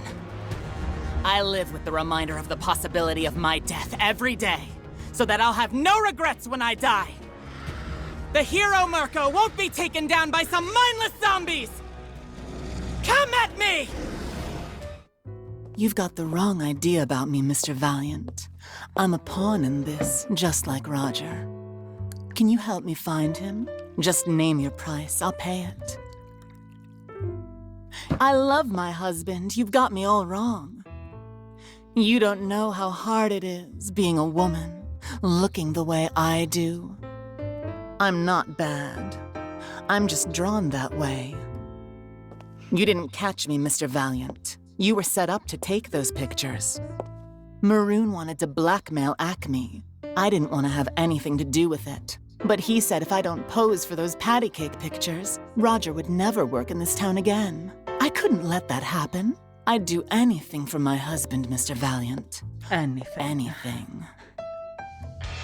It all starts with this. This character was way too low for me. Jewel containing the ultimate power. My name is Shadow, and soon I will be the most powerful hedgehog in the world. Invented this voice. The power of these emeralds will make me invincible.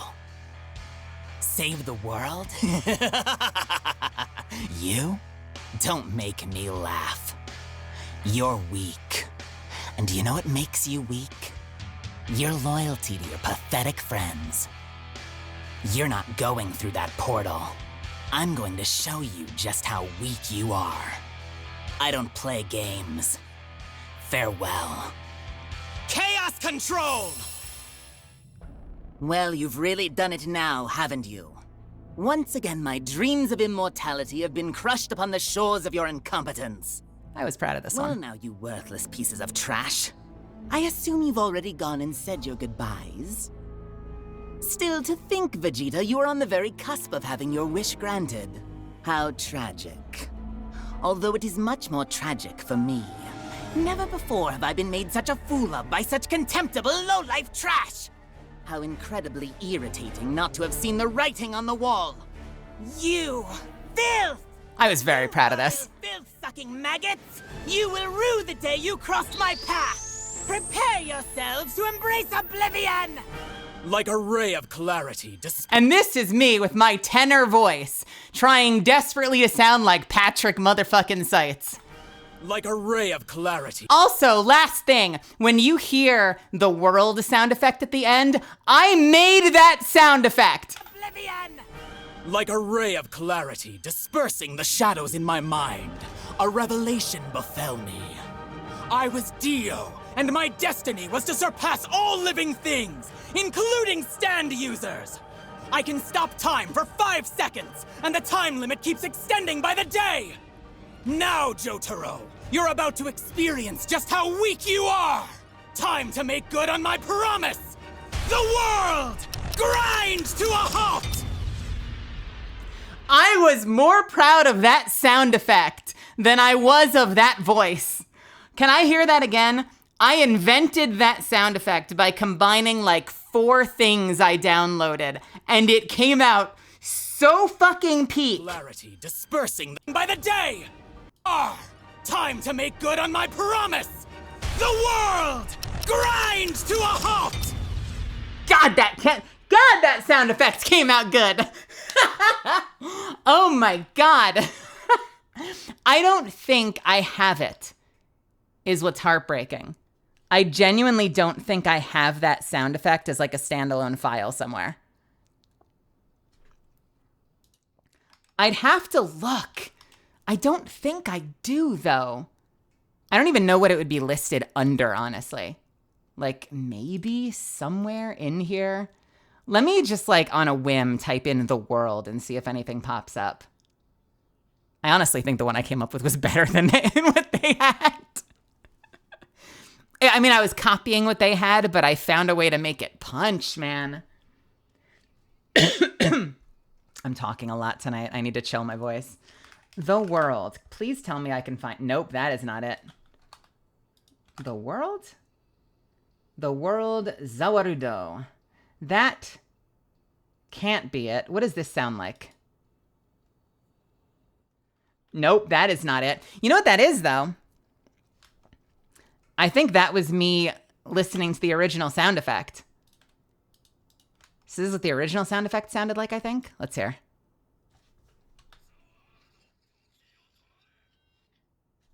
Yeah, I think mine hits harder. That was the OG sound.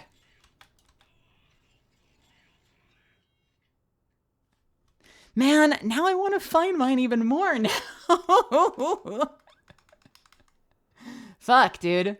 Let me dig a little bit. Let me dig a little bit. The world. What is this one? Is this the same? That's the same. Man, what is this? Is this the same?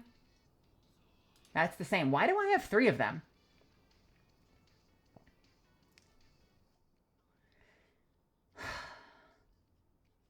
I don't even know if I was on the right computer back then.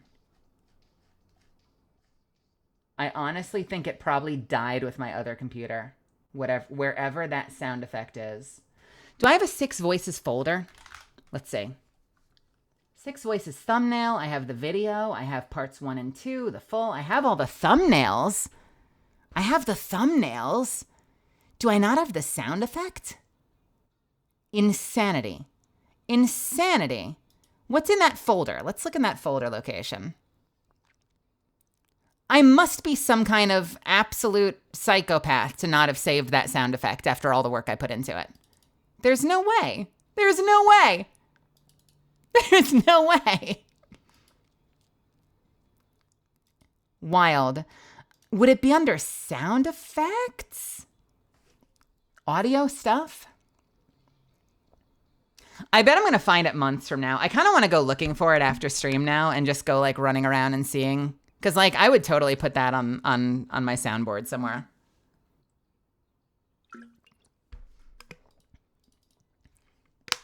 No, it's not under audio stuff.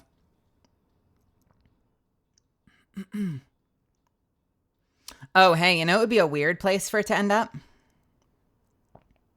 A weird place for it to end up would be in iTunes. Let's look up world in iTunes under songs.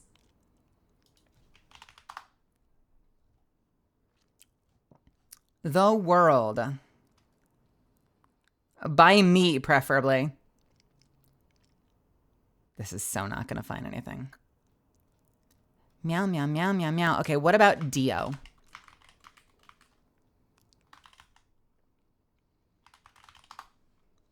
No, no dice.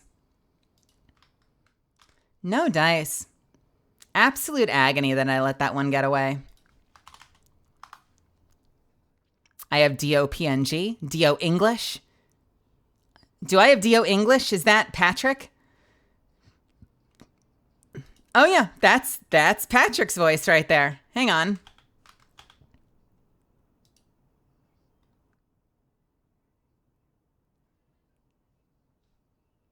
That's the OG in English. So that's who I was trying to imitate.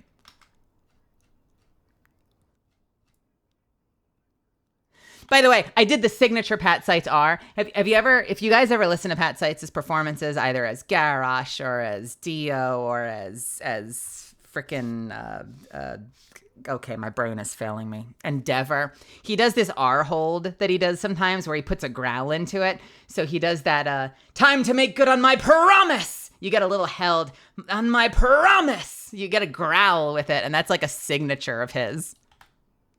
Here it is. You hear that? Promise!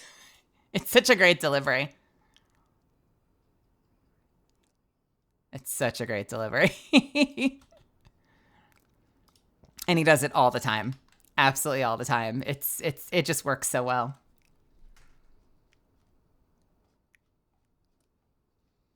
It really lends itself to like, I don't know, lends itself to like the size and gravity of his characters.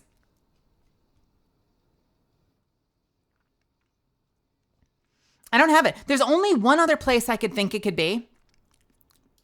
I'm going to look there right now, but I don't think it's going to be there. Because I know I have the parts.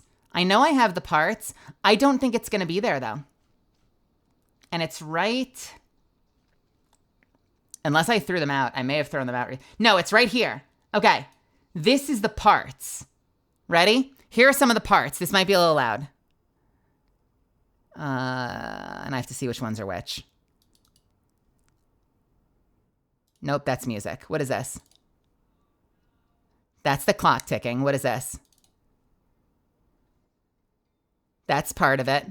Yeah, that's part of it. And that's part of it. I have all the parts. I just don't have the finished thing. What was I thinking getting rid of that? Where the fuck is that file? That I have all the individual parts, but not the final product. Insane.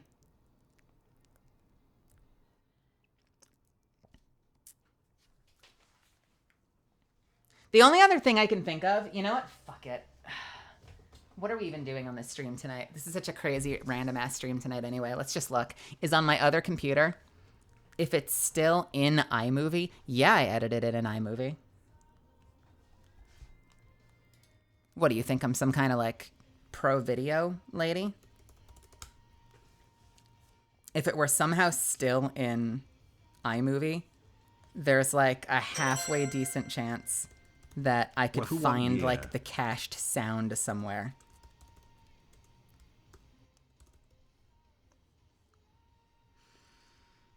Where is the movies software? I just updated my operating system. Did I just kill my movie software? Can I not even open it up now? Is it just dead? Is it just dead? Oh, Apple, why?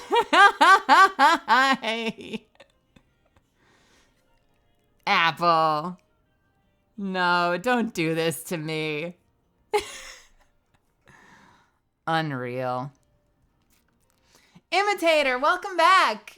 Welcome back. Thank you for the 12 months. Thank you for the 12 months. Do I have something I can put here? We need like a cool video or something we can put here.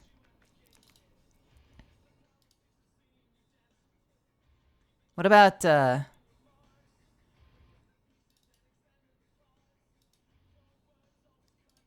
my state of mind all month?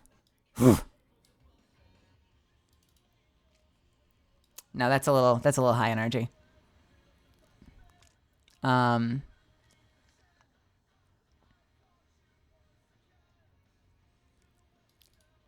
What the hell? Maybe we'll put her back on the screen. We'll put her back on the screen. Just gotta fill the desktop with something. There we go. Yeah.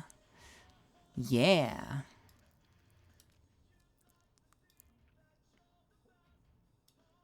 Can this go, like, behind this?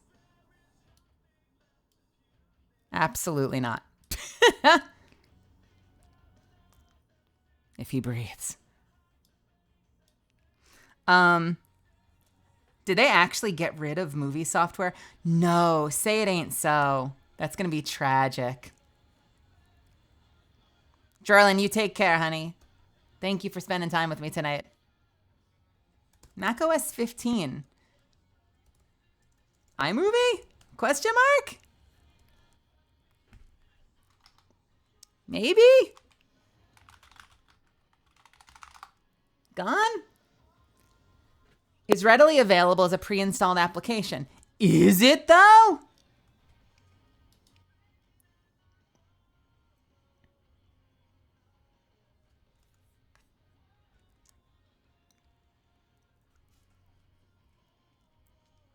Is it though? I don't believe you.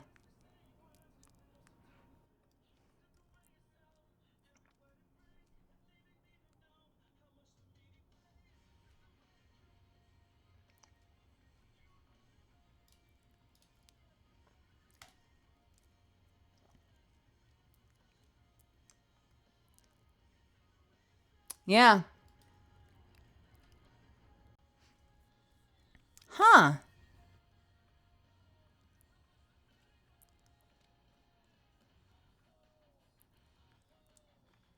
Maybe it needs an update in the App Store? I don't even know if it's going to be in there is the thing. But it would be nice to find out. It'd be cool to find out.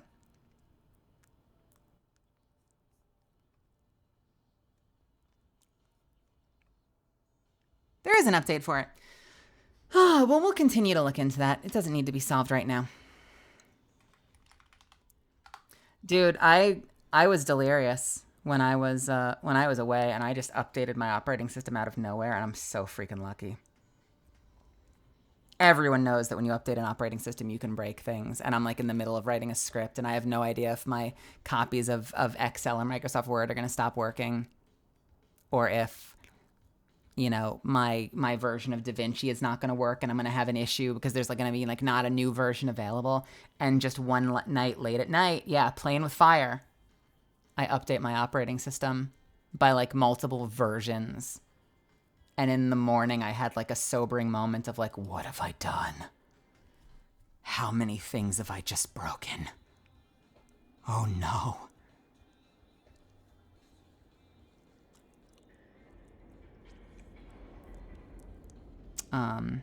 Misfits, give me 1 second, because I want to switch something over to Wi-Fi on my portable, and I think something changed because the network isn't available. So I'm just gonna run into the living room real quick and ask my housemates. Talk amongst yourselves.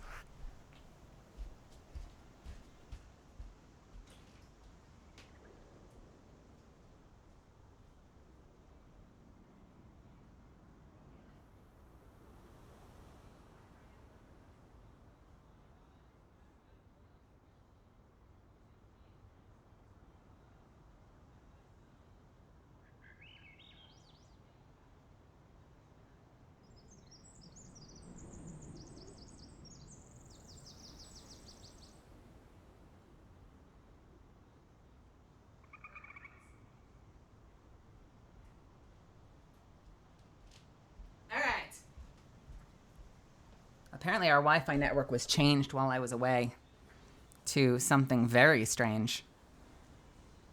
Very, very strange. Is this gonna work?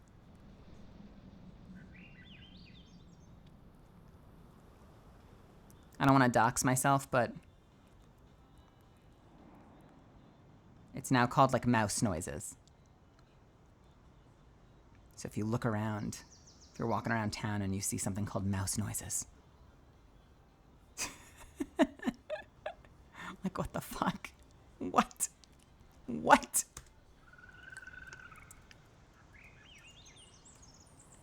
We used to have the default one. It would just be like Verizon setup something something, or, you know, like whatever, like absolutely like bare minimum default name of a network. And now it's like mouse noises.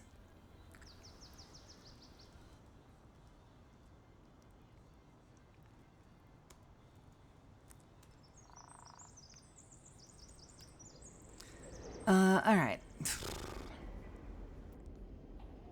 Let's see.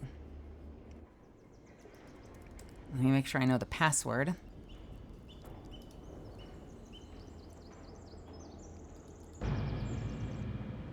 And also make sure World of Warcraft is working on OBS, huh? Your account has been logged in somewhere else. Bullshit!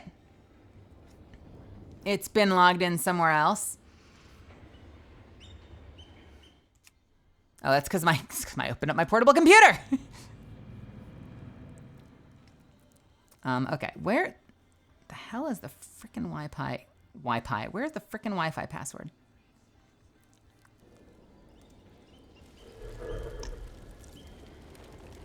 What the fuck is it called?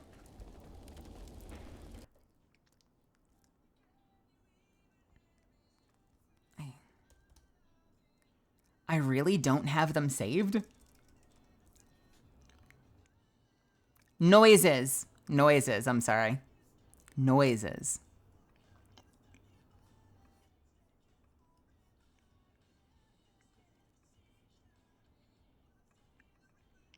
Okay, is it this?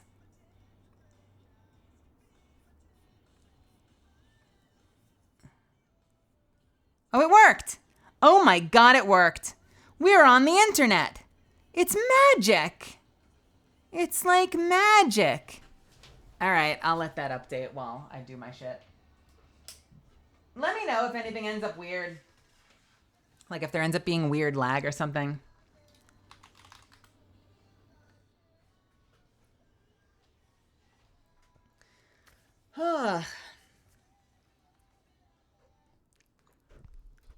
So,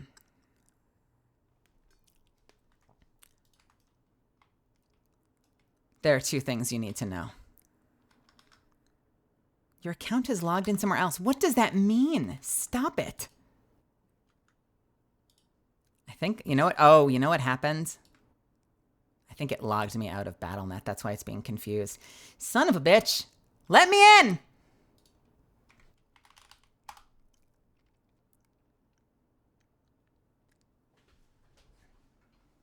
Do I need to like force quit the BNet shit on my portable computer? It's only happened because I opened up my portable computer. Activity monitor. No. Get out of my computer. I just want to play World of Warcraft. Damn it. Let me have this. It's cozy. It's cozy.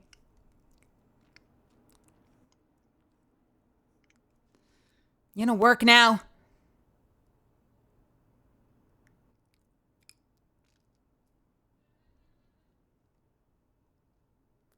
Better work. I'm gonna scream. Don't make me go through password reset on stream.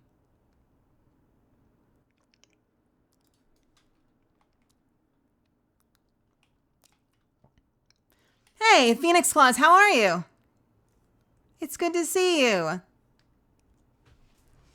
All right, let's just hope it works now, or I'll be very sad and I'll have to go through password reset just to be absolutely sure because I'll be panicking.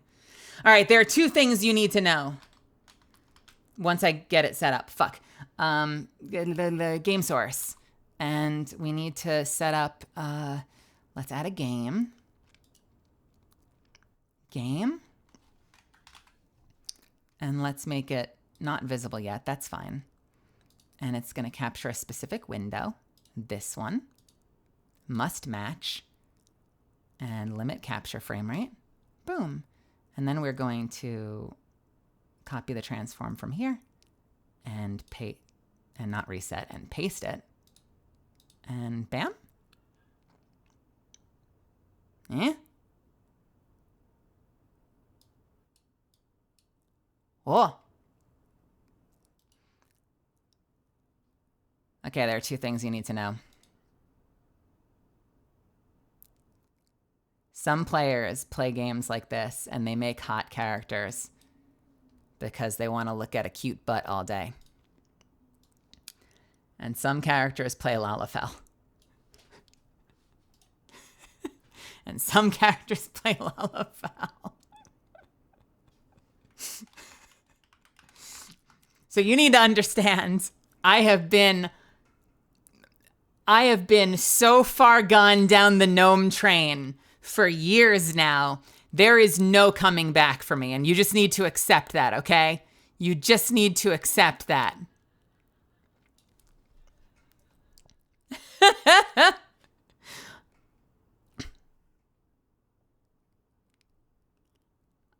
Where the fuck is it? Hang on. Where's my music? I was going to play this. There it is. Oh, there it goes. Wait, what the hell? Wait, stop! Stream Deck, why are you playing there? Does this play here? Nope, that's my... That plays. Okay, I have to pause this. So I need to tell you all something. So when Mechanomes came out, I realized that I could make myself a Mechanome monk that charges through the world, fighting and beating things up and saving the day. And they're adding new cosmetics that match the armor I already have and are going to make me look even chunkier with big ol' Vi fists and a big ol' honkin' backpack. And I realized I was designing myself to be a super fighting robot. Melisande! And so I run through the World of Warcraft as a custom engineered robo-gnome that beats the shit out of villainy for the sake of saving Azeroth. So yeah, I could be a cute night elf running around and dancing on tops of mailboxes, but instead I am a super fighting robot. And that is what I do in this game. And I tank, and hear me out. Wait, hear me out. You gotta hear me out on this. So the more I started to think about this, the more I realized it made sense. Because if I played as a warrior, I'd have to use like a sword and shield. And that's cool, but it's a little less immersive. But hear me out. I start to go down the abilities, right? I even have a matching spider tank that Zuffins gave me. Everything matches. This is a super rare mount that Zuffins got and gave to me.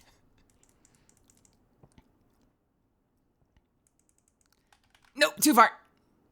Too far. Fuck. Okay, I can fly, I swear. So I realize as I was hashing this out, I start going through the monk abilities. And I'm like, okay, let's figure this out for a second. Because how could you be a monk that uses that's a brewmaster, because I tank, that's like drinking brews and using like flame breath mystic arts while also being a robot? And then I thought, well, it's not beer, right? It's oil and lubricant and coolant. And when she uses her mystic fire breath, that's not the mystic art of fire. She has a flamethrower on her face that you can see right next to her eye, mounted onto her helmet. And she's made of metal, so she's super reinforced exoskeleton, which means she's super durable, and that explains why someone so small can be such an effective tank. And she also has piston-assisted limbs, which means she can hit like a freight train, which is going to make her super effective in combat. And it's going to be amplified in a week or two when the new transmog stuff hits the store, because then I'm going to have like the backpack. I'm going to be as wide as I am tall, and I'm going to be like an absolute like powerhouse. And then I can just write off any of the drunken stuff as like being overcalibrated. Like I've overcalibrated, I've oversaturated myself in coolant, and like I'm a little extra slippery. She pissed in what? Wait, what did I even say that sounded like that? What did I say that sounded like that? She's wider than she is tall, I said. Oh, she has she has piston-assisted limbs. So she hits extra hard. And she has a high density skeleton that allows her to tank damage. Right? She has a big power pack on her back that keeps her going like an Energizer bunny for hours. She has super powerful rocket punch once the new cosmetics come out. That's going to help her hit super hard. And she has her flamethrower attachment up there. She's got her targeting apparatus on the other side. She's super ready to go. And then thanks to the power of the really rare mount that Zuffins gave me, everything matches. So I am living this dream. I am hard committed to this fantasy, and I am also on a role-playing server. So as you can imagine, it's only downhill from here. I had my first roleplay experience earlier today. I had a dragon person, these things, the evokers, or the Drakthir. The Drakthir. It was like a Drakthir warlock or something. And they waved to me, and they opened trade. They did. They gave Dragonflight to non-dragon mounts. It's so nice. You go so fast at the cost of having to be actively flying. But this warlock waves to me, and I salute them. I give them a little mechanome salute, which are all adorable. They look like this. And then they tickled me, and so I cheered, which looks like this. I do a little stop motion cheer effect. And then they opened trade, and they gave me a beer, and I thanked them, and I said, appreciated. I'm fairly certain that this would I said something like, appreciated. I'm fairly certain that this would rust my circuits, but I'll see to it that it finds a good home. And then I saluted them, and I took off into the skies because my planet needed me. I'm living for this mechanome life. Also, listen to the ferocity of this roar. I am a furious, furious tiny person.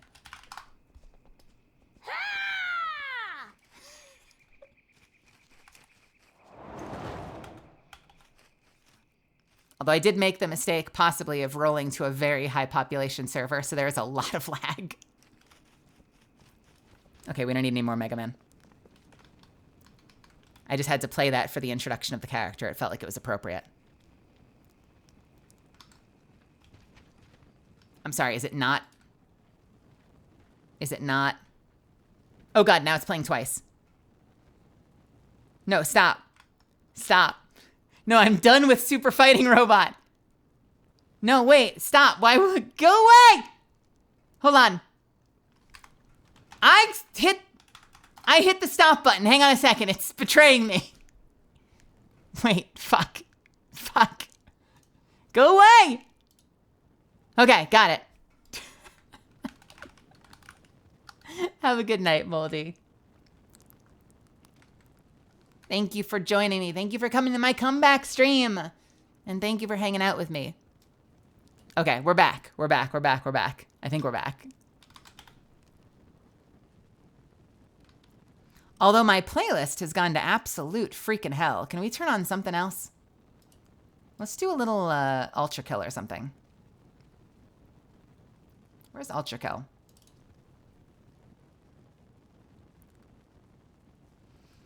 Have chewed through the wires again. So what have I been doing since I got back? It's so fun to see role players all over the place. I think there are a couple of other streamers on this channel as well. Or sorry, on this server. I haven't run into any of them yet, but I think I share a server with a couple of my friends. Should we ever cross paths. So I got myself to level 80. So I'm kind of at the level cap right now, which is cool. And initially I was doing a lot of their like anniversary event, like Caverns of Time stuff. Because it's kind of a limited time. Where am I? It's kind of like a limited time event, so I figured I should strike while the iron's hot. But from there, I haven't really known what to do. I kind of thought maybe we could run some dungeons and just keep bullshitting because it's not super sweaty. It really isn't. Does that feel like a cool little mindless attention-grabbing activity we could be doing in the background?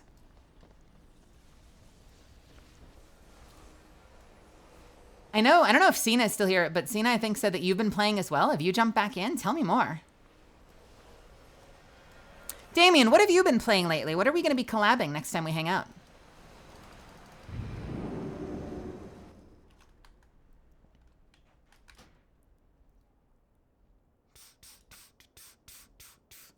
Have they finally added new good weapons to Darktide? Please. Please. Please. Maybe.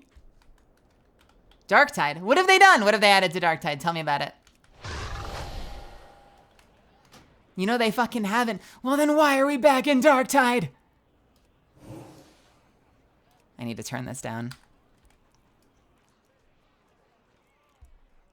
I'm so desperate for good veteran weapons, and they keep taking it away.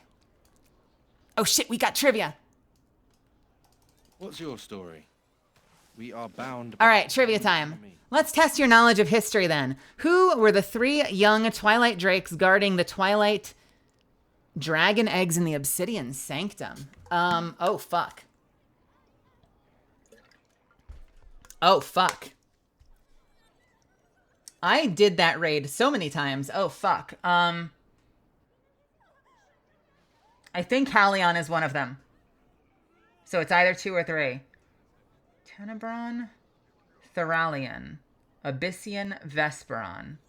I think it's Tenebron, Vesperon, Halion. I am so wrong. Next question. Let us test your knowledge of history then. Tell me, hero, what are the undead Murlocs called? Murghouls, obvious. We've been walled up for far too long. You sound so tired. That's enough gabbing for me today. You've barely gabbed. You want to grab me and Mori for Helldivers? Oh, Damien. My shame. I didn't know that they had a collab recently where they put out some really sick-looking black and red gear, and I think it's gone now.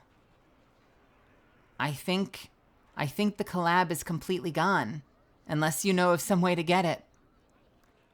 Yeah, I thought it was going to be for Christmas, but I guess it went away like the moment, like the literal absolute fucking second Christmas ended or something. Unless I'm looking in the wrong place, because I logged on and the superstore just had regular shit. And I was like, well, that's not what I was promised. I think the free collab is still there. It was a Killzone collab? I read about it and it looked cool. Can you still get Helldivers Killzone stuff, Google.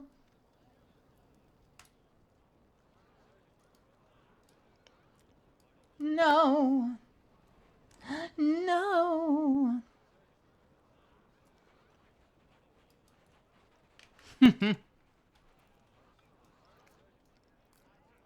Oh, I hope it does. I heard that they put in a really cool new sniper rifle that was really ammo limited and probably would end up not being worth using.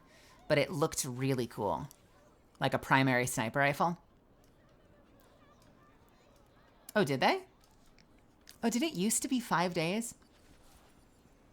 Oh, man. I wish I'd known. I mean, it wouldn't have mattered. I was... wouldn't have mattered. I was in New York, but I wish I could have been around to get it. Do not loiter.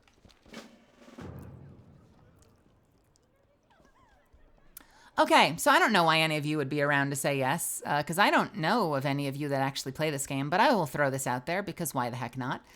If you happen to play this game and happen to want to, I don't know, like spam some time walking dungeons or something, you are welcome to join me from audience and I'll figure out some way to make that happen. I can make a group for it. Just let me know, because if I see any amount more than 0 interest in chat, I will open up a group and you're welcome to join me. Otherwise, I might just spam some time walking dungeons while we bullshit. Because I don't think they're going to be around for much longer. But first, we have an ad coming up, and I need to refill my water. So I'm going to hit the 3-minute button real quick. Because I haven't taken a break since we started, and I've been yapping nonstop for 5 hours. God, we almost did a 6-hour Zatsu. So let me refill my water, and then we'll do some stuff. And in the meantime, if anybody feels like joining me in this World of Warcraft for some dungeons, just say so in chat, and I'll find it. Burb.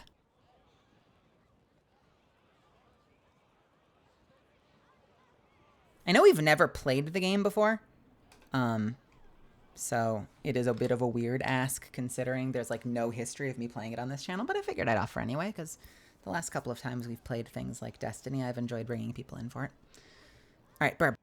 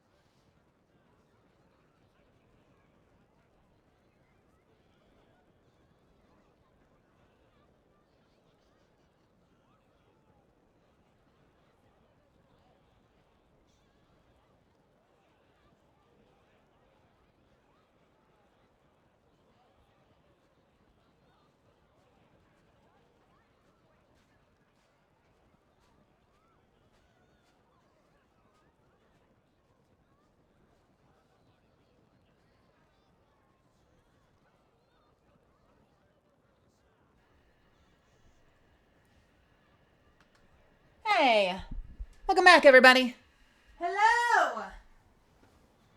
Can I tell you something? My script was due today. I got the script in last night. And today I got an email saying that they've had an adjustment to the video. And they sent it to me. And they said, can you double check all of the flaps and make sure that you don't need to do any rewrites? And I'm like, it's already in. So tomorrow afternoon, I need to give it one last look. I just realized I've been in pajamas on screen this whole stream. And I kind of want to get in pajamas in real life behind the camera. Hey, welcome, Mark. Welcome, welcome. And ProTech Gaming, Mark Allen Jr.'s community. Thank you for stopping by. I hope you had a good stream. You're catching a very special episode for 2 reasons. One, I've been gone for a month, and we just spent a whole bunch of time talking tonight. Everyone's been Marvel rivaling. I know. I haven't had the energy to learn how to play that game yet, even though it looks really fun. But I've been gone for a month, taking care of family, and I just got back, and this is my very first stream back. We hit the highest hype train ever, which is really exciting. We spent about 5 hours yapping as I recapped the whole trip. And now we're hanging out, and I am going to play World of Warcraft for the first time on stream. No, that's not true. I've played World of Warcraft for a long time, but it will be my first time playing it on stream. After a long time away, I've been playing a little bit lately, but it's been a month. I'm sending you all the love, Mel. I was streaming for 7.5 hours. That sounds like a good work day, honestly. Go get some rest, honey. I'm in streaming for five. I'm at 5 hours. And I can't go super late because I've been getting tired really early lately. So I probably only have about another hour in me. Would you guys hate me if I only had another hour in me? I know it's like a meme on this channel in the past that I've been like, I'll go for an hour and then I stream for like 4 more hours. But would you hate me if I did like another hour and then I tucked my little butt into bed and tried to be responsible? And then we'll come back tomorrow. We can do more tomorrow. Is that okay? That's what I think I want to do. But yeah, if you're taking off for the night, have a wonderful rest of your night. Stay happy, stay healthy, stay powerful. If you do stick around, I hope you have fun. And if you really have fun, throw me a follow. Yeah, so this is an open group. If you feel like joining me, you can. I just want to goof off a little bit. So I want to hop into a silly little dungeon and fight some silly little enemies. So I figure what better way to do that than to maybe hop into a, we can turn the sound up a little bit. Hop into a time walking dungeon, which seemed to be very, very easy. The last time I did some of these dungeons, it was in Classic WoW, and they were no slouch. But I did a couple of them last night, and they are just disgustingly easy. Why are the levels so inconsistent in this game? Why are the levels so freaking inconsistent in this game? I need to like bring this up to 30, but then bring the effects down. Like no other. I don't know. Settle on up if that is your drum. We'll figure it out. Come join a parade of fur, hooves, and wings. So I'm the tank. I play tank in everything I play, which means it's my job to take all the punches to the face as a super fighting robot. I don't remember my party thing overlapping with my chat screen. And just try to get everyone's attention.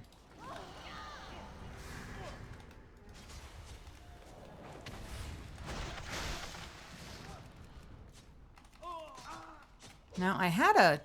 Oh, that's embarrassing. Oh, no! I have a cooldown that I did not bind. I should have a way to taunt that. And the cooldown...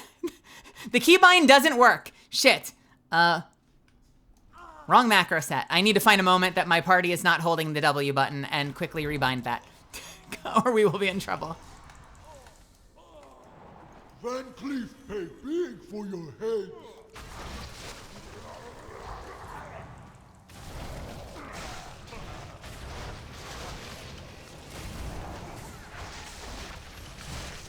Oh no, I'm forgetting my keybinds. I'm doing everything wrong. Hang on. Hold on. Let me just quickly rectify this. That was a cooldown that I didn't need to use.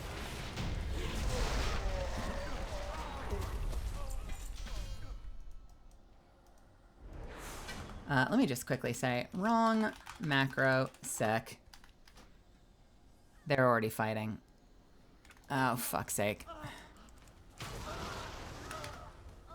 I think I have it made. Is it this one?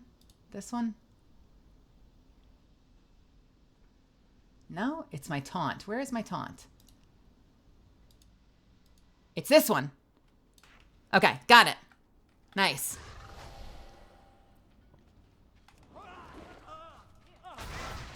Hiya, so stupid. I know, shut up. Speaking of tucking into bed, I'd likely hop out here because I've been spending all day fixing my computer, and I'm glad to have you back. Damien, I'm glad to be back. I really appreciate y'all being here. There, my macro works. Nice.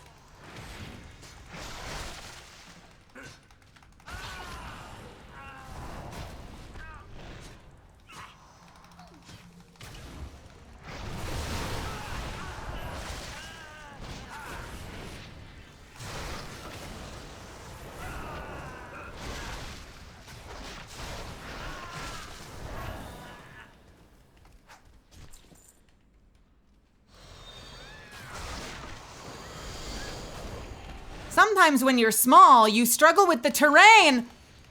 Okay, we're good.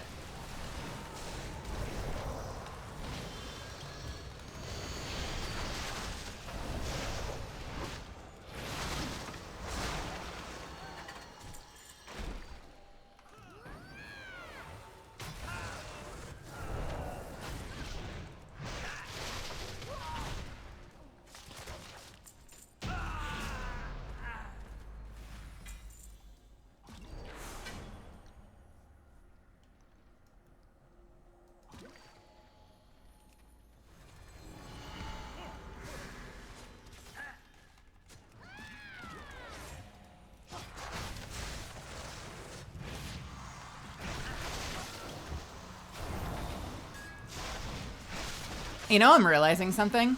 I just hit 80 last night. And so I realize I'm probably in a different queue. Because one, everything is hitting way harder than it was last night. And two, every one of my teammates is doing a lot more damage. I've been part of some absolutely disgustingly bad groups.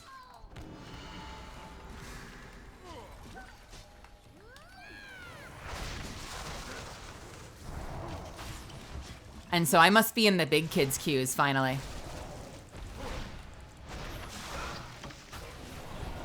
Yeah, it's Dead Mines. Dead Mines is a time walking dungeon now. Is that weird? Does that make you feel old, Zuffins?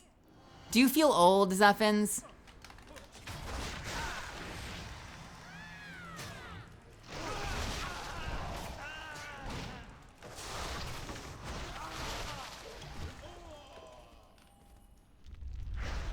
Some things should stay level 20.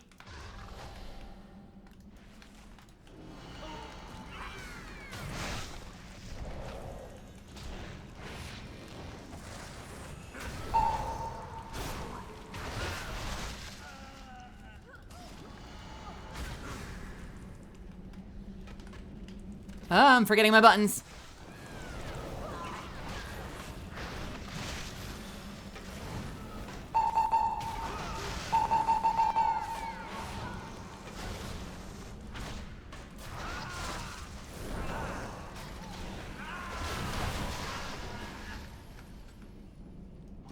This group is doing a lot of damage.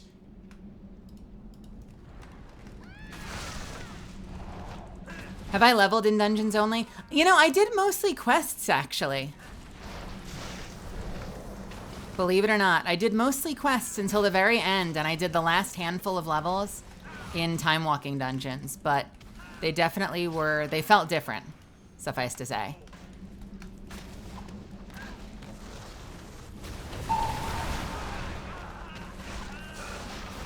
I think they definitely keep the biggest kids out of the pool. Is T not doing nearest target? I think my targeting keybinds are not working as intended either.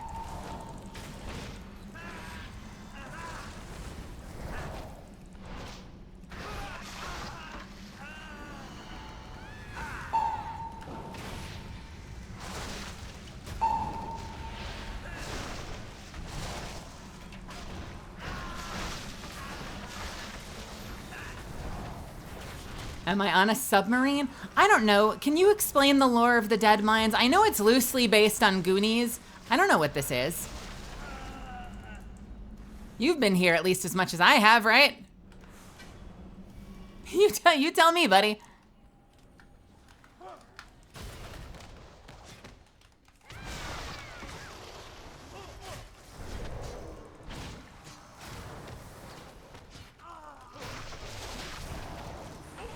Oh, yeah, I should explain that. I'll explain that a little bit. I use a bunch of mods when I play, and I've kind of custom tailored over the years, even though I haven't played this in like 4 years. I've custom tailored a really specific experience for myself over the years. And I can change that sound effect if that becomes annoying. But it's a sound that plays when what the fuck? I'm getting yoinked around by one of my DPS.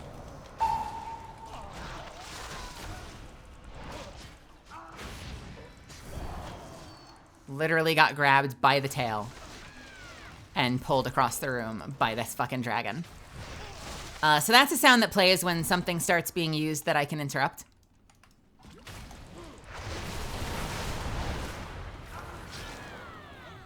So it just kind of is a big alert, like, hey, you can interrupt this ability.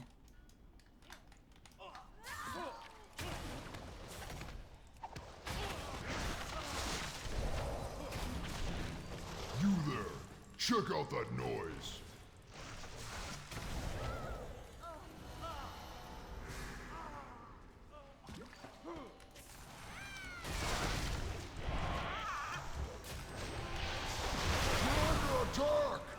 Avast your swabs! Repel the invader! Keep hearing a solar pain. Yeah, that's the please kick me. Please use your interrupt. You have an interrupt. Please use it. You have an interrupt. Can you please interrupt? Reminds me to be a good team player. Okay. This Drakfear is immediately on my shit list. I do not like being dragged across the room. That is a very unsettling feeling. It's one thing when a priest life grips you across the room. It's another thing when you get actively hoisted in the air and dropped like a fucking stork.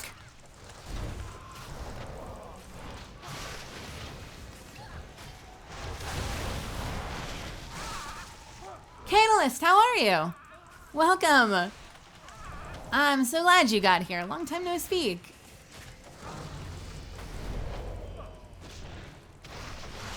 They're not even...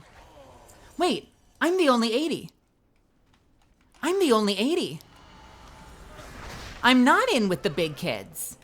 Is this just a random RNG, like, high DPS group I joined?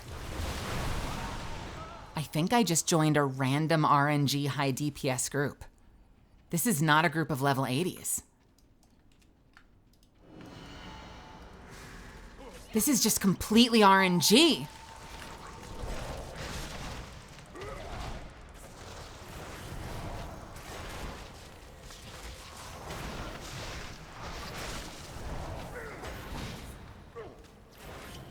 I'm gonna get stunned in a second, so we're gonna wait. Are tougher than I thought.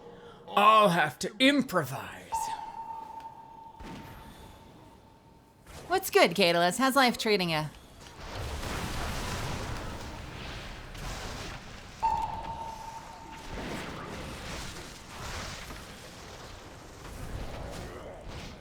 You know what? Now that Zuffins has brought it up, I feel self-conscious about the fact that it's pinging me. Do you want me to change that sound?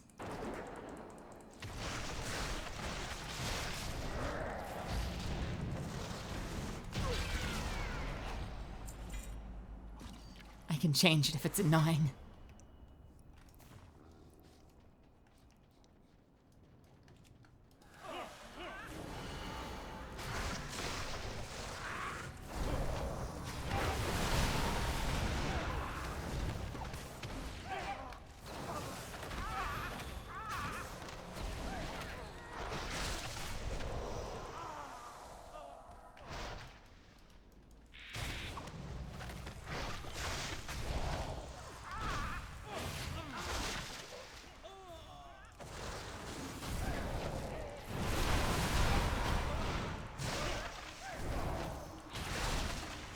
was all DPS all the time when I first started playing this game.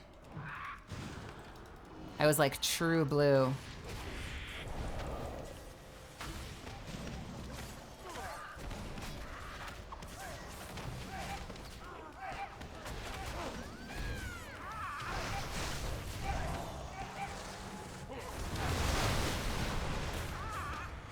And then one day I fell in love with tanking. It's kind of like how I started writing, because I was frequently an actor in the booth. And there were so many times I'd be in the booth and the script would just not really serve the material. And so you start to be like, man, I feel like I can do this better. And so you kind of just want to take more responsibility, like more and more responsibility into your hands. And so that's kind of what got me tanking, was just feeling like, I feel like we could position these fights better. I feel like we could manage these groups better. And so I started playing tank all the time just because it gave me the ability to guide the flow of the fights that I was in more. Hey, Fizz, what's happening?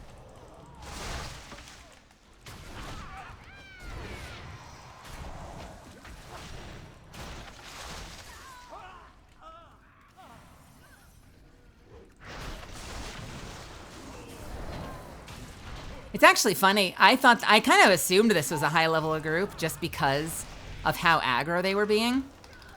It's so funny now that I know that they're not. It just means that I randomed into this like lower level group that just happens to be so aggro. I don't usually have groups that just like completely pull for me.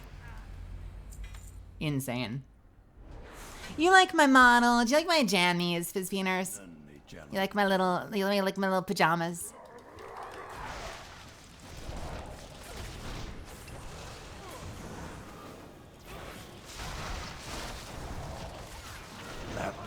All of you.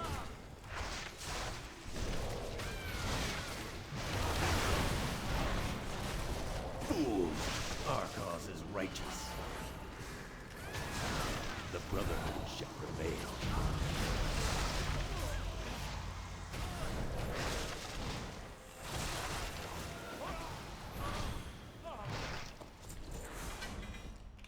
Did I get a lot of items? I feel like I got a lot of items that run.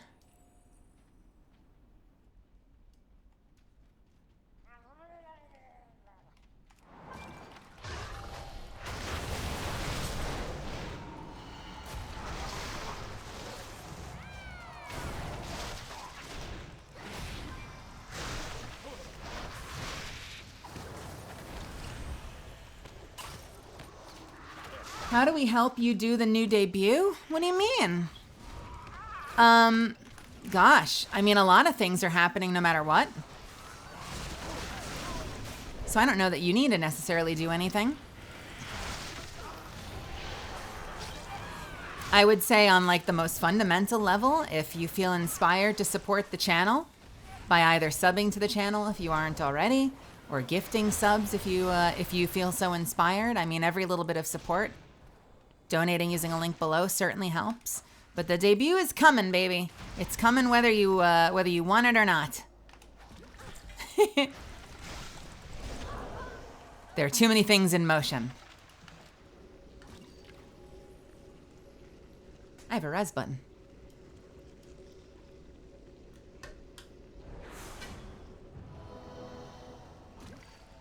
I think I got a lot of items that run.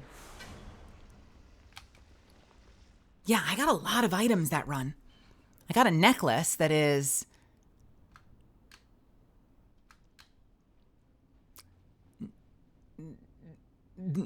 not as good. A ring that is... oh yeah, the ring's better. The ring's definitely better. Ring is better. What else did I get? I got a cloak that is significantly better. Was that it? I got those 3 items? Yeah, I got those 3 items.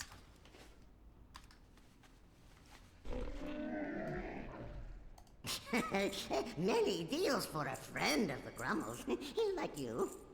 Good fortune to our friends. Reapply our transmog. That went okay. Okay, well, I thought for a second that every run was going to be like that and it was going to be a mad stampede, but that is not how every group goes. So it'll be a variety of like levels of chill if we do this. And again, if anyone plays and wants to hop in, you're welcome to join me.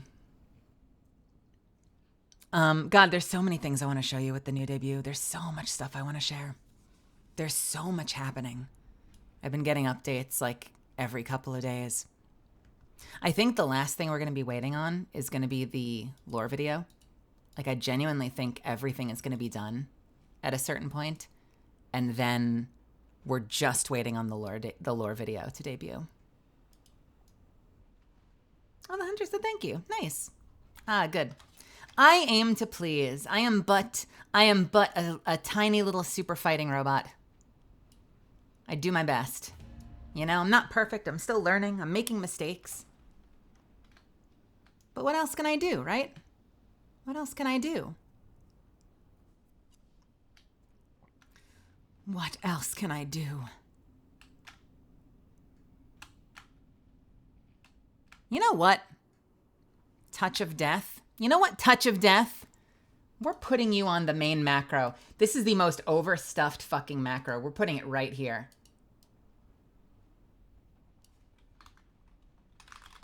This is the most bloated macro. Is this one button? I have like 1, 2, 3, 4. I have like 5 different abilities tied to it.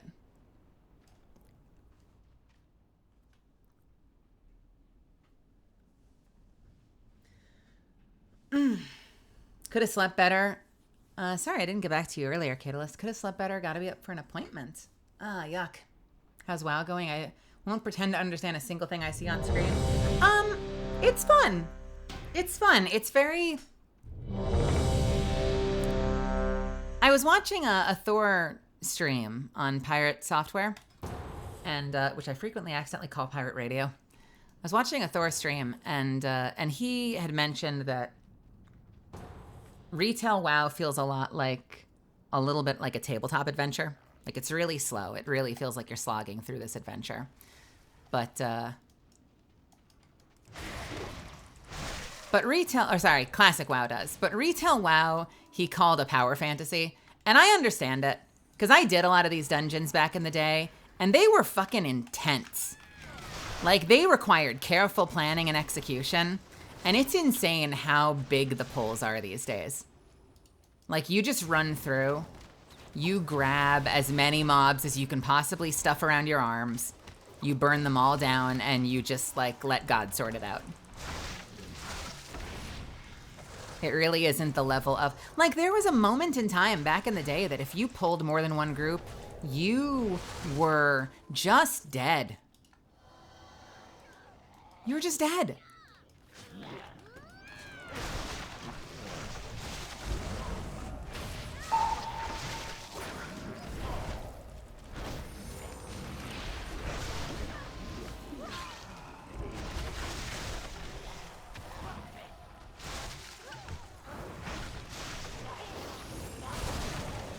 It is. We're doing Scarlet Strat. I'm trying to remember. Did the final boss of Scarlet Strat, I think, used to be a big surprise, and then for some resource reason, they just eliminated his secret, like, final transformation? That... Okay. Come on, let us group them up, Mage. What are you doing? What are you doing to me? Now he's just sitting in the room as a demon. It used to be this big reveal. You're fighting this, like, Scarlet dude, this big, like, knight in shining armor, corrupt paladin. And then midway through the fight, he turns into this big-ass demon, and you're like, what the hell? You mean the demons were behind this all? Now he's just a demon. He just starts as a demon, mask off right from the start. See, I like the sonar pings, but then Zuffins was all like, why is it pinging like a submarine? Oh. Oh, wait.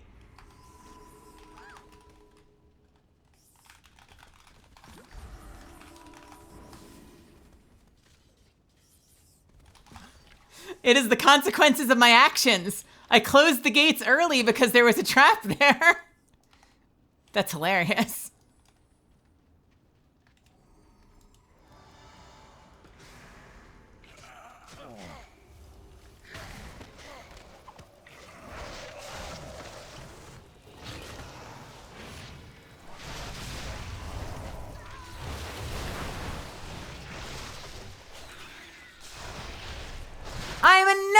gnome! I'm a mecha gnome for Mechagon!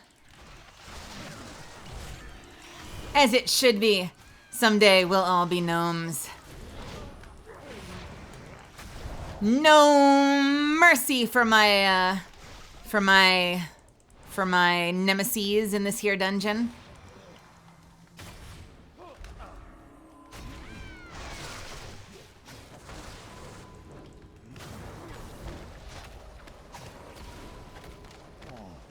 Not intentionally, I just got confused and I didn't know what I wanted to say after that. I was trying to be witty, but I didn't actually have an end to the joke planned. It was kind of more like a pathetic moment.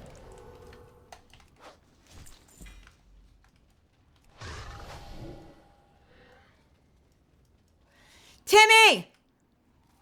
Sorry, he shouts Timmy when you pull him.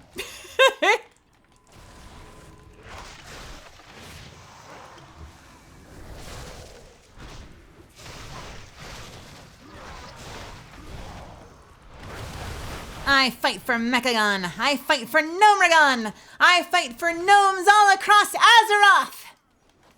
Because not everyone has to be a night elf, god damn it.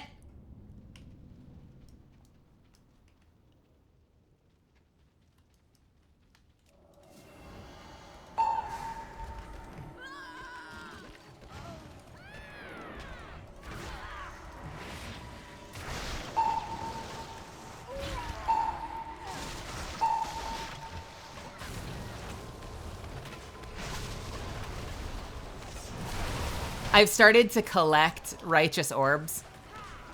Righteous orbs is like the rare item that drops in here.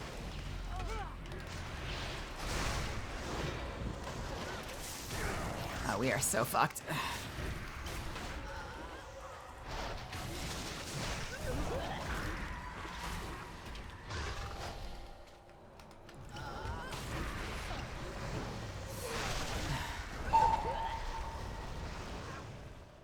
Oh god, this is dicey. Shit! Oh no! We've wiped. This might be my first time wiping in a dungeon, and of course it's on stream. Of course it's on stream.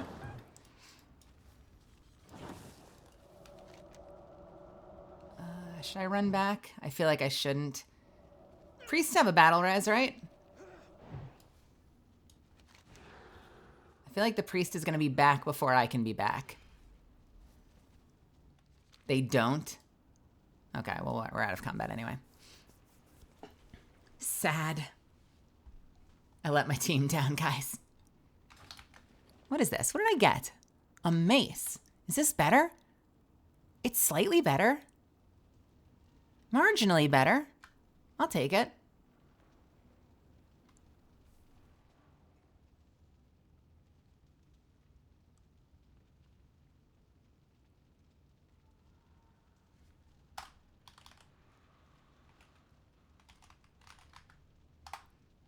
I'm gonna apologize anyway. I think that was a group issue, although I probably didn't make it any easier by placing down my totem.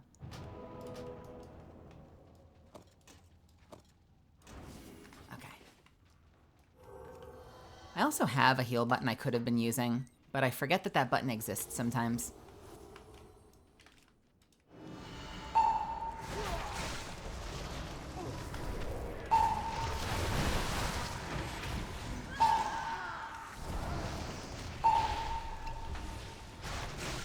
I'm not sure if I would try Avowed. Isn't there like a previous installment? I don't think I've ever played an Avowed game. I was actually just gonna say while I was away and I forgot on the way back. I feel like I'm gonna debut like right in time to potentially fall in love with and become a Monster Hunter streamer.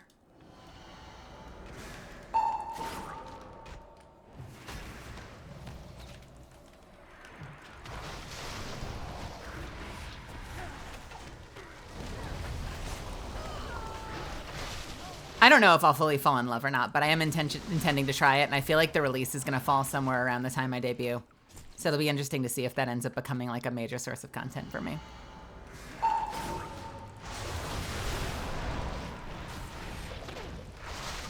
I'm really excited about it. I'm so excited for it to be a Monster Hunter game that isn't like...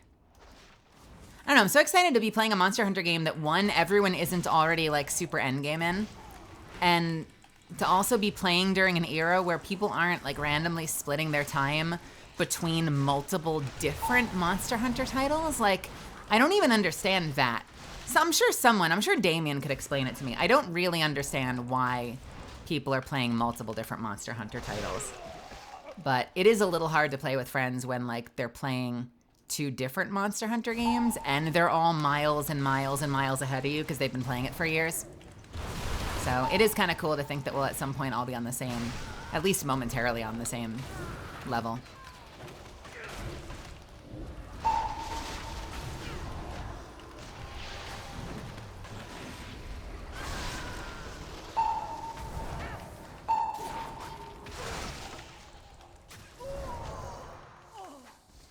I'm sure some people, like I'm sure Euro will fly ahead in like 2 minutes flat and then, you know, immediately be carrying me. Hopefully she'll want to play. I know she plays with her community a lot. I don't know if she'll want to do that many Monster Hunter collabs, but I would be down. I know I'll at least be playing with Damien probably. And I wouldn't be surprised if we have my housemate on, Kaylee McKee, because I know that she's a big fan, so she'll probably be in there too.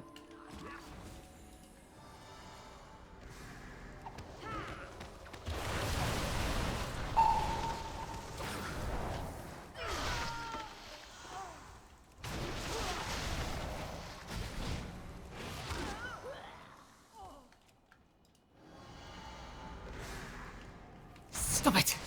Stop it!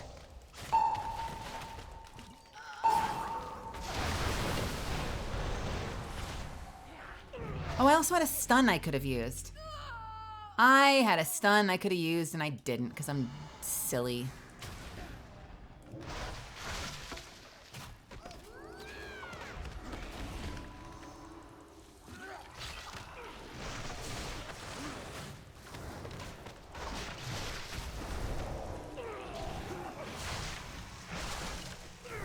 I was introduced to Monster Hunter with Monster Hunter Wilds by Kaylee.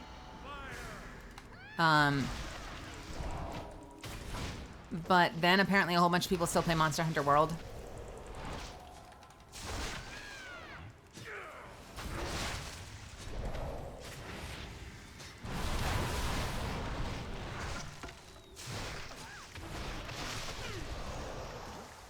But yeah, I hadn't played a Monster Hunter game before that. I used to have a lot of people telling me that I should try it because I used to play a lot of Vindictus. Like I played a ridiculous, disgusting amount of Vindictus.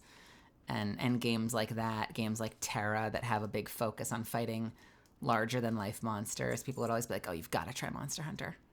And I never tried it. There's probably still communities for everyone ever. Yeah, it makes sense. I could see that. Yeah, I can completely understand that.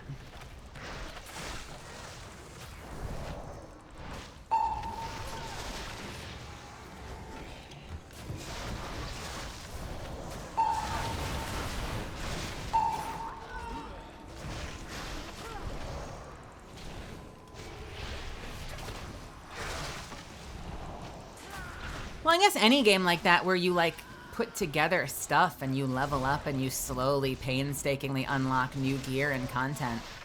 Like I can completely understand how like you wouldn't want to give up your stuff. Like a new title comes out and you're like, but I've like painstakingly min-maxed this character. I want to play the new one, but I also don't want to be naked. Like, come on. And so I'm sure a lot of people end up bouncing back and forth just because they have like, they have history and memories and all sorts of stuff. Achievements, certain gear sets that they've done. Maybe there are certain fights that they remember more fondly that they feel like are better on one of the other titles. I feel like all of that comes into play. I'm speaking as an outsider, so I don't truly know, but that's at least what my gut tells me.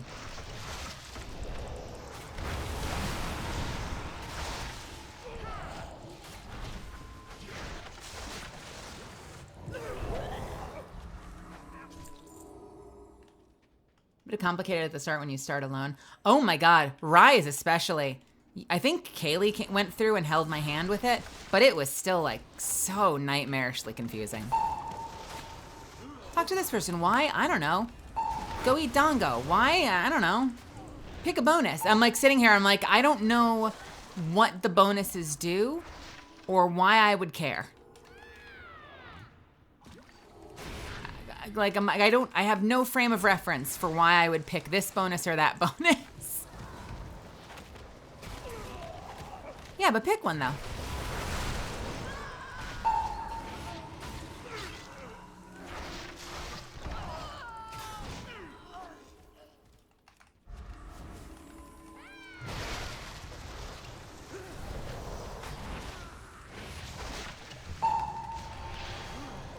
Don't stun me. Rude!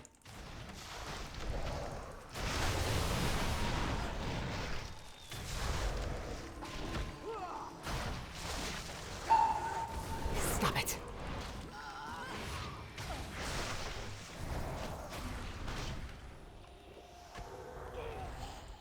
Nice. I got a righteous orb. Look at me. And the final boss that used to be a secret, but now he's just like completely mask off.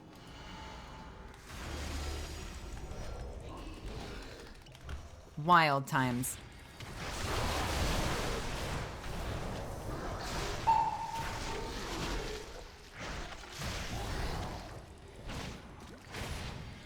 And as usual, my job as the tank is to take all the damage, turn the boss, point them away from the rest of the party, keep the rest of the party safe. Most importantly, live. And we win.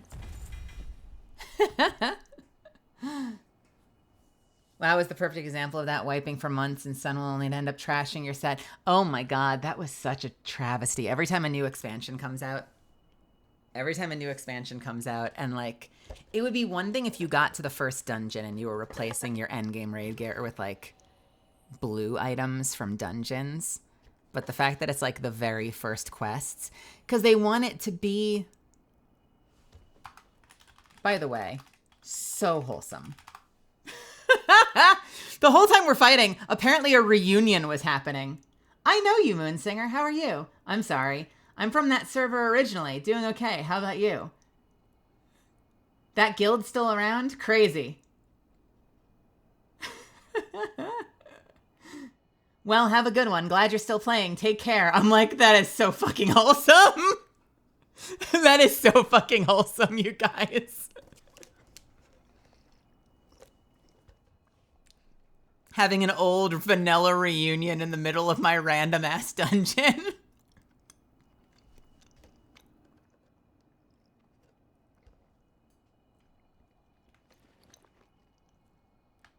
I love it. I live for that shit. 567 out of 584. That's not an upgrade. Oh well. Well, I get a big bonus if I do 3 more. So let's do 3 more. Maybe we'll get a new place.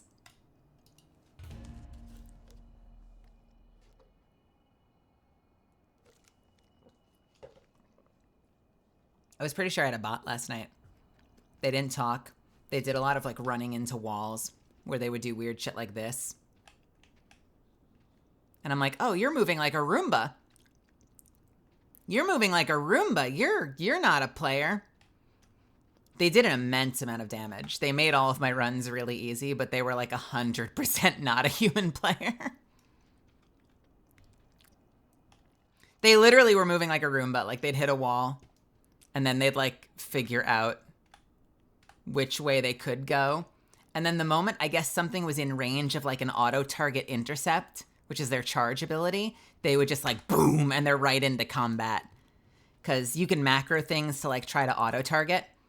And so like Warrior has a charge ability. So I assume the moment anything was in range, they would just like beeline complete opposite direction and end up in combat and start going through their combat rotation.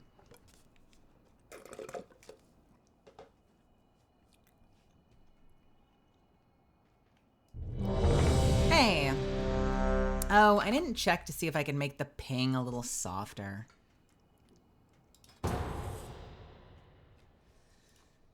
Monk kick.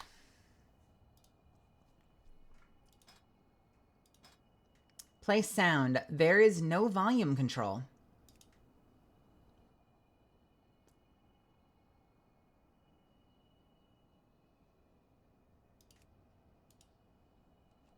if I do it like that? Can I hear it?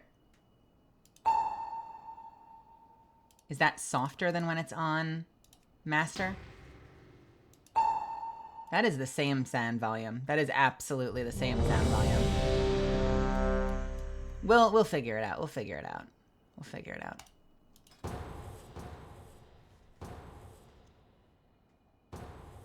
I think that's the reason that a lot of people, like, as many people push for, like, a World of Warcraft 2. Oh my god, we're in Dire Maul. The original hard mode dungeon.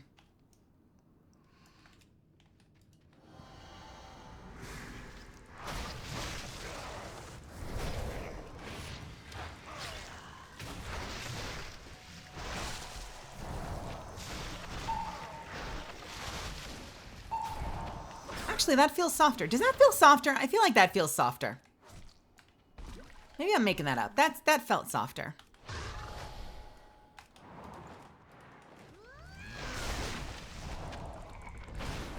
Yeah, a lot of people like used to talk about wanting a WoW 2.0 because they're like, well, it's been on the same engine forever. It's like a super old engine, and so it's time for an upgrade. But like, people literally have 20 years of progress on their characters in this game.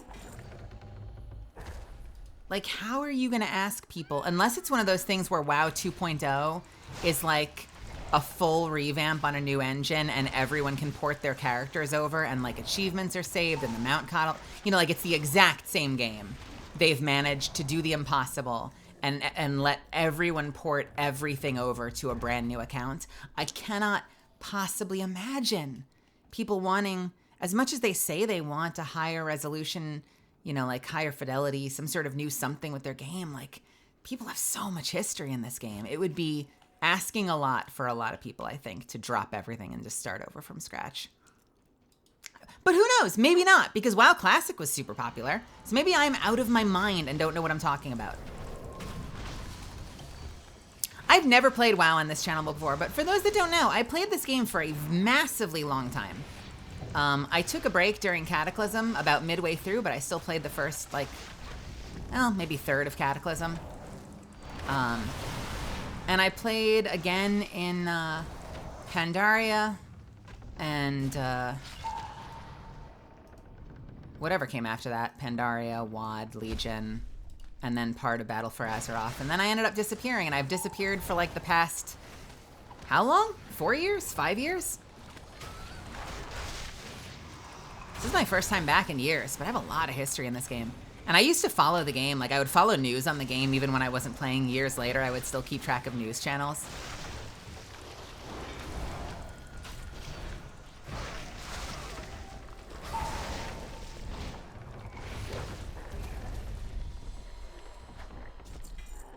Have I played Dawn Trail yet? I've never played Final Fantasy XIV. I struggle a lot with what tank I would enjoy. What tank do you think I would enjoy in Final Fantasy XIV? I think what I want, I can't play. I think I might end up just playing like a warrior or something. Because what I want is someone that doesn't just like sword and board or like swing a two-handed sword or something. What I wanted when I first heard was monk. And then I was told monk can only be DPS, which, considering so many martial arts are framed as defensive physical arts, I'm so fascinated as to why you can have a monk class that doesn't tank. Like, almost every game I've played lets monk tank. But you can't. That's confusing. But c'est la vie. Monk can't tank. That's fine. The others, I don't know. There's what? You've got a gunbreaker, you've got a warrior, a paladin, and a dark knight.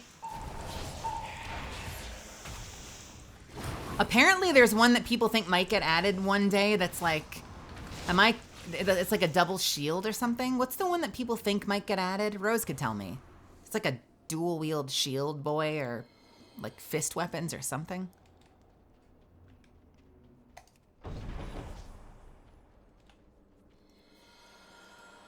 I wonder. Does the game have a decent way to try them out? Like, do they have ways to test drive classes? A Dark Souls. Fair. Hey, Athena, what's happening? Welcome. Good to see you. So by the way, Zuffins,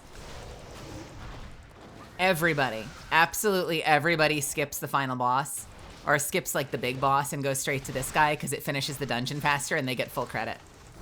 How ridiculous is that?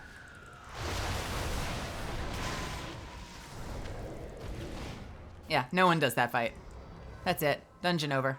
Super easy. Barely an inconvenience.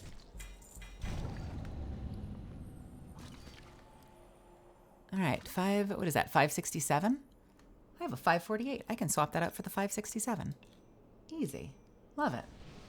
We love getting new good stats here. I'll take it. Good shit.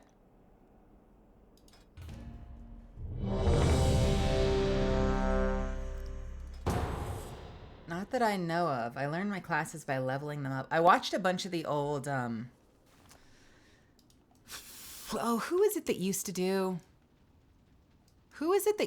all of the, like, Idiot's Guide to the classes in Final Fantasy XIV? Was that Joe Cat? Or was that someone else? I used to watch a bunch of those. Rose sat me through like 30 of those.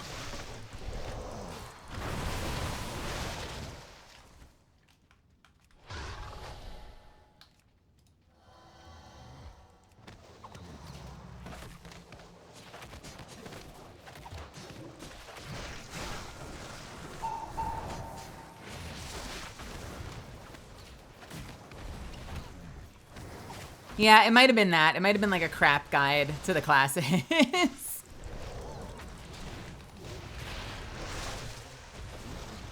With that little, like, derpy dragon. What's my favorite dungeon in vanilla? Sadly, not on the time walking rotation, I don't think. I want to say my favorite... Oh, out of all of them, though. Not endgame. My favorite dungeon in vanilla, period. Ooh. Interesting. I was about to jump the gun on that, but that doesn't include lower level dungeons. There's one that I like for flavor that will be entirely too predictable. But no, I think my favorite is still the same.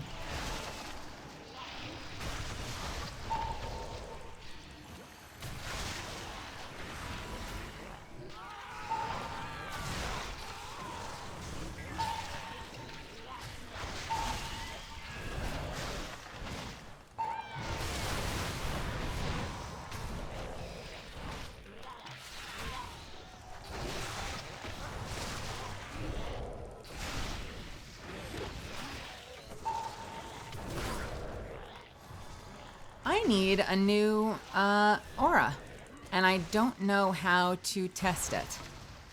I get a buff every once in a while that makes my next... Yeah. Vivacious vivification. I need to keep track of when that's up, because I want to make it very visible when my heal is instant, because I will use it a lot more often if I know. By the way, none of my UI, this beautiful UI you're seeing about half of, that you're missing a lot of, I've custom tailored my UI so fucking much. I'm so proud of it. I have so many things light up when they're available, so I can kind of keep really easy track of it. And that gives me the added benefit, because I have really clear, visible notifiers of making my action bar smaller. It's a direct benefit of having lots of more visible glowing indicators. I can keep the UI smaller, which means I can get it out of my face more, which means I can open up the screen more, which means you can see more of what's actually happening in the game. And it's gonna run counter to what you see like 90% of WoW players doing, because most WoW players will have a giant catastrophe of buttons in the middle of their screen. Just go watch any of the people in OnlyFans right now, and I guarantee half of them have these fuck-all disgusting, like, strewn Lego blocks of buttons all over the middle of their screen, right under their character. I go for an elegant solution. I want it to be beautiful. And I've done a lot of work to make it also very functional, despite being minimalist. So I can do quick glances and see exactly what's up and get really clear notifiers of where I need to be in my rotation. I'm very proud of it, is what I'm trying to say. Are you noticing that I'm running back and forth against the gargoyle? Oh, you have excellent taste. I'm not a huge fan of Zul'Farrak, but I was gonna say probably my favorite dungeon of all time of Classic is probably Scholomance. I think is probably the most interesting dungeon. Target change. Close behind. Well, okay. I have two, and one of them I fought with Zuffins about. Sorry, I don't know why I'm so bad at this tonight. Scholomance and this is an unpopular pick for a lot of people, Blackrock Depths. Blackrock Depths. Is that horrifying to any of you?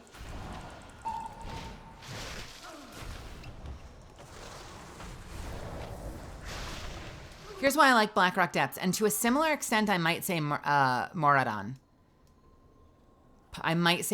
But Blackrock Depths because for those that don't know, it was this massive open world dungeon where there were so many places you could go just wherever you wanted, whenever you wanted, just completely haphazard.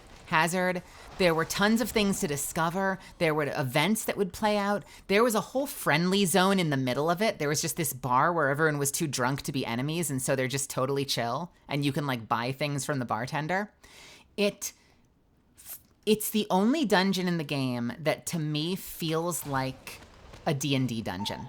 Like it feels like you're in a mini D&D, you know, like it feels like you're in a one-shot almost. You're in like a little mini like D&D one-shot when you're in there. You're in a D&D dungeon crawler tabletop, and it is just like an open world, choose your own adventure. You're in there for hours at a time. It was so satisfying to me, for me. I know a lot of people that think it was tedious and overwhelming, but for me it was like there were plenty of days where I did not have time for it. You know, like you had to know what you were getting yourself into. So there were definitely more than a few days where I would be like, oh, fuck no. There's no way in hell I have time for a Blackrock Depths run. But it truly felt like I was on like a real fantasy, like D&D adventure whenever I was in there. I love that dungeon. There's a raid of it right now.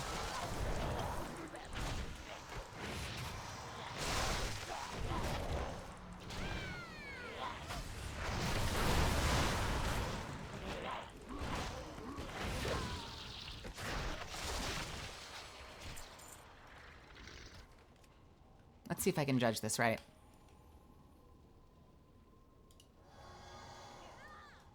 Nice. Oh, this is gonna suck. This is gonna suck.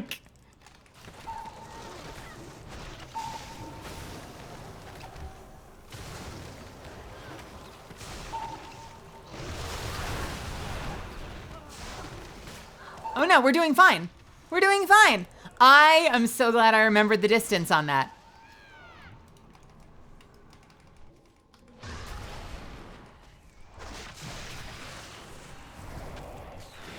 The perfect distance to pull the ads without pulling the boss.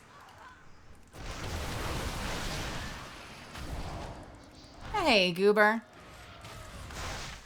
Allie, welcome.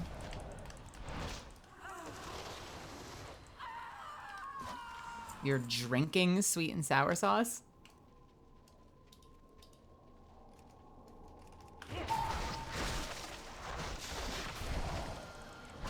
That sounds sweet and sour. Honestly, hell yeah. I wish you the best.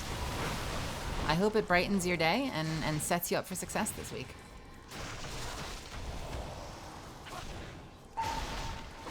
Zul'Farrak, I believe, is on this rotation. I like Zul'Farrak. I liked Moradon. There are definitely some that I hated. Did not care for Welling Caverns. I like Gnomeregan for a similar reason. I think Gnomeregan is it feels bigger than it is. Gnomeregan is less linear than it feels when you first go there. And obviously I like it for thematic reasons because I'm a gnome. But I would say that I'm going to take a throat lozenge really quick because I've been talking for a long time. But I would say that Gnomeregan is another one of my favorites just because it feels, again, it has so much like depth of story. And let's face it, not every dungeon has a lot of depth of story. Some of them do, some of them don't. Some of them have like self-contained stories. Like the like Scholomance has a self-contained story that relates back to Warcraft 3, I think. The whole EPL, WPL, Western Plagueland, Eastern Plaguelands relates back to when Arthas was corrupted and kind of like, you know, burned down what was Lordaeron. Burnt it to the ground, raised it in undeath. And so like in that you have Scholomance where you have these sort of like, wasn't this like an early traitorous family that kind of fell to necromancy? And it's kind of like this weird evil Hogwarts for the damned. And it's a really cool like self-contained story, but I guess like as a gnome coming up on these gnome streets, you have a lot of, you know, I feel a lot of attachment to my Gnomeregan. And so having an opportunity to free my people from the apocalypse we created, the apocalypse of our own design, it's cathartic.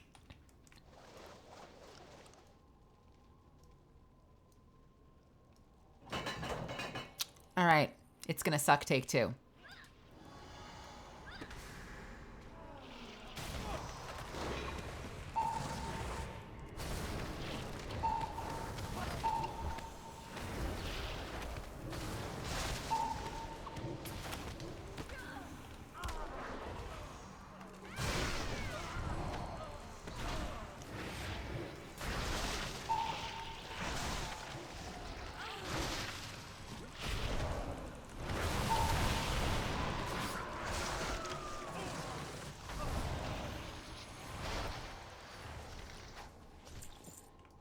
You know what, honestly, I like your philosophy.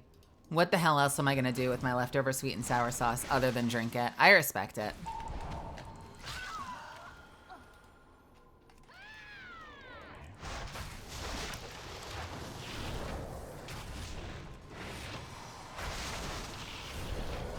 I love that it took one dungeon of me being a little bit in panic mode, and now I'm like mostly looking at chat. I'm genuinely mostly looking at chat while I'm playing. I'm taking a dungeon and just reading chat.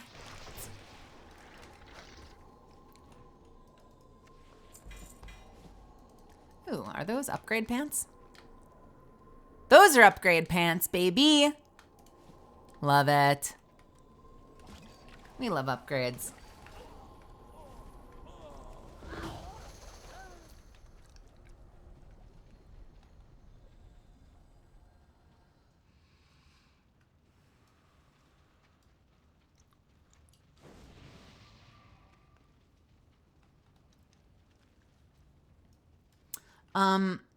So we should talk collab or stream week, shouldn't we?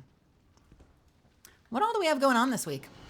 So tomorrow's New Year's Eve. And so I know that I just got back, but I did get invited to a New Year's Eve party. So there is a chance that one of two things happens tomorrow.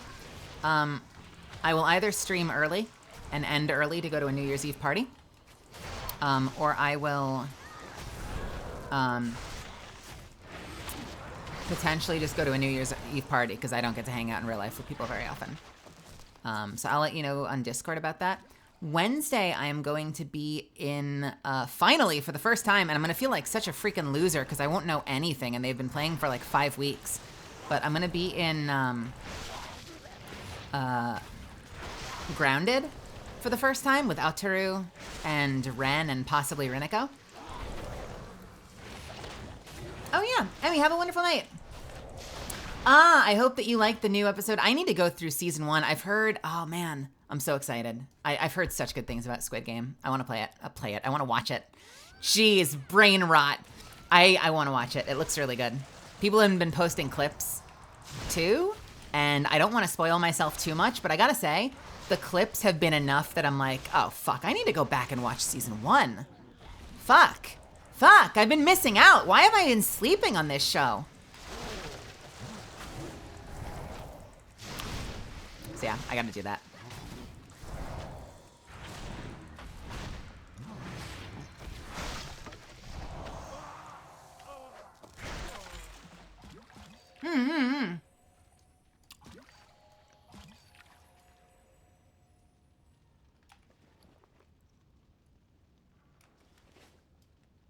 Oh, no. I'll have to look that up afterwards. I will Google that afterwards, Amelia. I'm curious.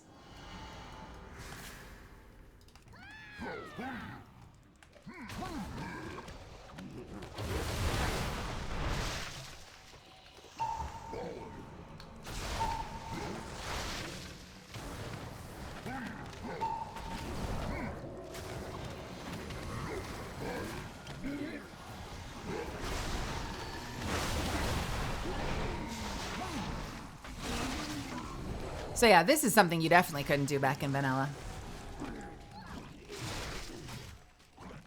Disgusting. Absolutely disgusting behavior.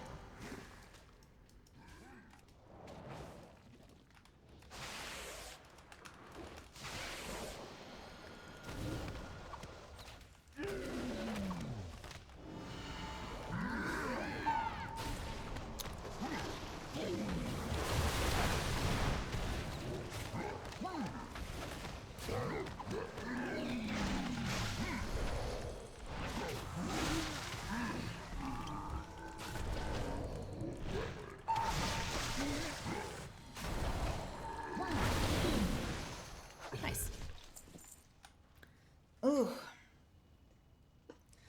So yeah, possibly real life party tomorrow.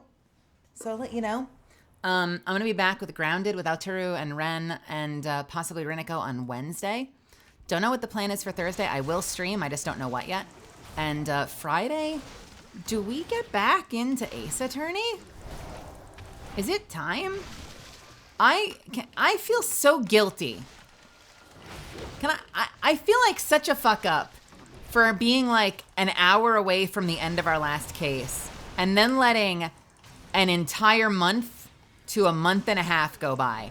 That feels like such a failure on my part. And I realize it's only happened once, and I realize we've been going steady for the better part of a year, but it feels like such a failure to let like a month and a half go by and not finish a case. It would be one thing if I took a break from the series, but I had at least finished the case. But to literally stall the tail end of a whole fucking case by a month and a half, it grosses me out thinking about it. So we need to finish this case or I will lose my actual mind. I will in fact lose it. You guys deserve it. It's so long overdue. It is. So hopefully we get an early start. We can finish the last case and start the next case and get to the first break, which means starting early, which means like, you know, I need to start at like, you know, I need to start in the afternoon. Oh my God, we're absolutely continuing. We're absolutely going on. We have so much still to get through. It's just so much happened between the writing and like there was a tournament and then my dad got, you know, my dad needed support because he's been sick and in the hospital and like a couple other things came up. There was just so many, there was always a reason.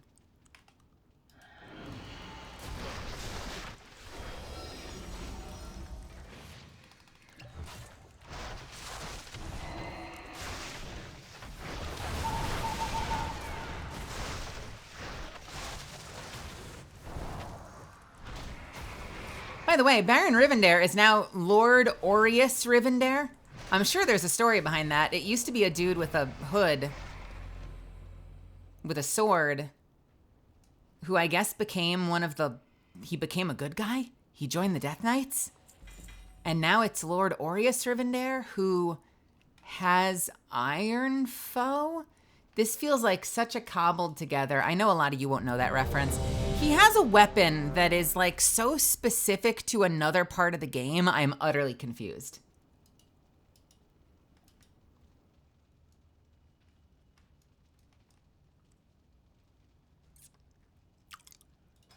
Wait, was Rivendare in... Rivendare wasn't in the OG Naxxramas, was he?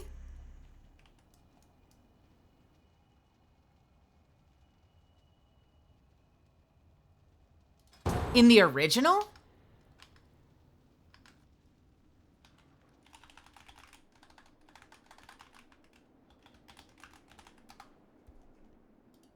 Four Horsemen original was High Lord Mograine, Thane Corthaz, Sir Zeliek, and Lady Blumeau. No, Rivendare wasn't in there, you goof.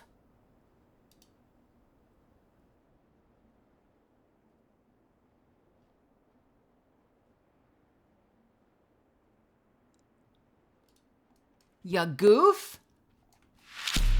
Who are you thinking of?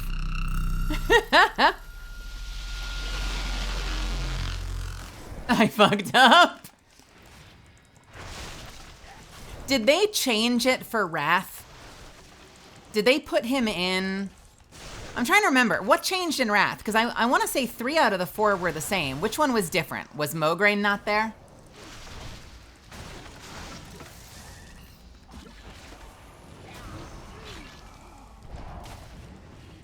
Rivendare got the big upgrade and left what? His son? Who's also undead? Who is Aureus? Hey, welcome back. Welcome, Raiders.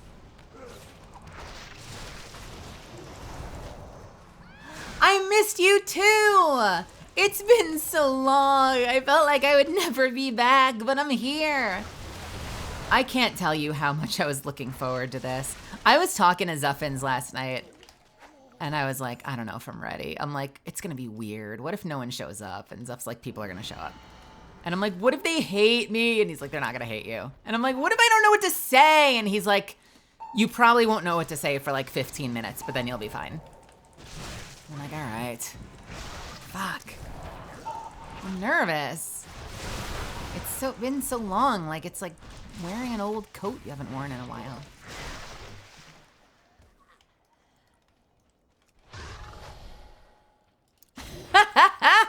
Oh, hell yeah.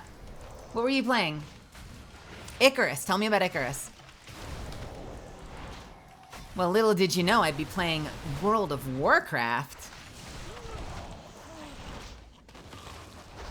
It was like an old fond coat that I set aside for reasons I can't remember. But it always felt so perfectly. It fit so perfect. I don't remember why I got rid of it. It's been forever. It's been eons.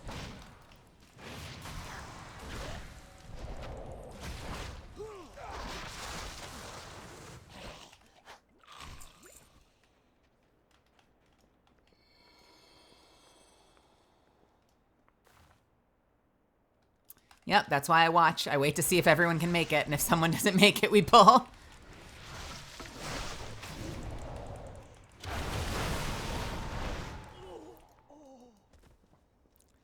All right, what are the odds? Can we do it?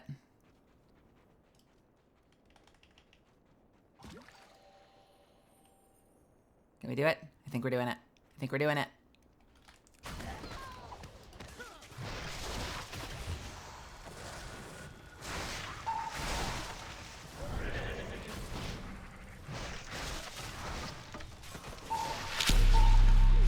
What the heck? I just got back here. Wait, what are you getting hit by? Oh no! Stop it.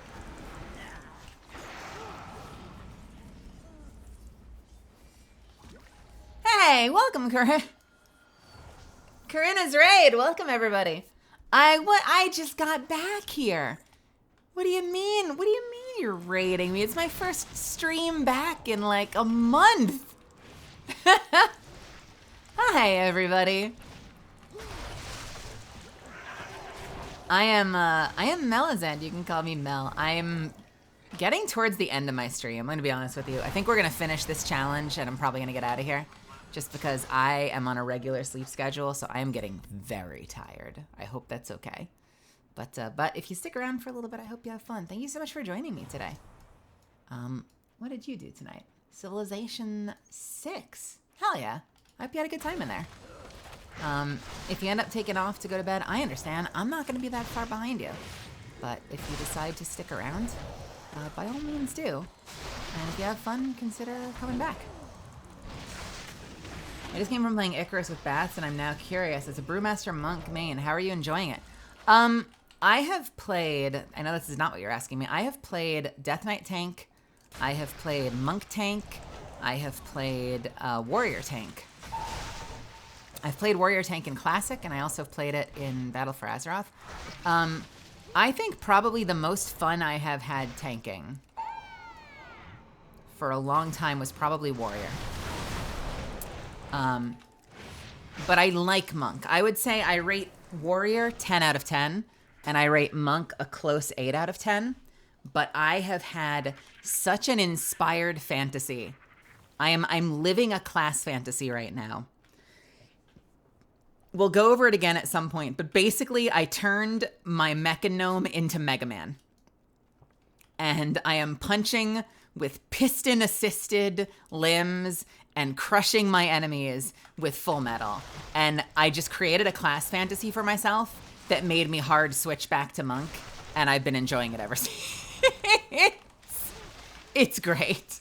Just the fantasy of being this little robo-gnome that runs in, no weapon, no shield, just bare knuckles, bare steel knuckles, Full Metal, and just kicks the ever-living shit out of things is hilarious to me.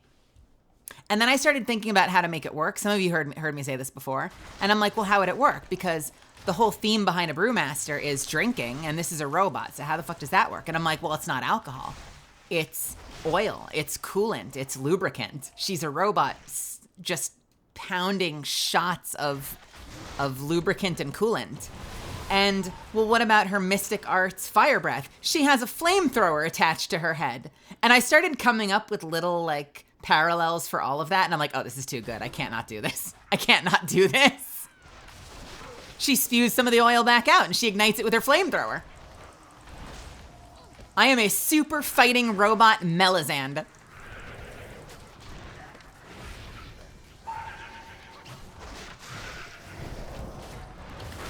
As far as how am I actually liking Monk playing, I haven't played War Within as a fighter or a Death Knight. So my understanding is that Paladins and Warriors have it a lot easier, and that Monk is probably the hardest, least buffed tank, and that it is good fucking luck territory.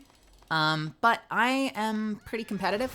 I'm up to the challenge, and I have a long history in WoW of people telling me something is slightly suboptimal, and I end up making it work just fine. So I'm not worried. I'm having fun, and until I hit a hard wall where, like, I feel like the content I'm doing is actually impossible, I'm just gonna keep, you know, challenging myself, I guess. And so far, it's been fine. Speaking of which, sorry, let's see if it doesn't stop playing this. No! No! Sorry, wrong button, wrong button. This is my combat fighting music. Melizand! Melizand! All right, I'm done singing.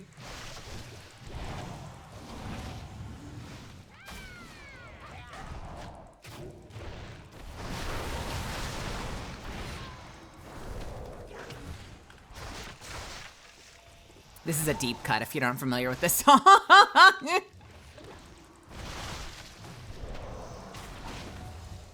Interrupt. Don't tell me what to do.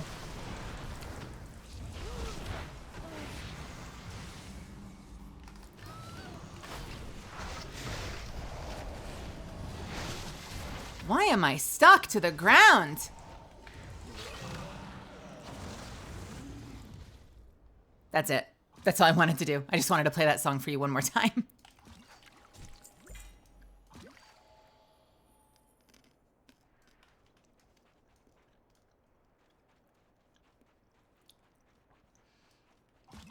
Big tank main. I enjoy Monk and Druid the most. I've never played a Druid.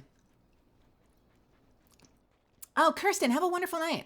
Thank you for hanging out. Thanks for keeping me company tonight. I've never played a druid. I feel like I know either more hunters or more druids than just about any other class. I've never been able to get behind the playing in an animal form. It's just not my thing. And I guess that makes sense. Like, your girl's not a furry. And I'm not saying you have to be a furry to play a druid, but like, there's a lot of crossover there. And so I feel like for the same tendencies that make me not super interested in that stuff, I'm like, yeah, I don't really need to fight as a cat. I'd rather be wearing like armor and swinging a big old sword. But I will say I am jealous that they have 4 specs.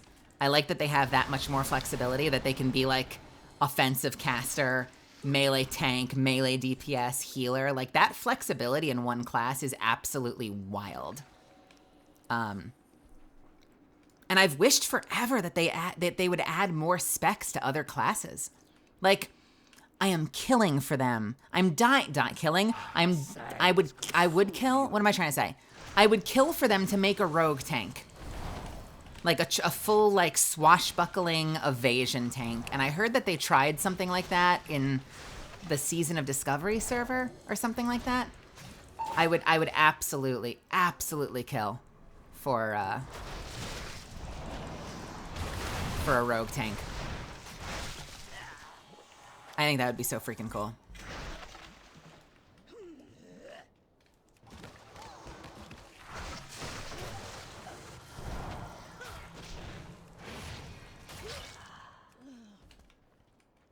You know what's funny? I actually started as a paladin, and yet I've never played paladin tank. I only played retribution, and very briefly holy. I played holy once in a while because my raids would force me to.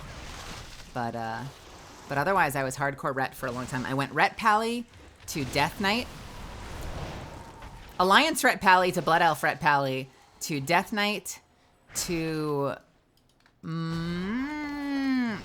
rogue. I don't know why I switched off for a minute. I tried rogue, and then I went back to monk, and then I went to warrior, and now I'm back to monk again. I've never been someone that plays alts, so for me, you know, it always ends up being like, welcome to my new main. I always retire a character at the end when I switch mains. So people are like, oh, there's a new class. I'm like, I'm switching. They're like, oh, well, you can always come back. And I'm like, no. And they're like, well, yeah, but you can always come back. I'm like, no. Well, yeah, but you don't need to, like, you know. I'm like, no.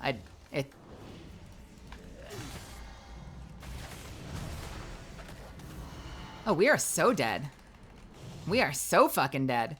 We are so fucking dead. We are so fucking dead. Oh, fuck you! Oh my god, the polymorph.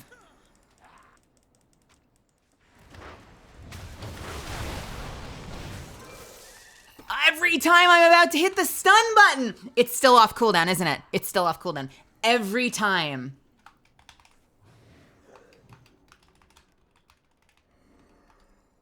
Every time I went to do my AoE stun, every single time I went to do my AoE stun, I was polymorphed.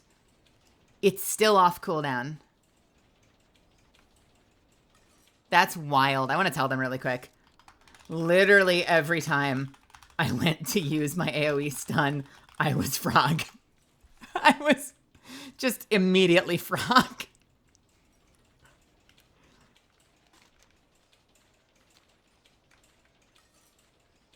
All become frog. We were all frog. We're all frogs now.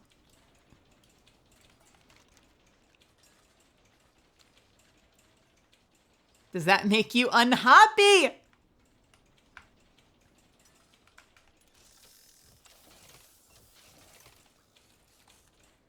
Tank must wait for rest of party.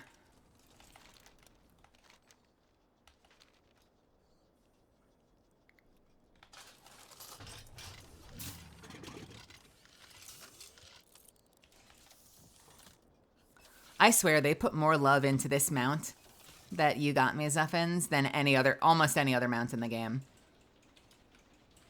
It has a special where it transforms It has a completely different visual look. It transforms and has a different look when it goes into water. It has a different look when it reconfigures to go into air. It's a fucking transformer. It's such an amazing mount. And it literally matches my armor perfectly. It's a spider. It's a spider.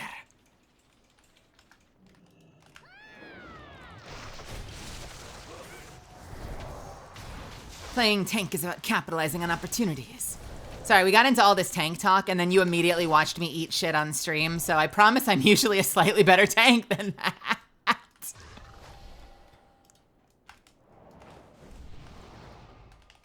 Come on. Come on. I gotta take the fight seriously now that we've wiped once. I gotta be a little more careful.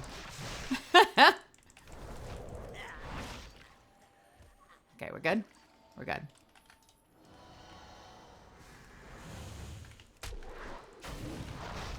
I'm being responsible.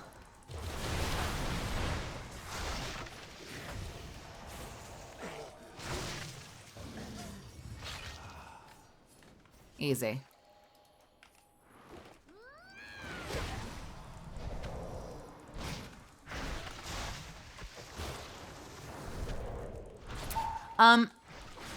Ugh.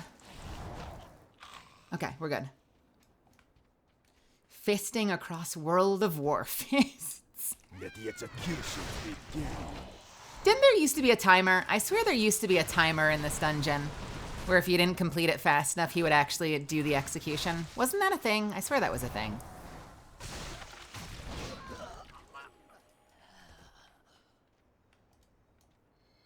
I am too short.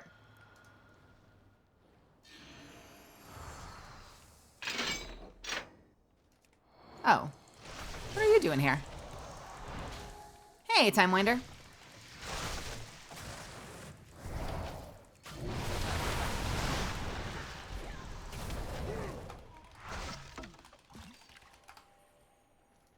Let's get silly. Let's get silly. Whoa. Oh my goodness.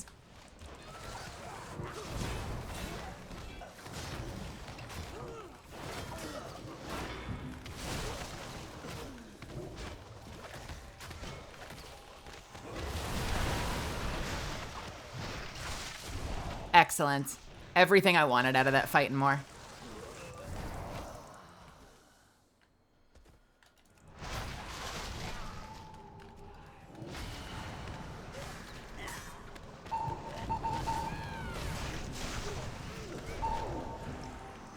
What am I hearing?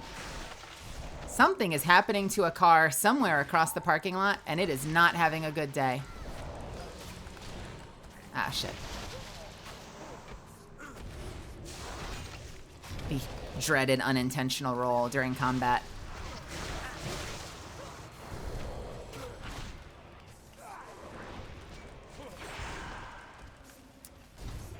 Get the fuck back here. Where are you going, bro? I tried to paralyze, but he was taking damage.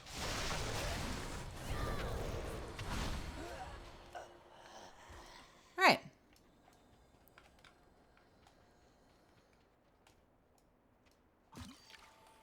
What can I do for you? Have a good one. Just because we can. I love that you have the option to just betray them.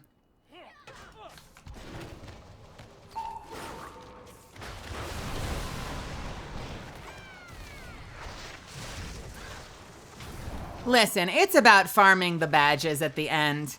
It's not about doing the right thing. So if a little treachery gets you 10 extra badges, who's gonna complain?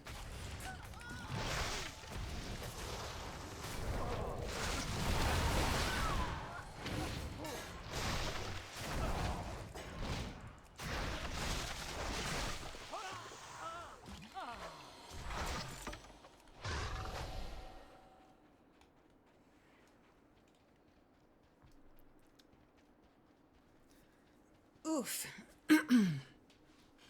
We should level up, and next time we do this, we should try one of the raids. Not like a full-on raid, but we should try like a looking for raid and just see what happens. What could possibly go wrong knowing nothing about the raids and hopping in? You know what we could do? We could watch like a no-nonsense video beforehand. That's like the least we could do to do our part, right? We'd watch a quick breakdown video of each of the fights. Like before we do the fight.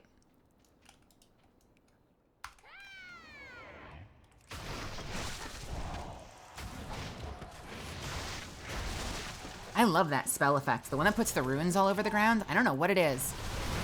It's clearly a new spell effect for something. Either a new spell or some new spell effect that's been put in the game since I last played. Good lord. It's great. Okay.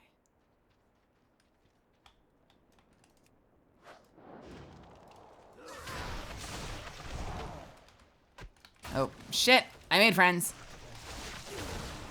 I made lots of friends, actually. Wow, I made so many friends.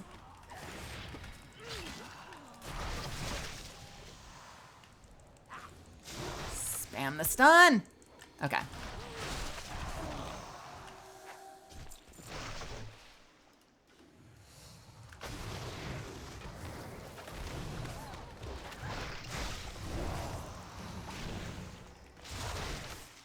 What is hitting you? What is hitting that DPS? I can't tell.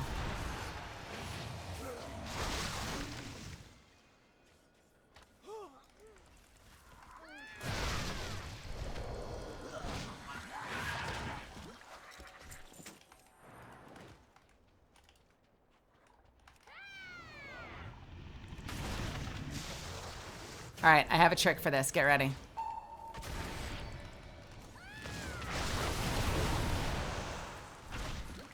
This thing's gonna knock you up in the air. And I have a trick for it.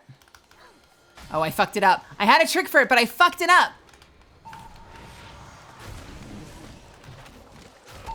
Shit.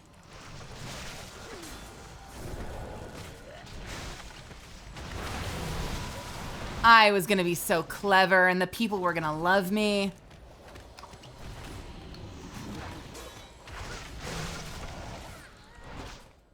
All right, let's try it this time. No! Son of a bitch!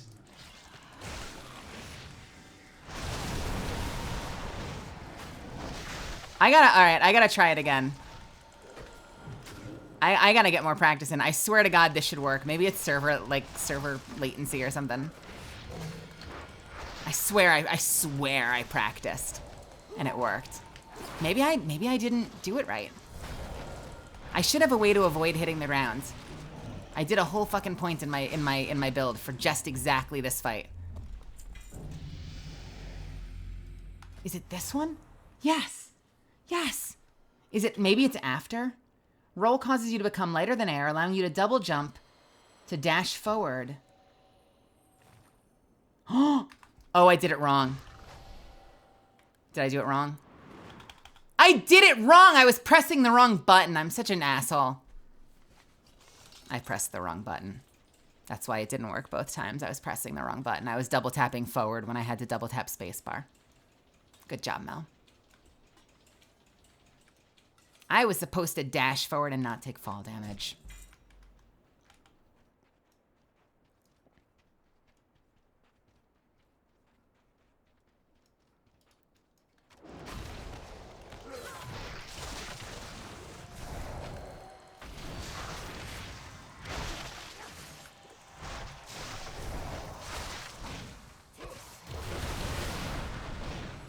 You dicks! I feel like my reflex to getting stunned like that is I start spamming my AoE stun, which probably wasn't necessary on a single guy, but that's always like my gut instinct. It's just like, fuck it, you're stunning me. I'm making sure you are stunned the moment I come out of stun lock so we can finish you off.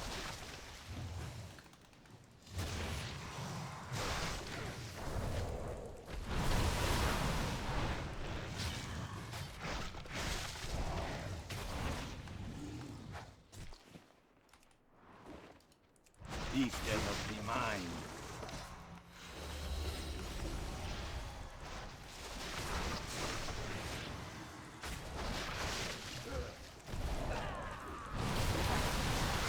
Justice and fury reign supreme.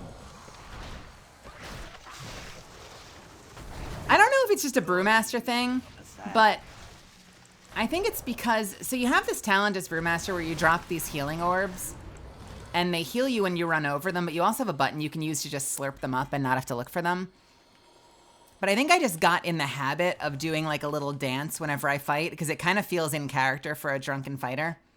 And so I think that's why whenever you see me fighting, I'm kind of doing this the whole time I'm fighting because I don't know. It's just been trained into me. Oh, hey, that's an upgrade. Wow, we actually got a handful of upgrades tonight. That is so cool. I have just the thing, Wanderer. My power level's up to a modest 555.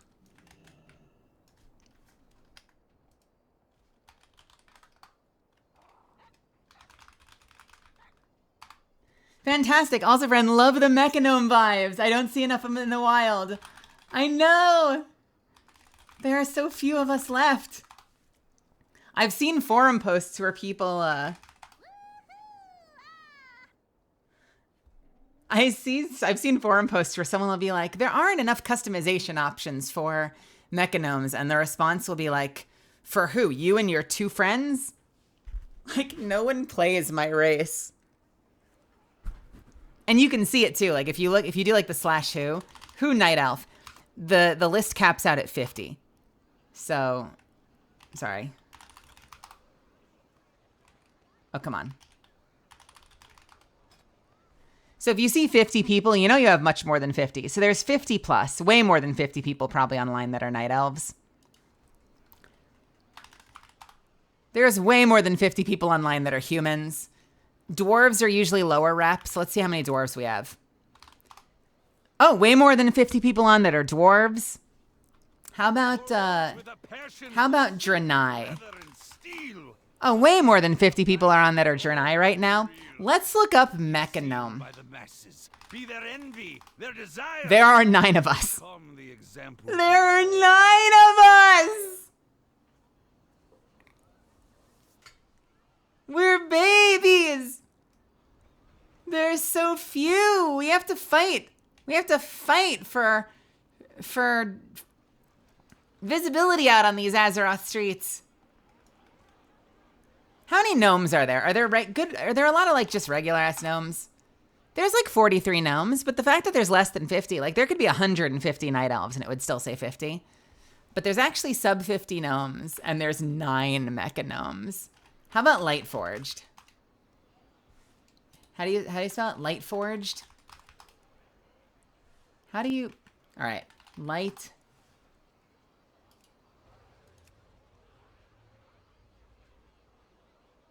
You know, there might be a lot less of them in general. Lightforged Draenei. Oh no, there's 46 Lightforged Draenei.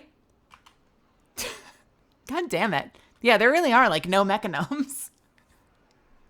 For a second, I thought it was going to be like, oh, similar, only 12. No, they got 46. Less than 50, but still. What else do we have? Pandaren? Hey, only 36 Pandaren on. Only 36 Pandaren.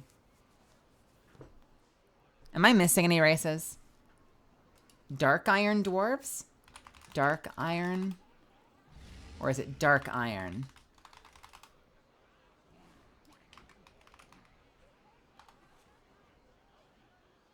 Oh, it is. It's Dark Iron Dwarf. 27. Okay, so some of the allied races start to become less. But not 9. Not 9! 9 for the gnomies! This is the gnome dance. That's how you know you're ready to go. That's how you know you're ready to go. I could dance all day. I could dance all day. I could dance all day. Come at me. Come at me. Come at me. I'm ready to go. I'm ready to go. I'm ready to fight. I'm ready to take you on for Gnomragon. I'll kick your ass. I got a flamethrower, motherfucker. And a grappling hook. My loves, I'm going to end it there. I hope that's okay. Is that okay? Get out of here, frickin' game theory music. I'm gonna go ahead and end it there. Thank you so much for hanging out with me tonight, though. Oh, baby. I ate a full meal tonight. I had breakfast today, and I ate a full freaking meal tonight. Wasn't a big bowl of ramen, but I got Raisin Canes, and I had the whole platter. Oh, fuck, I didn't have the whole platter. I left part of it. Okay, I'm going to finish this before bed. I set it aside having not finished it. I thought I finished my dinner. Damn it. Hold on. Oh.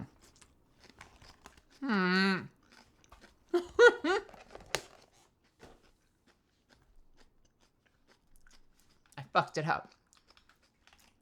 I fucked it up, guys.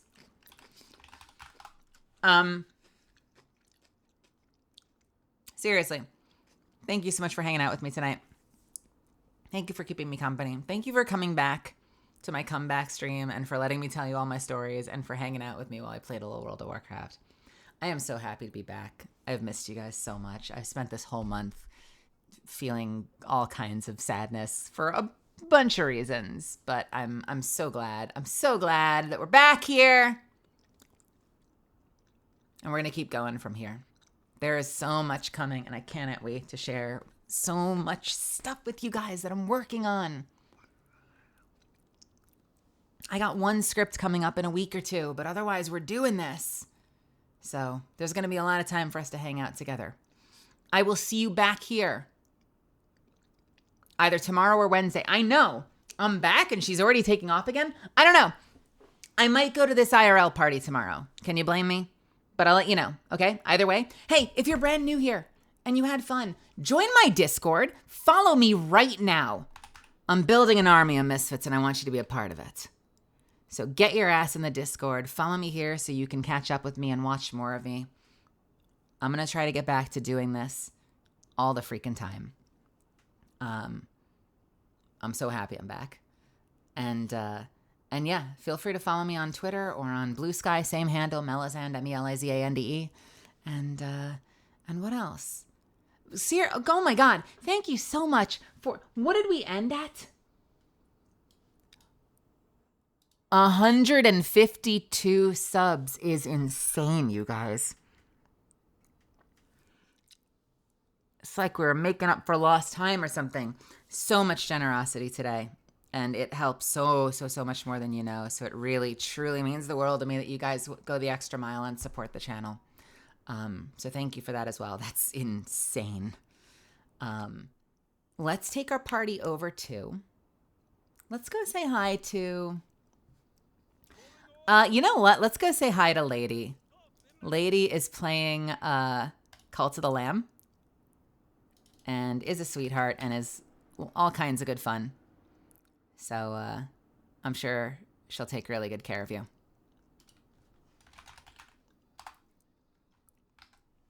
When you get there, just throw a bunch of my emotes in the chat. Can you do that? Just drop as many Melizand emotes as you want, whichever one, as long as it's one of mine. Just spam a whole bunch of them. Spam it a couple of different times, and I think it'll put a smile on her face. I will see you guys tomorrow. I'm getting sleepy, so have a wonderful night. Stay awesome. And stay hydrated. Take care of yourself. Get some sleep whenever you do. Go eat something delicious for me. And I will see you when I see you. All right. Get the fuck out of here. I'll see you tomorrow or Wednesday or one of them. I'll let you know. I'll let you know in the Discord. I promise. All right? I promise. All right. Love y'all. Good night.